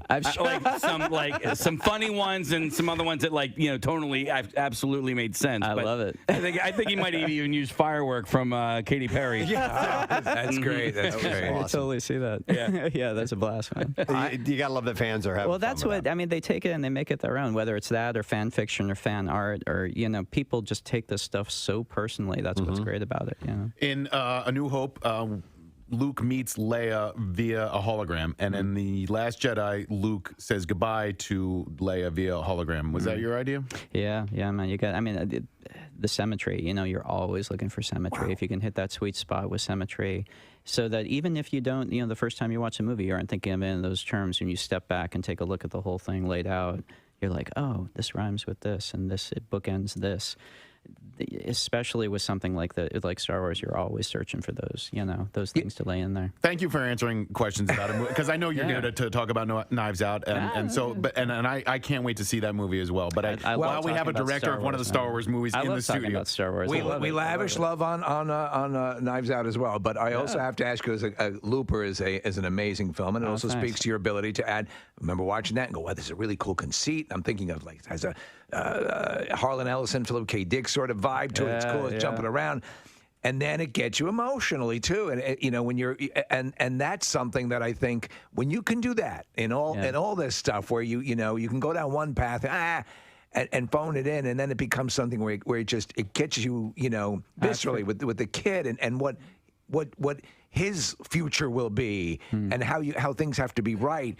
That to me was just such an amazing And I don't want to give it away if you've never seen it. You need to see Looper if you've never seen it. But working with Bruce Willis and working with Joseph Gordon-Levitt, who you worked with in Brick as well, you know, you start to build an ensemble of people you go to, you know, and there are people that are comfortable. Who do you consider your go-to, you know, people now? Well, I haven't worked with him for a few movies, but Joe Gordon-Levitt is one of my good friends. Awesome, and he's so good, man. Yeah. He's such a good person, you know. He's such a lovely, wonderful guy. And I managed even this Last Jedi. He wasn't. We got him in there as a voice, alien voice. Okay, I was Knives wondering. Out. We had to get him in there as a voice too. Oh, that's because he great. wasn't available. So you keep your ears peeled. He's in there. So You guys are friends. Yeah, we're buddies. Okay, because he's in a scene of a movie. It's one of my favorite theatrical scenes ever, and it's a movie called 500 Days of Summer. Oh yeah, and it's when the Hall & Oates song comes on. To me, and there's a Han Solo thing in it as well. But I would love to meet that guy. He is a good friend He's of a yours. Sweetheart, man. He is so cool. Will you tell him that I love him? Let's call him right now. Let's get him on speaker. Whenever I hear that song, I bounce around like he does when he's walking down the street. Like I want to do what he did in that movie.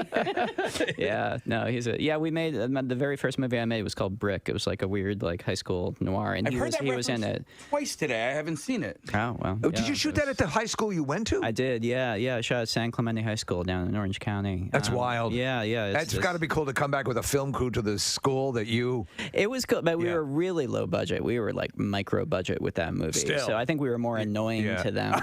I'm surprised that they didn't kick us out before we were done filming. Well, Knives Out, honestly, is I cannot wait to see it. It looks phenomenal, and so I assume, have you done the full premiere route yet, or is where this is one cog in the premiere? Well, Philly is not a cog. I know. This is the main engine of the whole tour. Thank you for saying that. We premiered at Toronto, and I just came from the Chicago Film Festival, and we're here tonight, and I'm psyched to see it with every. Like I said, man, this is a crowd movie. This is a crowd-pleasing movie. It's so much fun to be in the theater when a big crowd is watching this. Love it.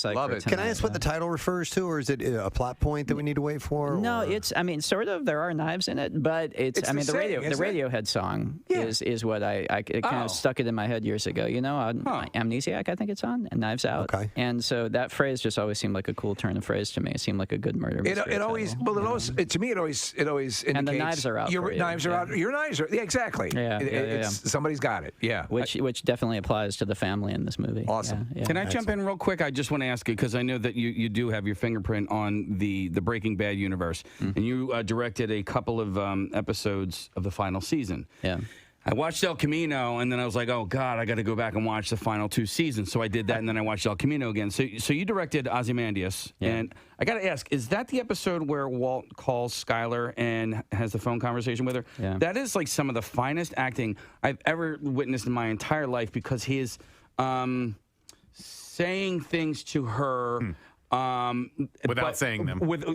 But he's also on like, so what you're hearing through the phone is what he's saying, but emotionally he's not saying those words. And like, so can you explain that better than what I just said? No, you put it just beautifully, man. Okay. And Cranston, I mean, that's the explanation. It's one word. It's Cranston. That dude is just Cranston. So you didn't have anything to do with that? No, man. No, honestly, you show up and you do your work as a director, which is on set to be an audience for the actor, and so you watch it. If you feel something, you say it to them. If you feel, try this, try that. The truth is, though, especially with Breaking Bad, I mean, the writing is so good.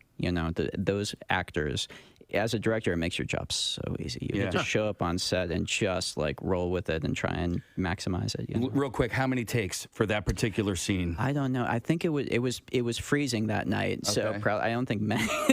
I think it was maybe 3 or 4. And then Anna Gunn, Skyler's side of the call. It's interesting because I remember with Yoda, with Mark and Frank Oz, Mark Hamill and Frank Oz. Yeah.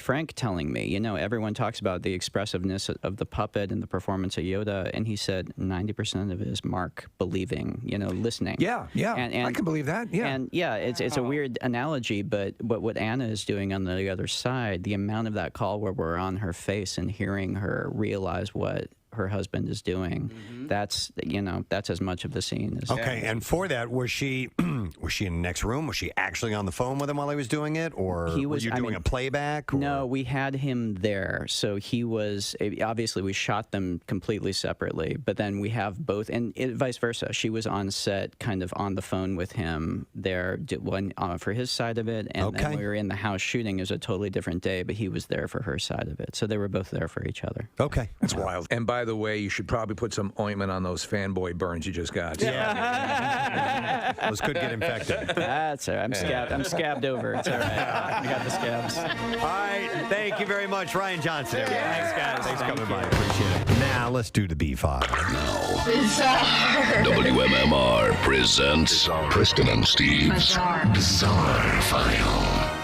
All right, so let's start with this. Smashing Pumpkins are going to kick off their bright and oh so shiny reunion tour in July, and the band's Billy Corgan has now shared a proposed list of songs. Are you doing music news? Son of a bitch. That's amazing. I was thinking, I thought it was maybe weird happen at the music news, or grab the wrong folder. Maybe he found a king cobra in his car or something, or.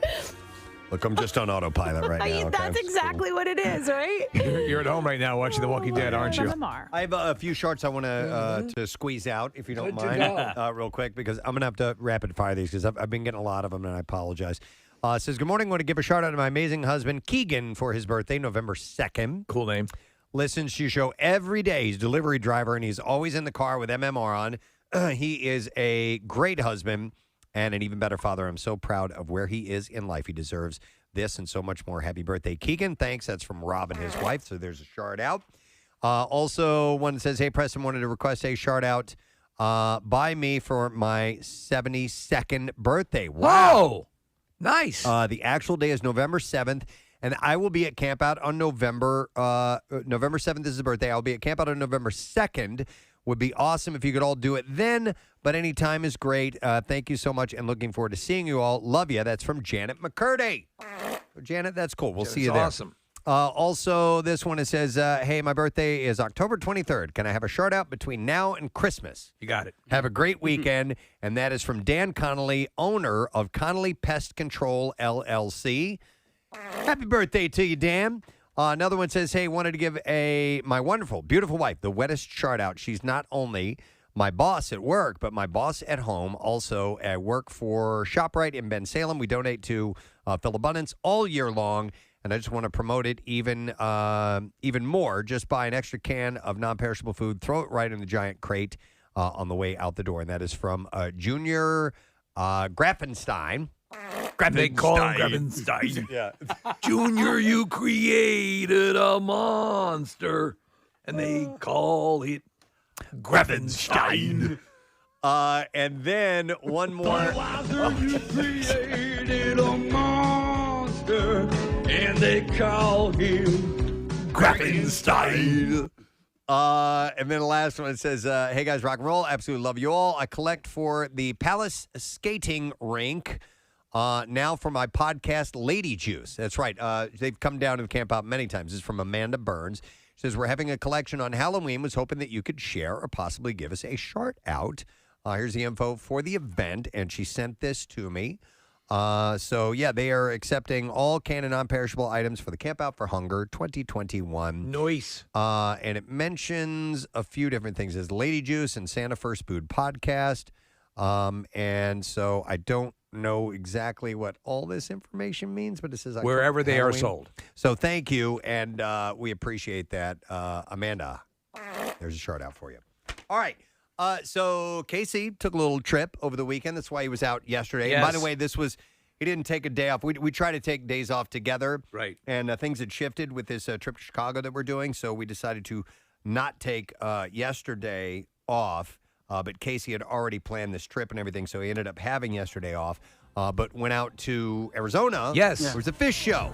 Yeah, when I had planned this trip, the Camp Out for Hunger was not scheduled for where it's scheduled now. Right. And you guys had not been inducted into the Radio Hall of Fame.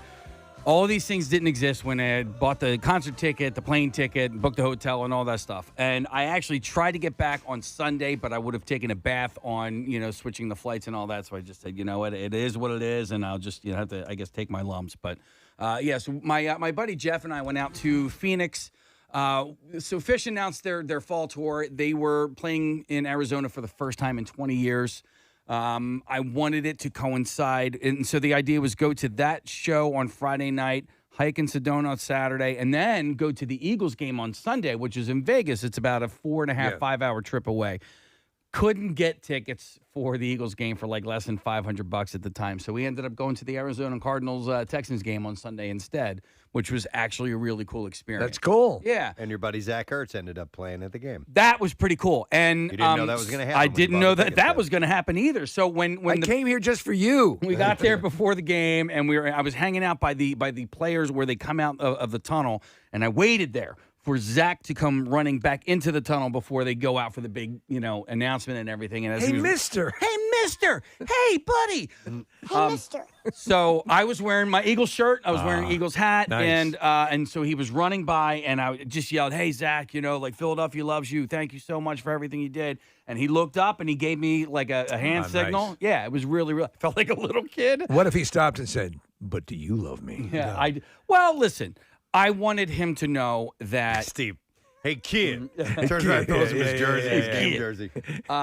So he, I just wanted him to know and feel the love from Philadelphia, and I think he did. But I wanted him to. That had to be nice. It's good you did that. More so. Yeah. All right. So the touchdown that he had on Sunday, it put him in the Hall of Fame. He's the only player in NFL history to catch a touchdown pass in consecutive games for 2 different teams. So his last game as an Eagle, he had a touchdown catch, and then his first game as a Cardinal. It was never done ever before. And that'll put him in the Hall of Fame? It's there. The football that he caught the touchdown with and the gloves, they're now in Canton. And Casey's jersey. And my jersey, as a matter of fact. Yeah, it doesn't necessarily make Zach Ertz a Hall of Fame player. Right. Yeah. But he's got a connection to it for sure. Absolutely, yeah. All right, that's cool. Yeah, so... All right, we get there on Friday, and it was kind of whirlwind. I kind of skated out of here a little bit early on Friday, hopped on a plane. You missed the Paul Abdul interview. I listened to it. God, that was amazing. Yeah. You guys are good. Thank you. But anyway, you got to. We get to Phoenix. We hop in, the rental car. We get to the hotel. There were a couple of things we wanted to do. We wanted to have some real good Mexican cuisine out there. That was one of the things my buddy Jeff wanted to do.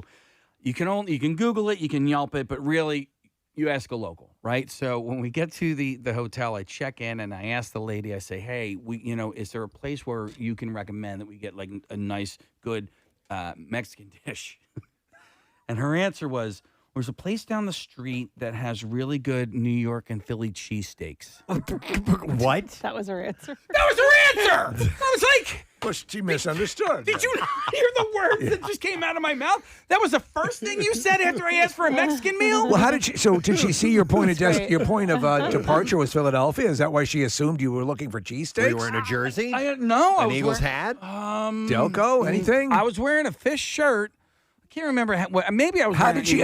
That's an amazing assumption to make. If there's no, is there no visual thing? Somebody to had say, to have said something. You probably want cheesesteaks. Yeah, but also to say New York and Philly cheesesteak. Yeah. When does New York get looped into that? Crock of crap. You got your own thing, right? You got your bagels, bro. Yeah. I just wish our audience could have seen you jumping up and down when you. Actually, they can. If you're watching on YouTube right now, you saw Casey jump as he got all excited about her and then making that mistake. She told you where the Louvre was, right? Yeah, yeah. So, it's in Paris. So we ended up finding this place called Barrio Queen, and that was actually recommended. Oh, dude. So, so marijuana is legal in Arizona. By the way, I don't smoke marijuana. I'm sober. I've been sober almost 10 years. But, I wanted to see. Jeff smokes like a fiend. No, he does not. No. He doesn't touch that stuff either. He's respectable. Yes, he's studying for the clergy. I misunderstood. I'm sorry. Go he ahead. and his wife is supporting him in his goal to become a priest. So I just wanted to go see what one looked like, right? So what does pot look like? What is a dispensary? And this place looked like it was terrible. Right. But anyway, the people that were waiting outside of there, they're all from this area. Oh, they're all from like Philadelphia. One isn't that dude, amazing? It works for SpaceX. I was like, oh, so what do you do? He's like, I build rocket ships for SpaceX. And I was like waiting for him to laugh. I was like, you actually do that? He's like, no, that's what I do. I was like, well, that's pretty cool. They had recommended going to Barrio Queen. So we ended up going there, had a nice meal, and that was that. And then we went to the Fish concert, had a great time at the Fish concert. So this place called the Action. I think it's Action. Nick, how would you say? How would you say it? Is it Action Pavilion? I'm not sure what you're talking about. Where I the went fish and show saw was? the fish concert. In Glendale? It's in Arizona. I think it's in Phoenix. Anyway, I thought he was listening to me talk. I am listening to you talk. I don't know what you're talking about right now. Action. I think it's called Action Pavilion. Yeah, AKCHIN. Yeah, I think it's just a action. fun way to spell action. Yeah. ACTION. Went to the show, had a great time. Saturday we hiked in Sedona. By the way, the traffic in Sedona is terrible because they have these little circles all the way down the main drag. I've been, when I was out there, and I, the last time it would seem pretty okay, but I have no doubt that it's gotten much worse. Well, the thing with the circle is you have to, you have to merge, and you get behind people who are like too scared to merge, and you don't, and it ends up causing a long line of. But you didn't like traffic. that. No, I you didn't didn't like care the for traffic that. circles. You're hiking Sedona, everything you wanted it to be. Yeah, it was great. We did this thing called Devil's Bridge, this nice little, easy hike out, and you go to, and this is just, natural archway that we saw. It was beautiful. But like the cool thing is afterwards, went to a place to grab a bite to eat, this place called Sedona Beer Company. And as it turns out, the guys sitting at the table next to us were all from Philadelphia. I saw you post that picture. You had a whole battalion of guys all from the area. That was awesome. Then not only so the one guy's named Smitty. He was a drummer from Yeah. Pepper's Ghost. I was like, okay, well, hang on a second. I've seen you perform before.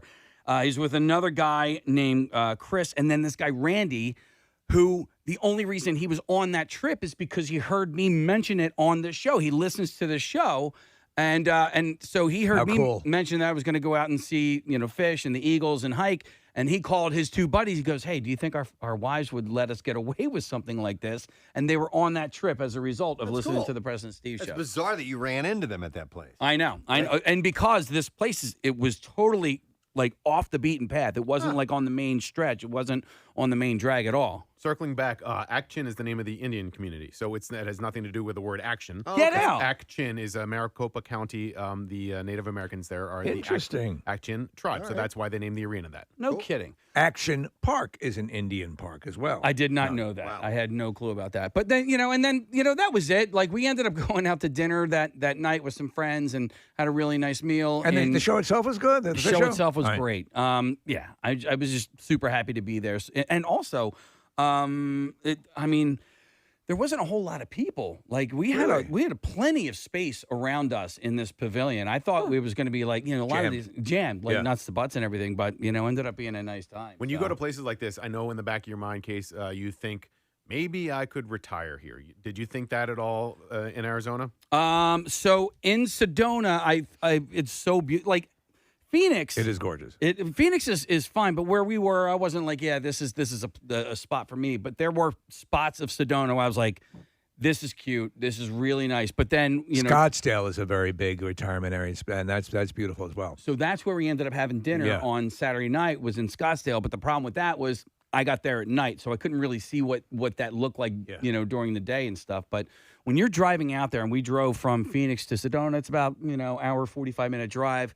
It's just beautiful. Yeah. You're just seeing these beautiful mesas and mountains and all that. And I can, probably Nick, a nice time of year to be there, too. Perfect time of year. Yeah. I mean, like in Sedona, it was probably about 60, pushing 70 degrees. Oh, nice. Like no humidity. When we ate in Scottsdale on Saturday night, we ate outside and, just T-shirt and pants. And I do know it gets just blazing hot in the summer, though. Yes. If that's not your thing, then that's not I was your out. place. Scottsdale was 121, I think, when I was one year. Harsh. Yeah, heavy duty. But, and then I Ubered for the first time in my life yesterday. I have never, ever Ubered before. And so, like, it was a whole bunch of Never done Lyft or anything? No. Okay. Were you going wee while you're in the back seat? And no. Really enjoying it? No, I did not. You had like do the that. spinning wheel, like the pig in the Geico commercial with the little pinwheel. Yeah, the pinwheel.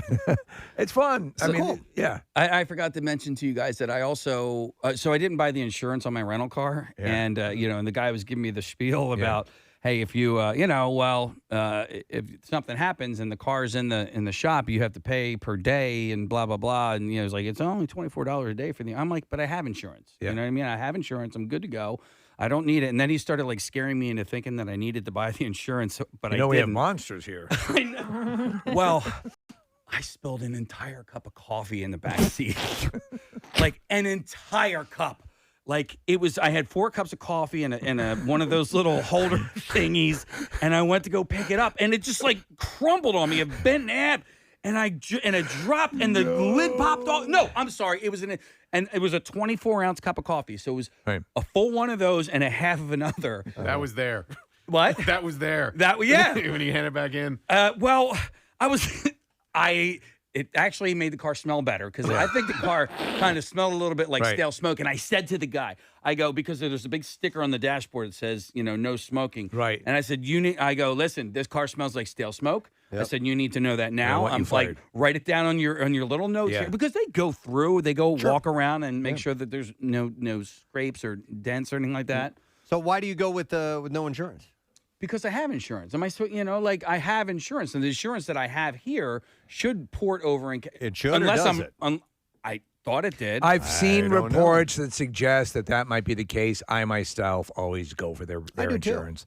You do too? Because just simply because I don't want to get hosed. Listen, and if I'm going to get hosed one way or another, so I might as well get hosed their way, and a little bit less than what could potentially be a lot more. This is on Market Watch as of 2021. If you already have car insurance for a personal vehicle, you probably don't need rental car insurance. Probably. Yes, you can use your It own says car insurance for a rental car. All right. Also, sometimes your credit card will cover Yes. damages. So, like, if you have a particular credit card, that will help you out in a purchase. The one thing not covered is a 24-ounce coffee spill. They're very specific. So 16 ounces, you're good. So what happened was I yelled at the top of my lungs, "Mother effer!" I was like, "Oh God!" And I couldn't and now I'm fumbling. I'm just trying, and I made it worse because one had spilled completely, and as I was trying to catch that one, the other one, boop, the lid popped off, and then half of that spilled over. I was like, "Oh, you got to be effing kidding me!" Was it fabric or was it? It was fabric. It was in the floorboards. All right. Was it velour? It was not velour.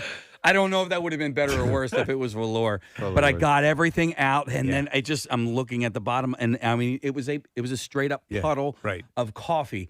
And then there was nothing I could do at that moment, so I just went into the room. I dropped off the coffee. Yeah. I grabbed some towels from the room, and then I went and sopped up as much as I could. But when were you going to be returning it? I returned it yesterday morning. No. I mean, that was Saturday morning. That was Saturday morning. I was. Oh, yeah, time for it to dry out. You go to a car wash. Yeah, yeah. You could have gotten it detailed. Yeah. Well, actually, you could have put flames on the side of it. The Dunkin' that I was at, where I got my coffee, it was a Dunkin' Donuts car wash gas station. I've never seen those. Yeah, Dunkin' car washes. This thing was massive and well, very, very busy. But no, it ended up smelling nice. It smelled like coffee, better than stale smoke. A lot of people are texting in about the insurance. That you probably made the right call, Casey. Oh, your good. credit card should add additional insurance, and if you have comprehensive coverage, you're okay. And you have to check your coverage. Yeah. Okay. So that was $25 a day. That was $75 I saved, and I was able to spend that $75 on a bowl of soup and some appetizers on Saturday night. I know you guys don't care much about it, but I sat and had dinner with 8 people total, and we split. All couples but you? So it was 2 couples and 4 singles. And so we ended up splitting the bill at the end of the night. All I had to eat was 1 bowl of tomato soup. I ended up getting bang bang shrimp that I only ate half of.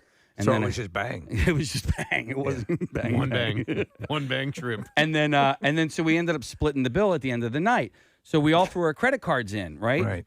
And I didn't even notice this until the end. We were driving home, and I was saying to Jeff, I go, dude, I just spent $80 on a bowl of soup. Case is telling us this story last night on the conference call. We're like, yeah. So that doesn't hit with you guys? No one said anything. Yeah. Nobody said anything. We've all had a situation where you end up paying more because you're paying it with a group thing, and that's part of the deal. I've paid $30 for a piece of pizza and a Pepsi. Yeah. It's all. But they should have divided it per person. Who cares if they came as a couple? They both ate. Yeah. So the couples only put in 1 credit card per couple. well, that's the deal because the server will split it up. Yeah. And so if a couple is, then somebody else has to do the math for the server to make that work because they're not going to throw in their own individual. Like if Rochelle and I, our credit cards are exactly the same. Right. Yeah. It's the same account. Yeah, but you can easily say to the server, put $160 on this card. Yeah, you end up having these. to do the math as opposed to the server when you just go split it X amount of ways. Right. So you know what I'm correct. saying? Yep. But yep. yeah. So listen, it's not the end of the world, but Do you want to contact them back? It wasn't that big of a deal at the time. It wasn't Listen, until hey, how you guys doing? That was great. It was great. Listen, I know it's gonna seem kind of strange why I'm calling, but when we broke up the cost for that dinner, and it's sort of been getting at me here that I think I paid a little bit too much. So I'm gonna give you an address. You can either send a check or. Hello? Will a gift card work? Yeah. I feel like when you go out to dinner as a group, like you just got to be in for That's it. paying more than what you get. Yeah. It is what it is. I think $80 is pretty. Marissa pulled her microphone down. She's the restaurant maven here, so. Well, I think about this all the time, especially when you're planning on going to a steak restaurant with your coworkers soon, and you're a vegetarian, and there's a chance you might just have soup and a salad. Right. No, I think a couple should. $80, please. Yeah. That'll be cheap if we get out of a steak restaurant for $80, right? Well, I only knew like the one person that we went out to dinner with. Like my friend Courtney from college, she was out there for work, and so it was her boss, and then like one of their big clients. And then another thing that me and Jeff were saying was like, I was surprised that they didn't pick up the tab because it was almost like a work meal for them, right? And they could just write that stuff off. I hate those. You're going to say couples should do what? I consider either throwing in 2 credit cards to make it easy. Like if there's 8 people, then maybe just throw in 2 credit cards, or definitely tell the waitress. But down south, Casey, you would love it because the servers down there actually split up the bill and hand you your individual bills. Okay, So they'll do it here too. I mean, Yeah. if you request that at the beginning of the meal, hey, we're all going, or give us our separate bills, or break this up accordingly. Yeah. Well, also, Steve, when you run into this issue, I'm sure because you don't drink, but like drinks on these menus end up, So I was the only one at the table not drinking. Right. We also got there later because we were hiking in Sedona, so we didn't have we ended up getting there about 45 minutes later. So they had all been sitting down and drinking and stuff for about 45 minutes before we had even gotten there. So then, whoever these people were, the people you knew should have just said, I got you on this one. Yeah, that's kind of not fair. Yeah. You didn't drink, and you certainly didn't get. You got whatever you got. Your half a shrimp and tomato just soup. had bang, but just one bang. Listen, if I was at the table, there's no way I would have made that person pay the same thing as I made with a bottle of wine, an appetizer, an entree. But some people are real casual about it. Just like, whatever, we'll just, we'll just throw in. Yeah. And Casey has happens. it. Yeah. Casey will get this one. I hate that dance. I hate that the check dance. I can't stand it. That's why I hate it. terrible. Like, after the age of 30, there is no dance anymore. Like, when you go out to dinner with a group, that protocol is gone. You're splitting it, and if you didn't get the drinks, or you showed up late, or whatever, that's on you. I know. And it sucks. Yeah. I understand what your plight is, but like, you reached a certain age, that protocol is now, it's gone. Yeah, unless you have an agreement ahead of time. Hey, we're all going to pay. We're all going to have a separate check. But that never happens. I don't think so. Also, Marissa, don't worry about it because you'll drink the difference in the steak cost and the cauliflower cost. There you go. Hey, speaking of wine, by the way, Kathy, at this Action Pavilion, you can buy bottles of wine. Like we just went up to get, they have cans of water that look like beer, which is really weird. But they have them at the Met. I looked over, you can buy full-on bottles of wine and carry those over to your seat, which I thought was really, really bizarre. Yeah. Somebody has an interesting point. Says, Casey, you've just turned this into a segment on the air, so expense the whole trip now. There you go. So there you go. You put it on the station. We've turned this into entertainment. Yeah, Bill will definitely sign Bill's going to sign off on that. Absolutely, yeah. And they can pay for that. And on your taxes. Well, all right. And Bill, and Preston, when you were saying that, I see you talked about this butt thing that you went to the. You're right. Write that we'll off, cover too. that, too. All right. Bit of an adventure you had. Yeah. Nice. Thank you for sharing. Well, I appreciate you guys allowing me that day off yesterday. I'm sorry, but thank you very much. No problem. It's okay. Steve, you talked about your Halloween decoration. Write it off. Yes. Stolen Halloween yes. decoration. How much? It was about $11. Write it off. Yeah. So I have a question. I had a little adventure yesterday. Do I have time to share a quick story, or should we break? Yeah, we need to be out. You got plenty of time. By 42. I wanted to share this real quick because it's fresh and we'll never get around to it if I don't. But yesterday I went, and I'm not going to say where exactly I went, but I went to a medical appointment. Right. Yesterday. It has nothing to do with my butt or my none of that. It was something more else. Botox-ish. No. But anyway, so I show up for this appointment. It's a new appointment for me. I've never been in this place before, and I need to go and fill out some paperwork ahead of time. Right. So they asked me to be there about 15 minutes before my appointment. I showed up there about 20 minutes ahead of time.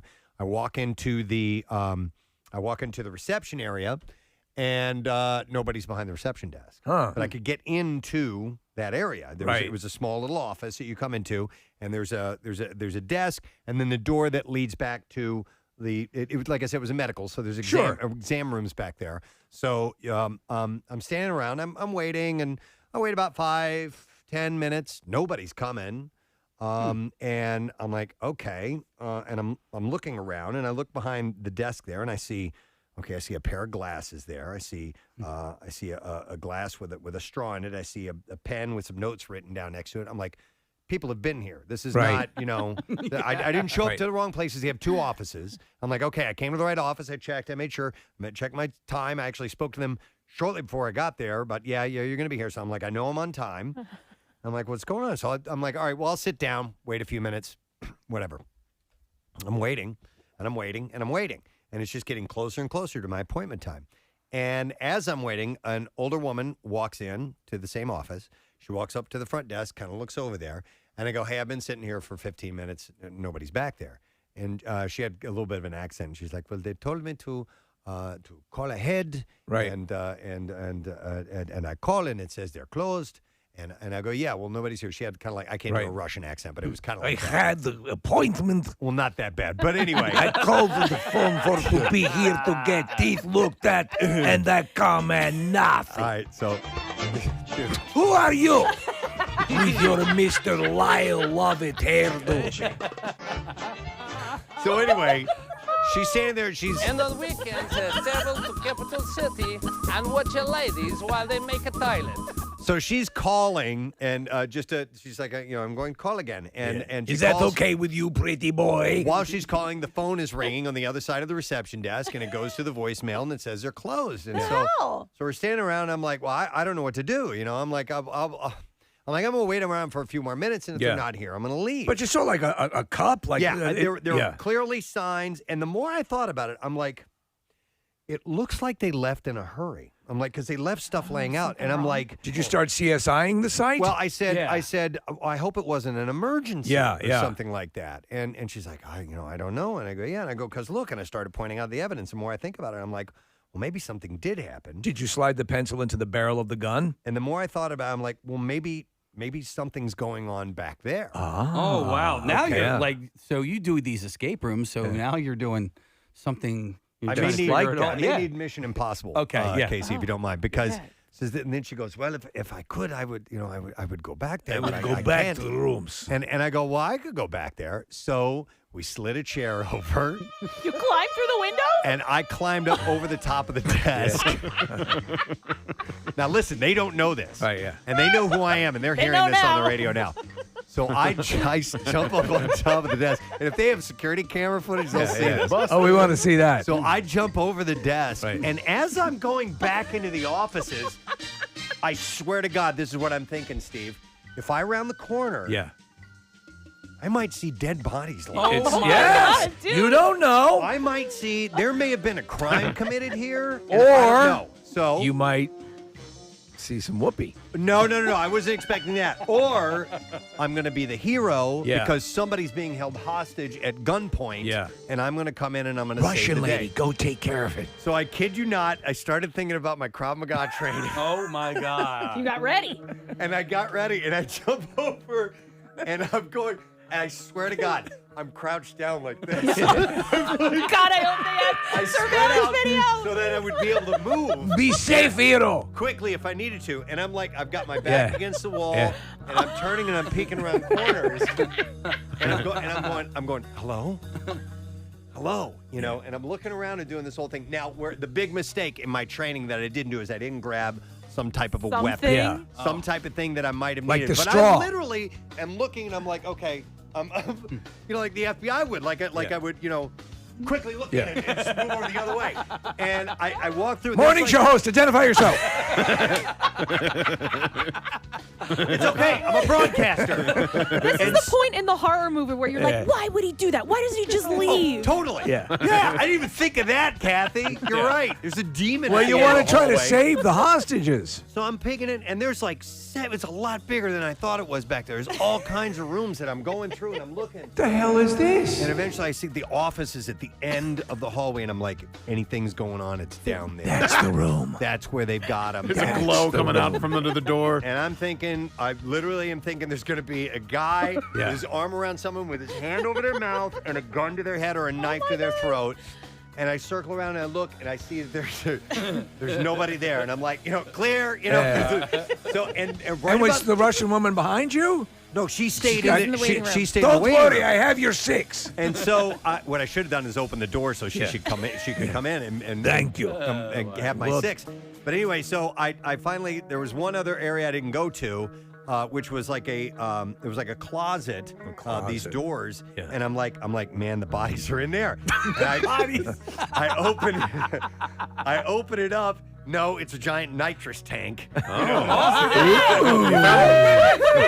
Treasure. I couldn't find anything. You were back there for very long. What's happening? Nothing. I was looking. It's a giant nitrous tank, and right then, I hear, come back. I hear the lady yelling for me. Help! She's like, no. She's like, someone's coming. I'm like, I'm busted, man. She's like, because I thought they were going to be in the room when I got out there. Right. She's like, no, I saw them go by the door because it had a glass, a glass out into the hallway, and there was another entrance to the back of the office back that way. She's like, I saw them go by. Quickly, so I come running back, and as I step back, they're making their way back into behind the desk, and I look up on the desk. And there's a giant footprint from where I stepped. And I casually walk over, Kathy, and I put my hand. I'm like, "Hey, how you guys doing?" And I'm wiping it off. Clean it off. I'm talking to him. Never said a word about it. And they saw you on the other side of the divider? It was like I was waiting in the room the whole time where I was supposed to be. And they were just running late. They had another thing they had to go do. And so, what did the Russian lady say? I thought about telling them. I thought about saying, but I went creeping around in their office. Yeah, nah, just leave But it. it was the best intention. I thought I was You going were to be worried. saving the day. It is kind of weird to not unless. Did they say it was an emergency of some sort? They knew they had an appointment. Why not leave a little sign back in 5 minutes? I don't know. Maybe I didn't it was ask. lunch and they were. No, it wasn't lunch. No? They had to go to the hospital or something was going on. But anyhow, you should have seen me. I was crouched down. Oh, that's great. I was crouched down like this. I was in the mode, and it was very surreal. But That's amazing. that was a bit of an adventure yesterday. So that would have been great if they walked in. Oh you my come God. back. You've What got was I gonna nitrous do, tank. man? You've got the nitrous tank in your arm. Yeah. You've got some of the tranquilizers and And you and the Russian lady are. I didn't see anything. Yeah. I didn't know how I was going to explain it Oh, if man, they that's came funny. walking in. But I had the best of Listen, intentions. the place was empty. I'm gonna save them. Yeah. All right. Well, anyhow, it was a great day. Better day than when I went to the hospital. Yes, with a my lot more impacted fun. Fecal matter. Yeah. You've All had right. a banner week. It has been a banner week, and it's going to continue to be a banner week. We got a lot going on. All right, let's take a break and come back in a moment because the Bizarre Files stories are up next for you, my friend. We'll return shortly. Preston and Steve. I haven't seen that episode yet, damn it. Oh, man. That was great. Thank you. Hey, just sneak preview, guys. I love the music though. That wouldn't be a tip off. It didn't even register with me at all. A man dubbed America's most wanted deadbeat dad. Let's just call him Billy Corrigan. Has been arrested. There were a number of missed calls in my life that actually led to opportunities, and you always have to keep your radar open to the fact that there are things in play that you haven't even seen yet that will reveal themselves to you. You just have to be receptive to it. It all starts with this girl giving me the clap. The clap. That's where it started. You were saved by a social disease. It all starts with that. All right, so do tell. This girl gave me the clap. I dated her for 5 years. She was my girlfriend. She slept with my best friend. And then she gave me the clap. I remember going to the doctor, and he was like, yo, she's a hoe. By the way, this is that a medical term? No, this is he used the more formal RE. I don't know if you can say it on WHORE. I don't know if you can say that on whore. Yeah. Oh, you can, if you want, like an idiot, I just spelled it. Yeah. Like you can't spell it. So he was like, your girlfriend's a whore, and I was like, what? This, by the way, this is when you thought doctors were like older. He's probably just 27 years old. Yeah. Like he's just a kid, dude. And he was like, she's a whore, man. And he said, I go, no, you got that wrong. He goes, let me ask you a question. When you go to a bar, do you and your junk split up to cover more territory? And I was like, excuse me? And he goes, do you? And I said, no. And he goes, then I'm telling you right now, if you're telling me you haven't slept with anyone else, just her, she gave it to you. She's a whore. She's sleeping around. That's how you get it. You just sleep around. Yeah. Oh and I was like, that's impossible. I want the test. And he was like, I can just give you the medicine. You don't need the test. And I went, no, I don't. I must not have it. She's not a whore. And he's like, all right, I'll give you the test. Q-tip. Yep. Yes. I remember saying, brace yourself, and I held on to the thing, and he did it, and I was like, she's a whore. She's a whore. And then I went to her and I confronted her, and I said, yo, I have the clap. You gave it to me. And she's like, no, that's impossible. And then I said what the doctor said. Let me tell you something. When I go to the bar, me and my junk don't split up to cover more territory, okay? And so, but if that girl hadn't done that, because I told that girl I wanted to be a comedian.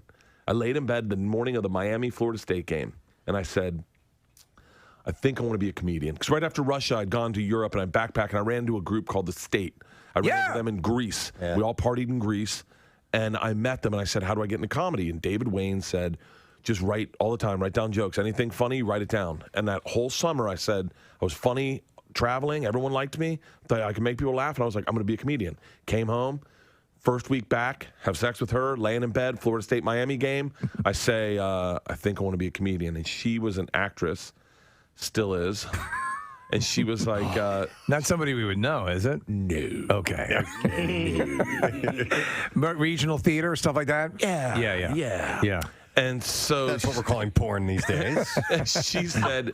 She goes, oh, honey, you're stupid funny. You're not smart funny. To be a comedian, you have to be smart funny, and you're stupid funny. Wow. So don't, you cannot. And this is from the whore. This is from the whore. Oh. And so I was like, oh, okay. Never tell anyone your dreams. I get the clap. I then break up with her over the period of you know how those breakups go over 6 months. Yeah. And then I start dating this girl who's, by the way, I love her, but just an oblivious idiot. Yeah. Like I told her I wanted to be a comedian. She's like, you should do it. Invest everything in it. Why wouldn't you? Right? Oh my God. And I just ran into her last week in wherever I was in Charlotte, North Carolina, and she's like, I'm so happy you followed your dreams. And I was like, I'm so glad you did not see the pitfalls in life that everyone else sees. Yeah. Like, she was just like, do it. Why wouldn't you? I didn't want to be a shot girl. And I was like, dream big. Oh, she went to New York to be a model. And, she's attractive, but she's not like a model. Yeah. But I remember not a New York model. And she just walked in and she's like, I want to be a model. And I was like, man, I wish everyone had more of that. Yeah. But if it wasn't for that girl to just give me blind confidence. Yeah. That I don't think. I mean, by the way, my first whole year of stand-up, I did not know. I was just doing all the jokes like Angry Sanchez, or I didn't have comedy. I wasn't doing comedy. Yeah, you had little segments, but yeah. You know that's. And then Will Smith discovers me, and I'm like, I'm so glad I did this. And then you move to LA, you get a TV show, and then that's how it goes. Yeah. Oh, thank you so much for not knowing about life. And now you understand the weird science behind comedy. You know the efficiency of words and all that. Oh yeah. I get blown away. I get blown away sometimes by just that, those little coincidences in life that send you on a path, and then you go, God, what if I hadn't done that? When I did stand up, I learned, and I did it for about 10, 11 years, and I enjoyed it, but I knew it was actually radio that stepped in out of the blue and became a thing that I just loved because it allowed me to do comedy in a different way. But the refining and there's a joy in that with stand up and having things fail and having if you can have fun on stage regardless. Even if something's tanking and you're enjoying. Carson was an expert at having fun with tanking. You got to be cool with the silence. Right. I went up one night in the store and I was just trying to write. Yeah. And I was bombing and and then someone just goes, talk about Anne Frank. in the audience, and then I go, I used to think Helen Keller and Anne Frank were the same person, and it kills, right? But I never knew. I didn't know that was funny. I thought I was an idiot, and then they laugh, and I was like, yeah, I found out the Anne Frank house. They're not, and everyone's like, what? I was like, yeah, you didn't, and I tell the story, and it's very simple. I thought they were like, you want to go to the Anne Frank house? I was like, yeah, we'll get a bag of weed and get high, and we'll laugh. And they're like, laugh? I go, yeah, put a plunger in her toilet, chuck it up. And they're like, what? And they're like, I don't think you can go to her bathroom. And they're like, you can see the closet they kept her. And I was like, they kept her in a closet? Oh, dude. I swear to God. And they're like, yeah, the Nazis are looking for her. I go, the Nazis? You're telling me, I go, how many times did this chick roll snake eyes? Can't see, can't hear, can't talk, locked in the closet. Nazis are looking for her.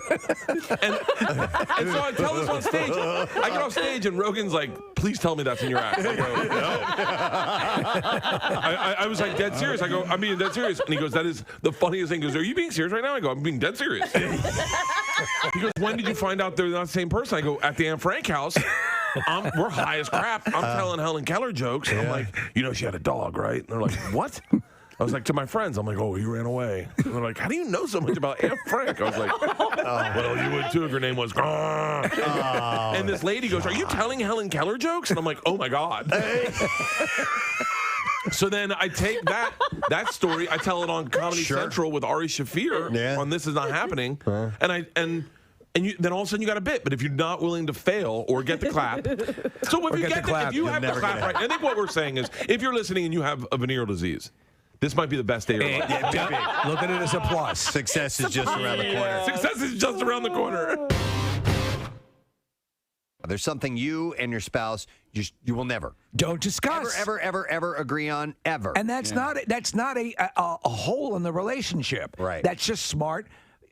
You just don't agree on some things. That's totally fine. If it's an agitation, there's an entire rest of your lives to live. Don't worry about it. Yeah, you know what, my wife and I don't whether Hulk could beat Hulkbuster. I don't think we'll ever agree on is which way the toilet paper goes on the roll. Yeah. And or whether or not you should use it. No. We both agree that you should use it, but I put toilet paper on the right way and she doesn't. Oh, okay. Well, yeah. Top down? Yeah. Yeah, it goes over. Does it matter? It does matter to you guys? No, you know what? Consider this. No, you're bowling it up and jamming it in your butt. It comes off of the toilet paper roll easier. There you go. There you go. Mr. Morrison. Aesthetically. By the way, did you guys see my notes in the bathroom this morning? No. You didn't? No. Oh, is it still out of toilet paper? Yeah. Oh, I saw that. Dude, it was out of toilet paper yesterday. Did you do that last week?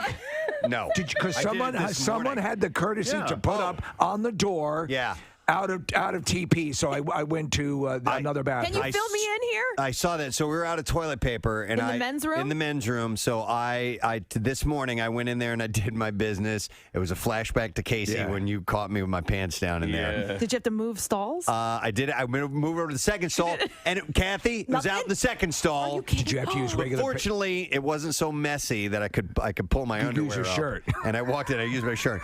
So over the sink. No, I got some paper towels. Gaskets. Oh, paper towels. You had to use paper towels? Yeah, but I wet them. I moistened them, so it didn't rip. The man played it right. And so anyhow, what I did after that is I happened to have my highlighter on me. You put that in your butt? No. What is that? I got 2 pieces of paper towel, and I wrote no PTP. Yeah. And set it over the toilet paper dispenser. Awesome. Because if you go in and you see that, and you don't want someone to replicate your horrible situation. Someone actually stuck a note on the door going in last week, and I appreciate them doing that. Fortunately, everything was a clean movement this morning. It wasn't mushy. It was like a good cellist person has a clean movement. Yeah. So anyhow, not every argument has a resolution. Exactly. Getting back to the core issue.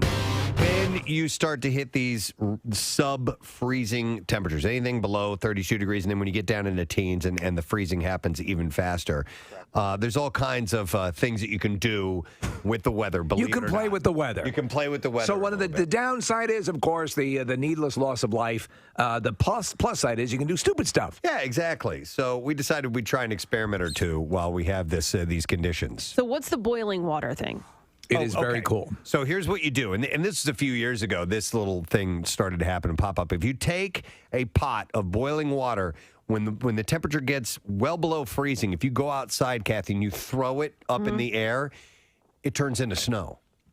Like immediately. Why boiling water and not cold water? Yeah, because it gets out. I guess because of the heat shift. Can we get our physicists back on the line? I don't know. Right? I'm not sure. I didn't research it, to be honest, but there's a reason for it. So. Yeah, and I watched a video the other day of a guy in Minnesota, and I think it was below zero where he was, and he had peed outside, and there was steam coming out. Yes, that does happen. Like just flat out. In fact, maybe you'll have Nick take a dump and see what happens. I don't know. Nick, you got one cooking? Yeah, man. Dean, who is from Dublin, Georgia, and has been accused by federal prosecutors of fraudulently applying for an economic injury disaster loan, which is a COVID loan. The man claimed to be running a business, but reportedly spent most of the money on a rare Pokemon card instead. Yeah, I saw this. I mean, a lot How of money. outlandish when people really need that money. Odom Zine is accused by authorities of applying for the loan last year, claiming that he was running a small business and employed 10 other people. The loans, which were available nationally and resulted in the government lending over $200 billion to American businesses, were designed to help cover the cost of payroll, rent, mortgage, utilities, and other ordinary business expenses during the worst months of the pandemic. He was successful and was given $85,000.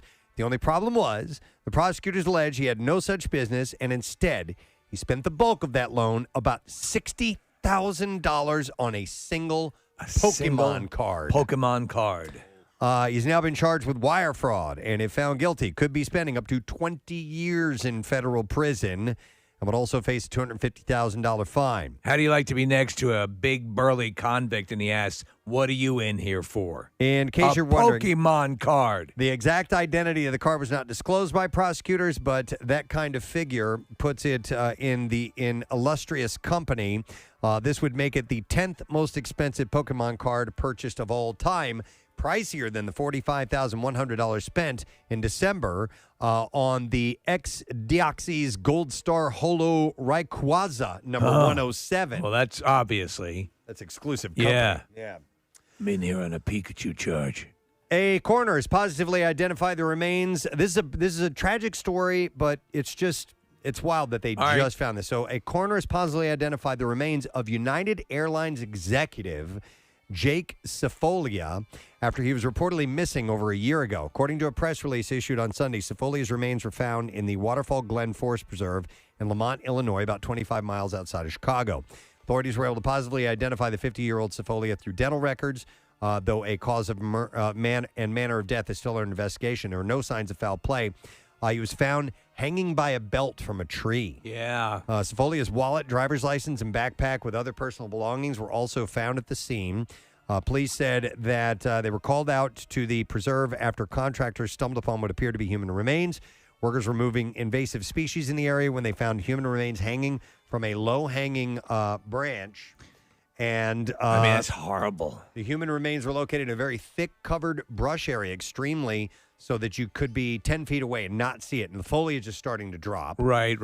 But he was first reported missing in August of 2020 after his ex-wife told authorities that he failed to show up for his night with the kids. His car is found hours later, parked outside of the Waterfall Glen, where he was frequent to run and hike. An extensive search included bloodhounds and multiple law enforcement agencies. And they couldn't find him. Turned up nothing. Bloodhounds. And they now, it was surprised. Right. They stumbled across him. So days before he went missing, he was in talks to sell his house but failed to show up for a meeting. Law enforcement said that the divorced dad was under investigation during the time for his disappearance, but they wouldn't share any further details. So he was the senior vice president of worldwide sales for United Airlines, like a top executive. So I just thought that was really, really strange. It is.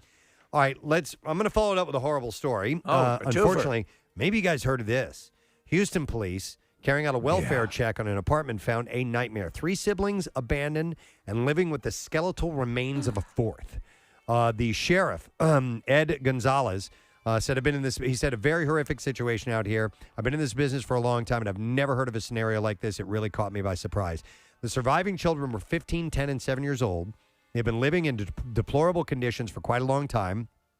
And Gonzalez was asked whether he meant weeks. The sheriff said the kids were on their own for a much longer period of time. He said it seems like they were there while the body was deteriorating. It's horrifying. On Sunday afternoon, the 15-year-old called police and said that his 2 younger siblings had been left home alone for several months and that his 9-year-old brother had died and his body had been left in the apartment for a year. Dear God. This is just beyond A belief. year. Deputies sent to the scene found 3 unsupervised minors, and they saw the skeleton, which was out in open view.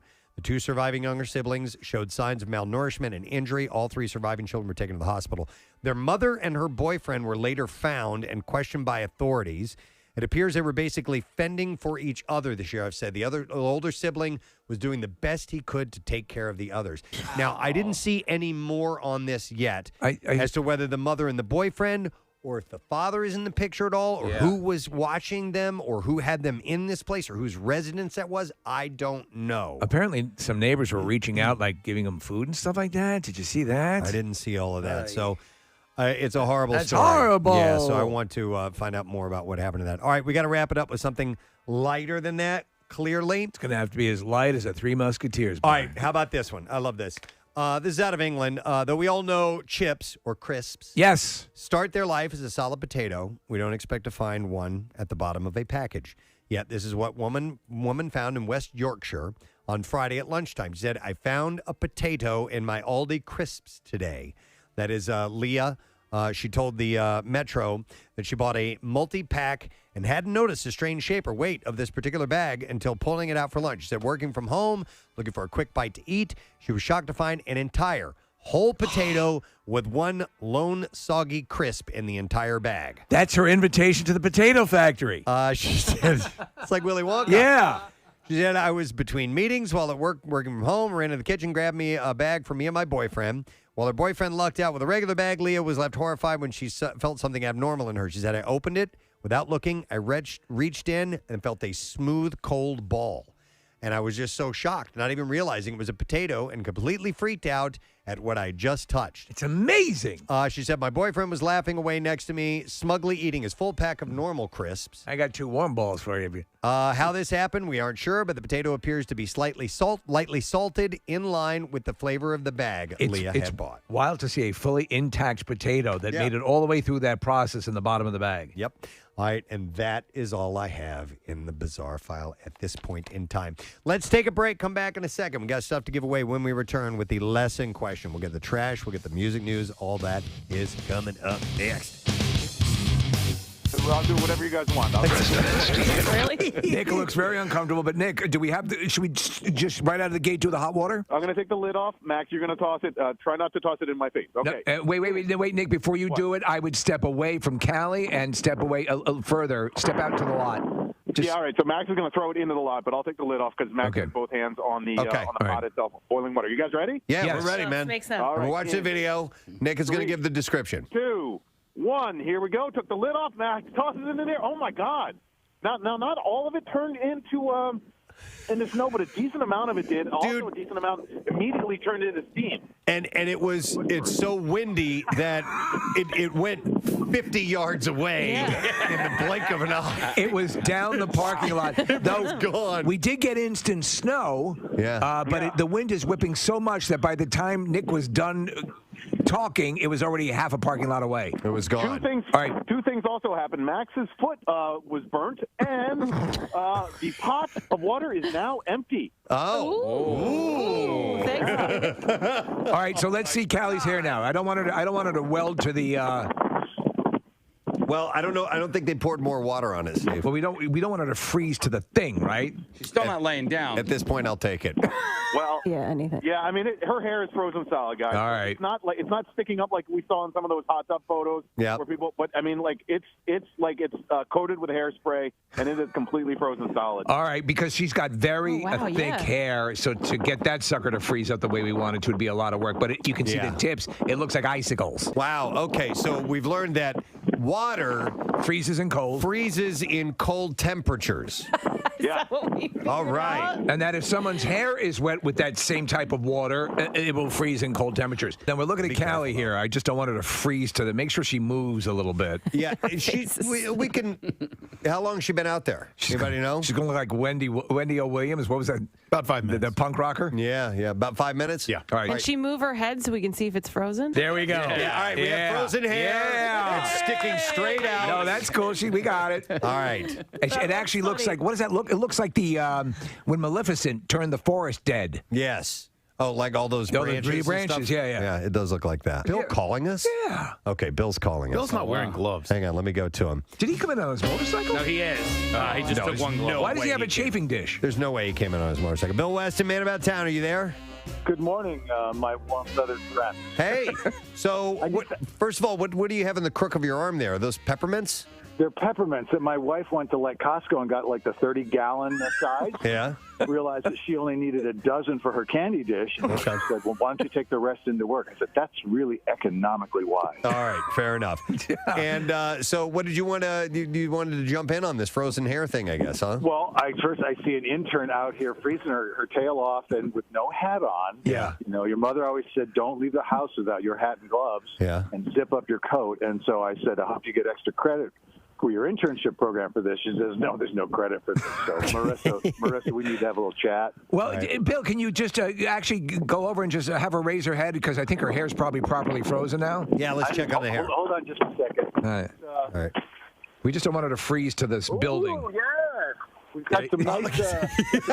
All right, that's cool. That's it. She's good. It's frozen solid. Have her come in. And it's rigid. It's sticking straight out. Yeah. Okay. All right, Bill, how long are your pubes? Oh, Jesus. I just, that's my second question. When Casey asked if they were gray. Casey asked if they were gray. Hey, Bill, you can tell her to come in, Bill. Yeah, you guys can come in. We want to see this. Hold on, Marissa has something. Marissa? Just want to say this is Callie's last week, so this is like her last Oh, there you go. We love Callie. Yeah. All right. Don't want to get me in trouble. All right, Bill, you and Callie can come inside. A Volvo that was owned by David Bowie was auctioned off for approximately $218,000 in Switzerland. His Volvo 262C was one of the last of that line produced in 1981, and it was delivered to his Swiss home in June of that year. The car was initially registered under Bowie's own name, David Robert Jones, before transferring over to the record company Bellway Brothers. This is the beginning of Philly Loves Bowie Week is today. Can you do a commercial for the Chili Dogs place?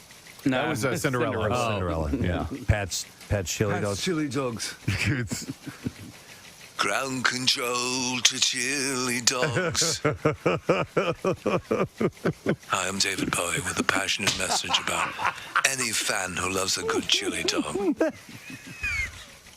How'd you get Bowie to do this? Well, he was in town. Well, look who it is. Yeah, hi. Bing, I'm here to tell you about the best chili dog I've ever had. Sounds great. Do tell. It's Pat's Chili Dogs. How did they get him in the first place? If you like a chili dog, bum. Where is it? I don't know. But anyhow, he definitely Do you like a good chili dog. he definitely owned a Volvo, and that's. Oh no, I've got chili all over my Volvo. Pat's Chili Dogs is a We Buy Gold place now. Oh, is that what it is now? Mm-hmm. Okay. Anyhow, David Bowie. Do you have extra gold you'd like to make some money off of? All right, and then finally, what? What? Oh, there you go. I am David Bowie. I just had an otherworldly experience. As Major Tom, I took you into space, but now it's time to explore your belly.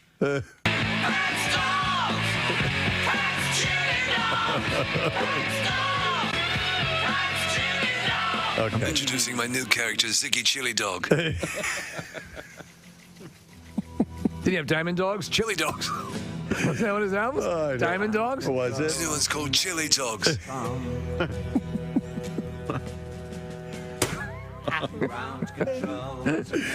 How bizarre would it be just out of nowhere? He just becomes enamored of chili dogs. That he is all of a sudden he is a proponent of chili dogs. Oh, this is Diamond Dogs, yeah. Yeah, Diamond Dogs. Yeah.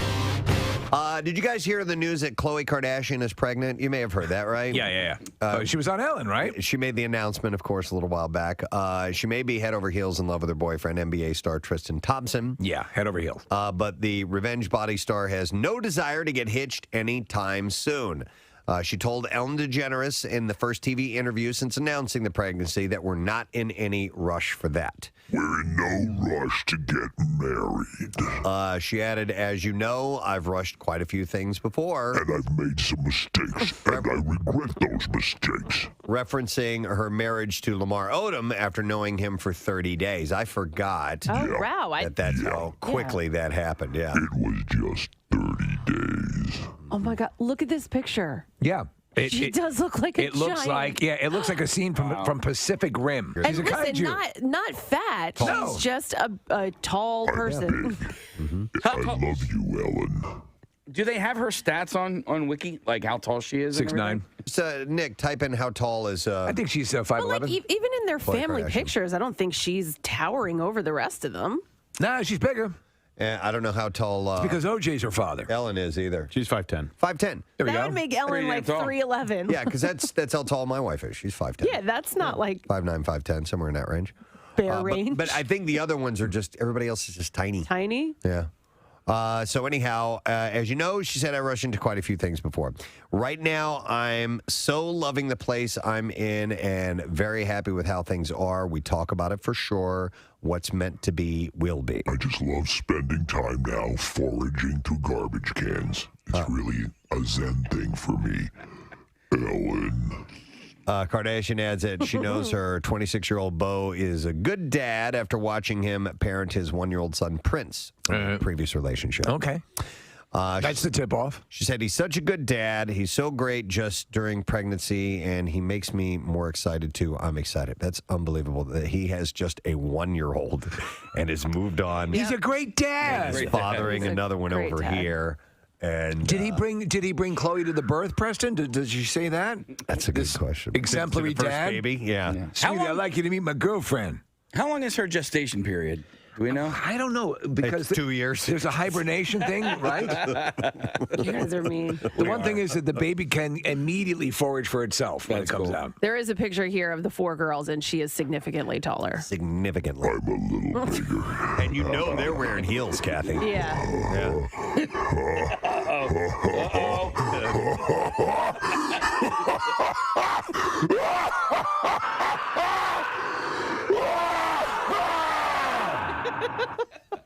When she gets into her laughing fits, Yeah, man, she's so watch Can't out. stop. It's a runaway train.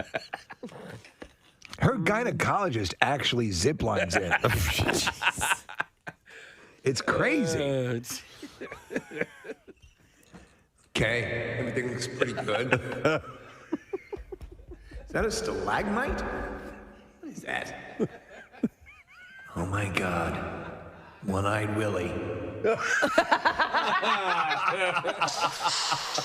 Chester Copperpot. There's an entire pirate ship in here. Hey, you remember when we fought that octopus? Oh, that was in the edited scene. Yeah, they took that out of the movie. By the way, The Gooies instead of the Goonies. she's really pretty. She has. She's yes. She doesn't look anything like she used to look. My assistant. Come on over here, man. Hey, look Sloth, at this. come here. Look at this. Navajo cave etchings. Then when they have to do the look around the back end.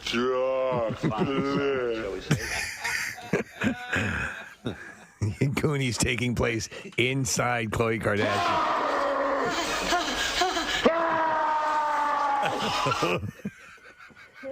Quickly, hide in the fallopian tubes. I'll use my chattering teeth to pull us up. Oh, God. All right, so anyhow. Okay. They'll name the boy, if it's a boy, Tristan Jr. Okay, cute. Just to let you know. Here's another bit of trivia for National Trivia Day. Long before rap battles, there was flighting, the exchange of witty, insulting verses. The verbal throwdowns were popular in England and Scotland from the 5th to 16th centuries. So it was kind of like, your mama jokes, I guess, going back and forth, but back in the 5th to 16th Your mater centuries. gives handies to the house staff.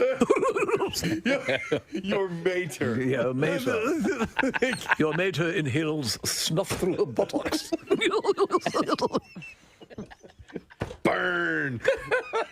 Got you. Dude, you know what that made me think of? Is we talked about knock jokes being a big thing in the 1930s and 40s. Yeah. And you were FDR. He was trying to doing a knock. Who was that? Your mother manually stimulates migrant MMR. If you were listening, then you probably heard, and hopefully you'll call in and win. We'll do the trash while you call. The trash business is a gold mine. 93.3 WMMR with Preston and Steve's Hollywood Trash. And it is brought to you by Jersey Mike's. Listen every Saturday while you watch the game at home. Order through the Jersey Mike's app to get free delivery every Saturday. Jersey Mike's, a sub above. What's going on, Steve? Well, Lori Loughlin is getting back to work after serving time for the Varsity Blues scandal. Loughlin was starring in a 2-part holiday movie on the Family Network called I'll Be Home Confined for Christmas. A husband and wife from Niagara Falls both received Charles Manson tattoos that included ashes actually made from his cremated body. Patrick Booz and his wife Deanna say the tattoos will provide police with some context when they eventually investigate their murder-suicide. Oh, my God. And finally, the rumor mill. We've been reporting on this, working overtime after news that a mysterious condition forced Queen Elizabeth to cancel a trip to Ireland. Son Prince Charles is insisting the Queen is fine, saying he sees her every day when he brings her tea sweetened with Visine. And that's your Hollywood Trash. All right, T, we are looking for the answer. Keith Urban is a big fan of the Bee Gees and what other similarly named band. We got 2 mics on the line. I'm going to the first mic that called in. Hey, Mike, you're on the air. Good morning. Hey, good morning at Radio Hall of Famers. Good morning, sir. Thank you. All right, so Keith Urban, a fan of the Bee Gees, and what other band? The BJ. The BJ. Well done, Mike. Hang on. For you, sir, we are going to give a Blu-ray combo pack of visionary filmmaker M. Night Shyamalan's chilling and mysterious thriller, Old. And you can own it now on digital, 4K Ultra HD, Blu-ray, and DVD featuring all new bonus content. Let's get to music news. Now, Preston and Steve's Music News on 93.3 WMMR.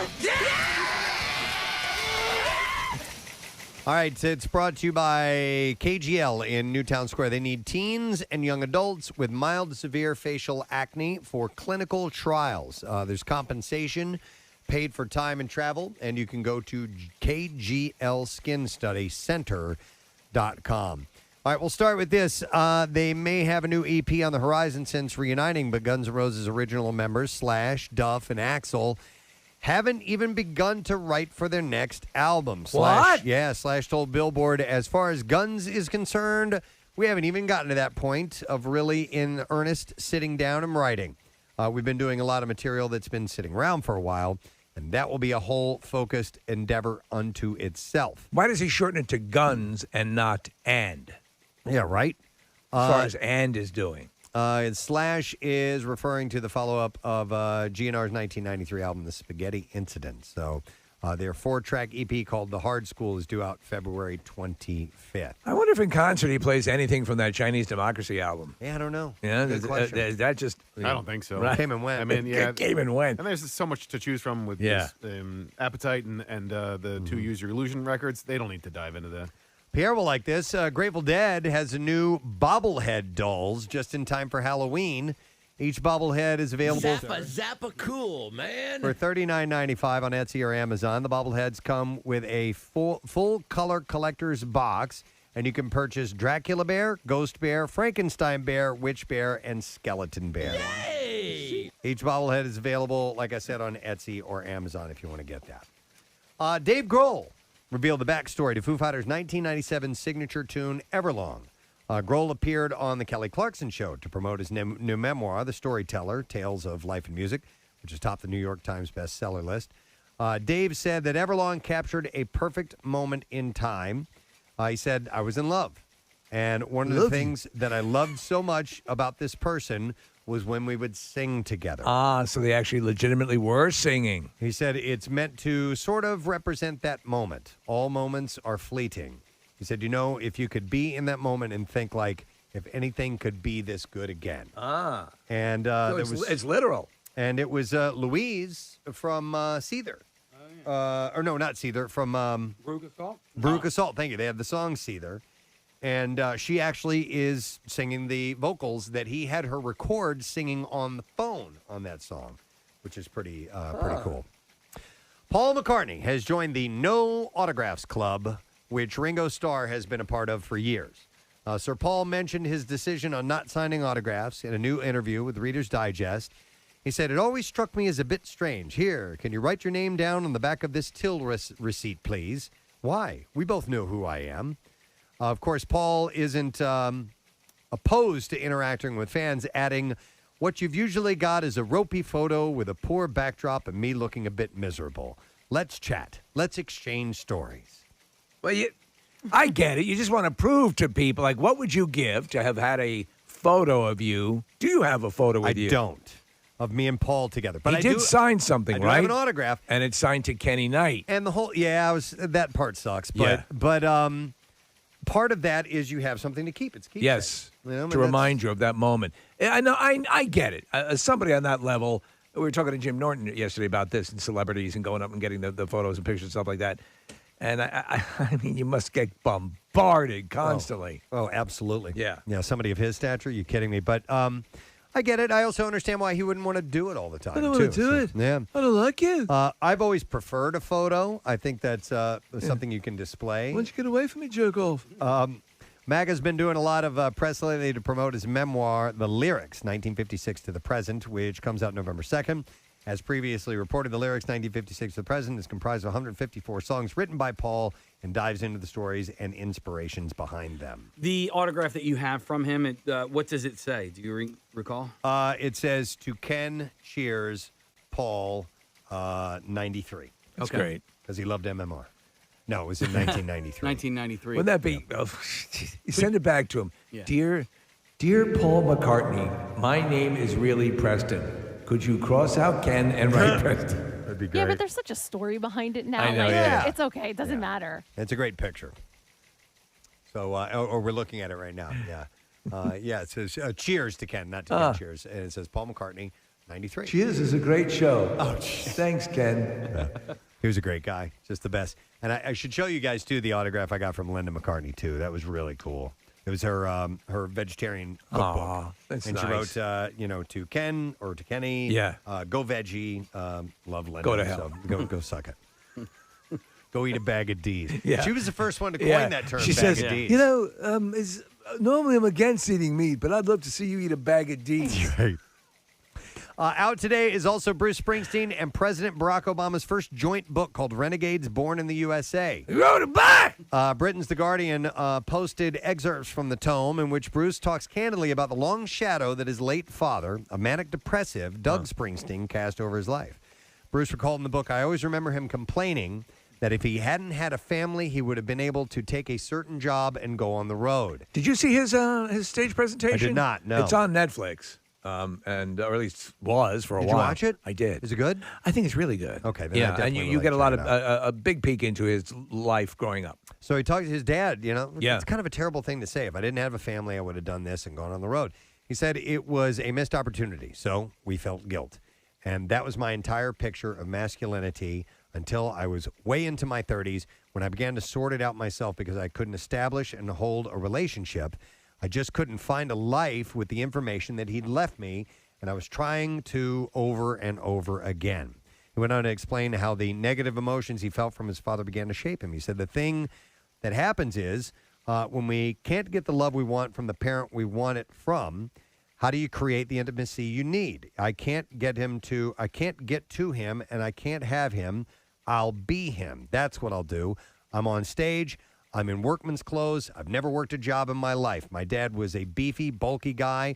I've played freaking guitar my whole life, but I've got 20 to 30 extra pounds on me from hitting the gym. Where did that come from? Why do I spend hours lifting and putting down heavy things, lifting up and putting down heavy things for no particular reason? My entire body of work, everything that I've cared about, everything that I've written about draws from his life story. He went on to say that he entered into hardcore analysis when he was about 32 and had some time to figure things out until marriage and fatherhood came to him. He said, I don't have my children until I'm 40, so I'm 8 years into looking into a lot of these things because what I found out about that archetype was that I was effing destructive in my life. It drove people away. I drove people away that I cared about, and it kept me from knowing my true self. And I realized, well, if you want to follow this road, go ahead. But you're going to end up on your own, my friend. And if you want to invite some people into your life, you better learn how to do that. In my darkest times, when I wanted to feel like I was being hugged, I'd put on an old velour jumpsuit. Felt like I was wrapped up in my father's love. The song is called Velour Tracks. No, it's pretty wild. You look at a confident, successful person like Bruce Springsteen, and you don't think of those underlying tones. You know, it goes to Ted Lasso a little bit. There's tons of Sometimes father issues in these Ted Lasso. Father issues can shape a person who you are, and you may have this exterior, but inside it's a different story. You know. My father said to me that he said, when I pass away, I have this huge armoire I'd like you to have. Shut up, man. I live in a mansion, but I have no place to put this goddamn thing. Okay, all right. My dad taught me to own your mistakes, and so I made one. The Guns N' Roses, the band, they do songs off of Chinese democracy. Oh, they do? Yeah, at least two, and Slash has learned them, and so I would think you'd want to bypass. I would. Well, I want to correct my mistake. Okay. And I was also, I always think impressed with the way Nick corrected his mistakes. Yeah, well, you look like a little Ewok in this velour. I talked like I was like I know what I was talking about, and I just was wrong. It looks like a little Ewok in his velour. No, you guys aren't getting velour suits. We've blown our shot at velour suits. You're out. Kathy gets one. Thank you. There you go. Yeah. Fred. We're gonna rue the day that That's we really made fun of. Yeah. Everybody's going to be cool and trendy. You guys are going to be sitting on the sidelines. Cold. Sad. In shorts. Wearing scratchy flannel. We should never have piped up. Right? Stupid Ewok Scratchy comment. flannels. Do they make velour three-piece suits? Let's see that. We'll work on that. I'm sure they do. Yeah. It's good. That's where my investment's going. Yeah, you do the suits. Oh, you know who to wear a velour suit? Elton John. Yes. And he admits that his days of a prima donna type explosion still happen, despite having vowed long ago to keep his ego in check. The Rocket Man revealed to The Guardian, I'm not proud of that stuff. He said, nah, it makes me shudder. My behavior was so erratic and so unpredictable, and it's still in me to explode.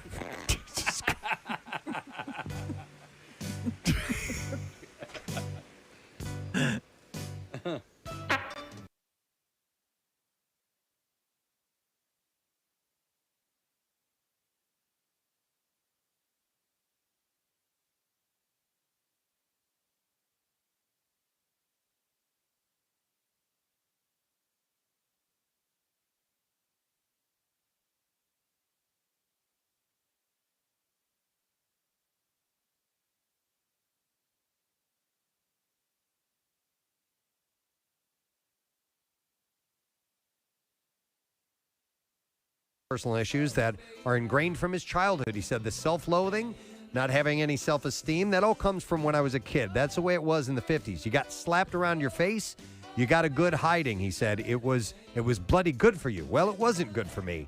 It left me walking on eggshells. He added he still considers himself a shy person at heart. He said all my life until I became sober, I was afraid of talking to anybody. They asked me when I went to treatment how I felt, and I said, I don't know. I don't feel anything. I came to defrost, as it were, and discover I did have feelings and that they went back a long time. And I think it stays with you for your whole life. He said, if you have terrible feelings about, I just have terrible feelings about myself. I feel bad about myself sometimes. Well, that's Man, he so and Bruce common. are, Yeah. absolutely. And these are things you do as a, self-examination as you get a little bit older. And, sometimes it can be good to go into that world and take a look at why you've done the things you've done or feel the way you feel over the years. It doesn't necessarily fix your problems. No. But it's good to understand it. It can get you on a path to healing, but he still deals with that. So it's amazing. Some deep stuff in music news today. Absolutely, man. Yeah. All right. That's all I have for you. We can all settle back into a velour suit. Relax. Some electric boots and velour suits. I know. He's got electric boots. A velour suit. Tracksuit.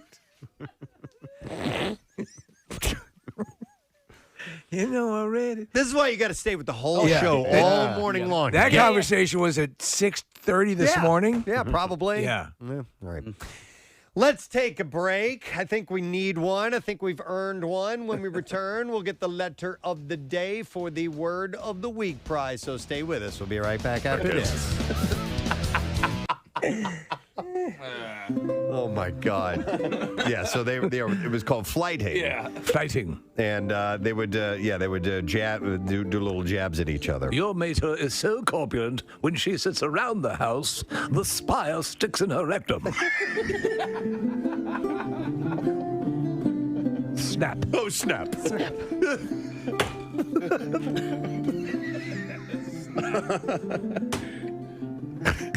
Oh my God! All right, so that's what they used to do, apparently. So that's been going on for a long time. I think we talked about this one time. The history of humor and what makes us want to laugh and makes us want to make others laugh, and it goes back. A lot of times, the basis of everything is in insults. I felt like an idiot yesterday because my 8-year-old daughter got me with a little bit of a joke. Did she? Yeah. Can I get you with it? Yeah, go ahead. All right, righty. Steve, would you remember me in an hour? Yes. Steve, would you remember me in a day? Yes. Steve, would you remember me in a month? Yes. Knock, knock. Who's there? I thought you said you would remember. Snap! I was like, how did I fall for that? My daughter got me one yesterday too, which was what do you call a suspicious noodle? What? An imposter. I was like, spaghetti? All right. It's like beef stroganoff. Yeah. Why? You heard of jerking cattle? Beef stroganoff. Mm-hmm. Or did you hear about the peanut walking through the park? It was assaulted. I mean, they're so stupid. I know, and they're great. Yeah. I don't even necessarily know how to verbalize the feeling that I have inside when I see like lame Eagles chants and people making up their own lame Eagles fight songs and lame quote unquote pep rallies. As you were, like forced pep rallies. Forced pep rallies. Forced pep rallies. All right, here's one. Yeah, and these I love the outfit and I love the zeal. Can for you describe it, please, for right, those who are listening to the radio? So it is an older couple. Married couple that has made up, and they're dancing. They're wearing Eagles gear. She's got a cool little Eagles tinsel wig on, and Steve, Yeah. I know you love I'm tinsel. a huge fan of tinsel. Right. And they're making up their own Eagles song. So you hate this elderly couple because they've made up their own Eagles song? I think it's a lame song. So what? They're having fun. You know what? And you're right. They are having fun. Here, Marissa, pull the audio. She heard us talking about this in the break, so she pulled up the audio. I haven't heard this. I've just seen this video footage that we're watching right now. So here we go. This is them, and their Casey says lame Eagles fight song. Fly all the way up. Fly all the way up. Fly all the way up. Mm-hmm. Come on, Eagles, do your thing. We need a Super Bowl ring. Fly all the way up. Yeah. Fly all the way up. Yeah.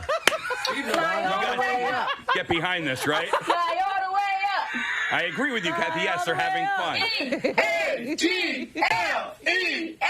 Eagles. I love it. I love the genuine zeal, the energy. What you don't know is that this woman is an Army veteran is that right? who donates her time on the... No, I don't know what the story is. They're having a great time. Yes. I was trying to run a CSI diagnosis or analysis of, I think, what... These are clearly long-time Eagles fans. They're really happy. Yes. Really entrenched in it. Are you more pissed off about what you perceive to be bandwagon jumpers Okay, then I'm at a loss. I just don't. Why do you have to make this lame song? We have a good song. But they're not. They're having fun. They're a couple. They're And you know what, Katie? I'm with you. I am. Listen, they're not out performing it somewhere. Fly all the way up. Well, yes, they are. They're And in their now it's house. on my Twitter feed. Let me ask no you control. something. Don't In watch defense, it. and Kathy, I know you're going to back me up on this. All What do eagles do? They fly all the way up. Exactly. Exactly. And then they also swoop down and Wait, listen. I love his participation. Where there's like one time where he's like, Yeah, that's it. Well, listen, I don't think they're trying to rewrite the Eagles fight song. They're just having some fun. I listen, and I know because I bought the stinking dog mask. And anybody that wants to criticize the dog mask craze, I say, shut up. We're just having fun. You know what I mean? You're contradicting yourself here. Contradicting myself. He's admitting the hypocrisy here. Yeah. So you're saying on a completely visceral level, and you don't understand it. Right. Is it all just based on the fact that you think this song sucks? Yeah, I think. When I think it's brilliant? Well, all right. So I think I'm mad about the song because it was presented to me, and I believe it was presented to me on Twitter. Like, dude, this is great. What do you mean? It was posted. No, yeah, but it was somebody sent it to me. Oh. So somebody added me, and they're Great like, as in- "This is great," and I was expecting it to be like this awesome song, and then I click on it, I'm like, "Oh, that's not their fault. It's the person who sent it to you." I think what they meant by this is great is look at this older couple having fun. That's probably what it means. Fly all the way up. Yeah. Fly all the way up. Did you see? Fly all the way up. I love that. Fly all the way up. Yeah. Come on, Eagles, wanna do hear his. your thing. We need a Super Bowl ring. Fly all the way up. Yeah. Yeah. That's it. Wait, it's not even a whole. Yeah. It's like this. Well, It's like, yeah.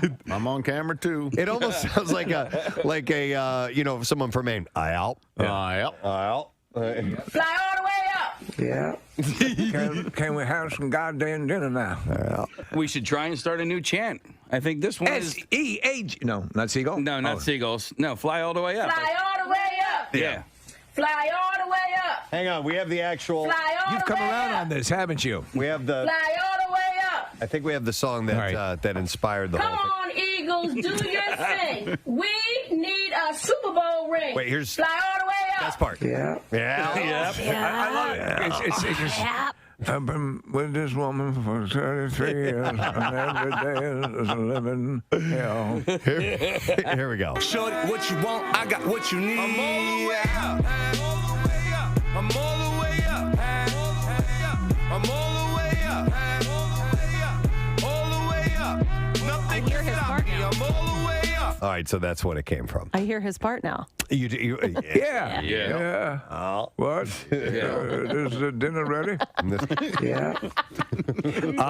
They're an adorable couple. They're having a blast. Yeah. Well, I think that is the guy filming.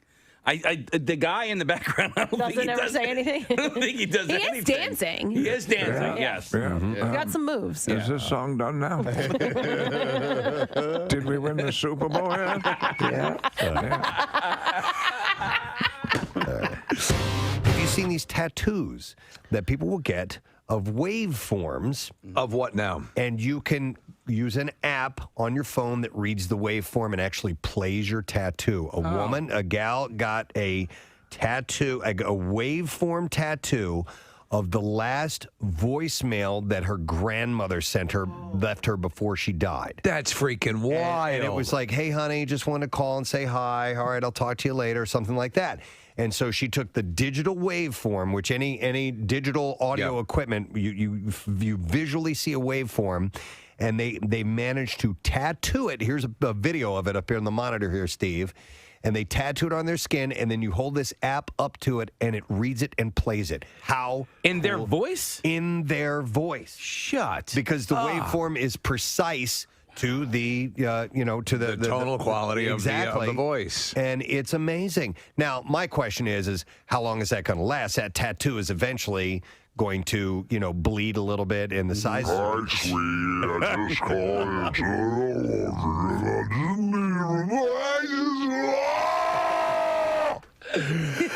But now I regret getting that tattoo. But it's pretty amazing. Probably should have watched my weight.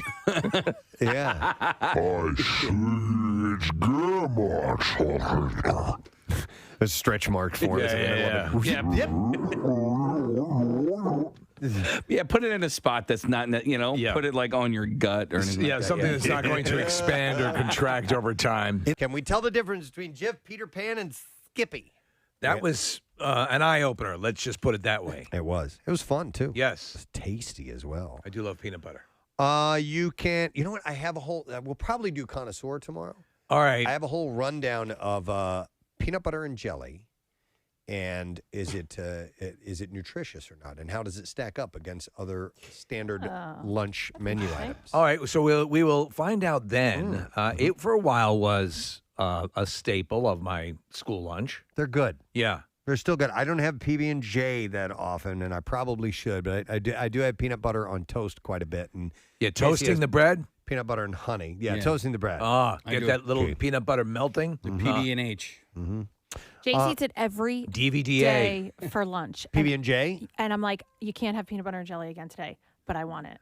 And I mean, so I put it in his lunch, but like I'll try other things, and he'll come home and he'll be like, you didn't put peanut butter and jelly in there. Do you acquiesce or do you have to hardline it sometimes? You know what? So why don't you tell it to the back of my hand? No, like if Dennis makes his lunch, he just puts the peanut butter and jelly in. If I do it, I will put something else in. And he's like, he's lightening up a little bit. All right. He'll take it. What flavored jelly does he like?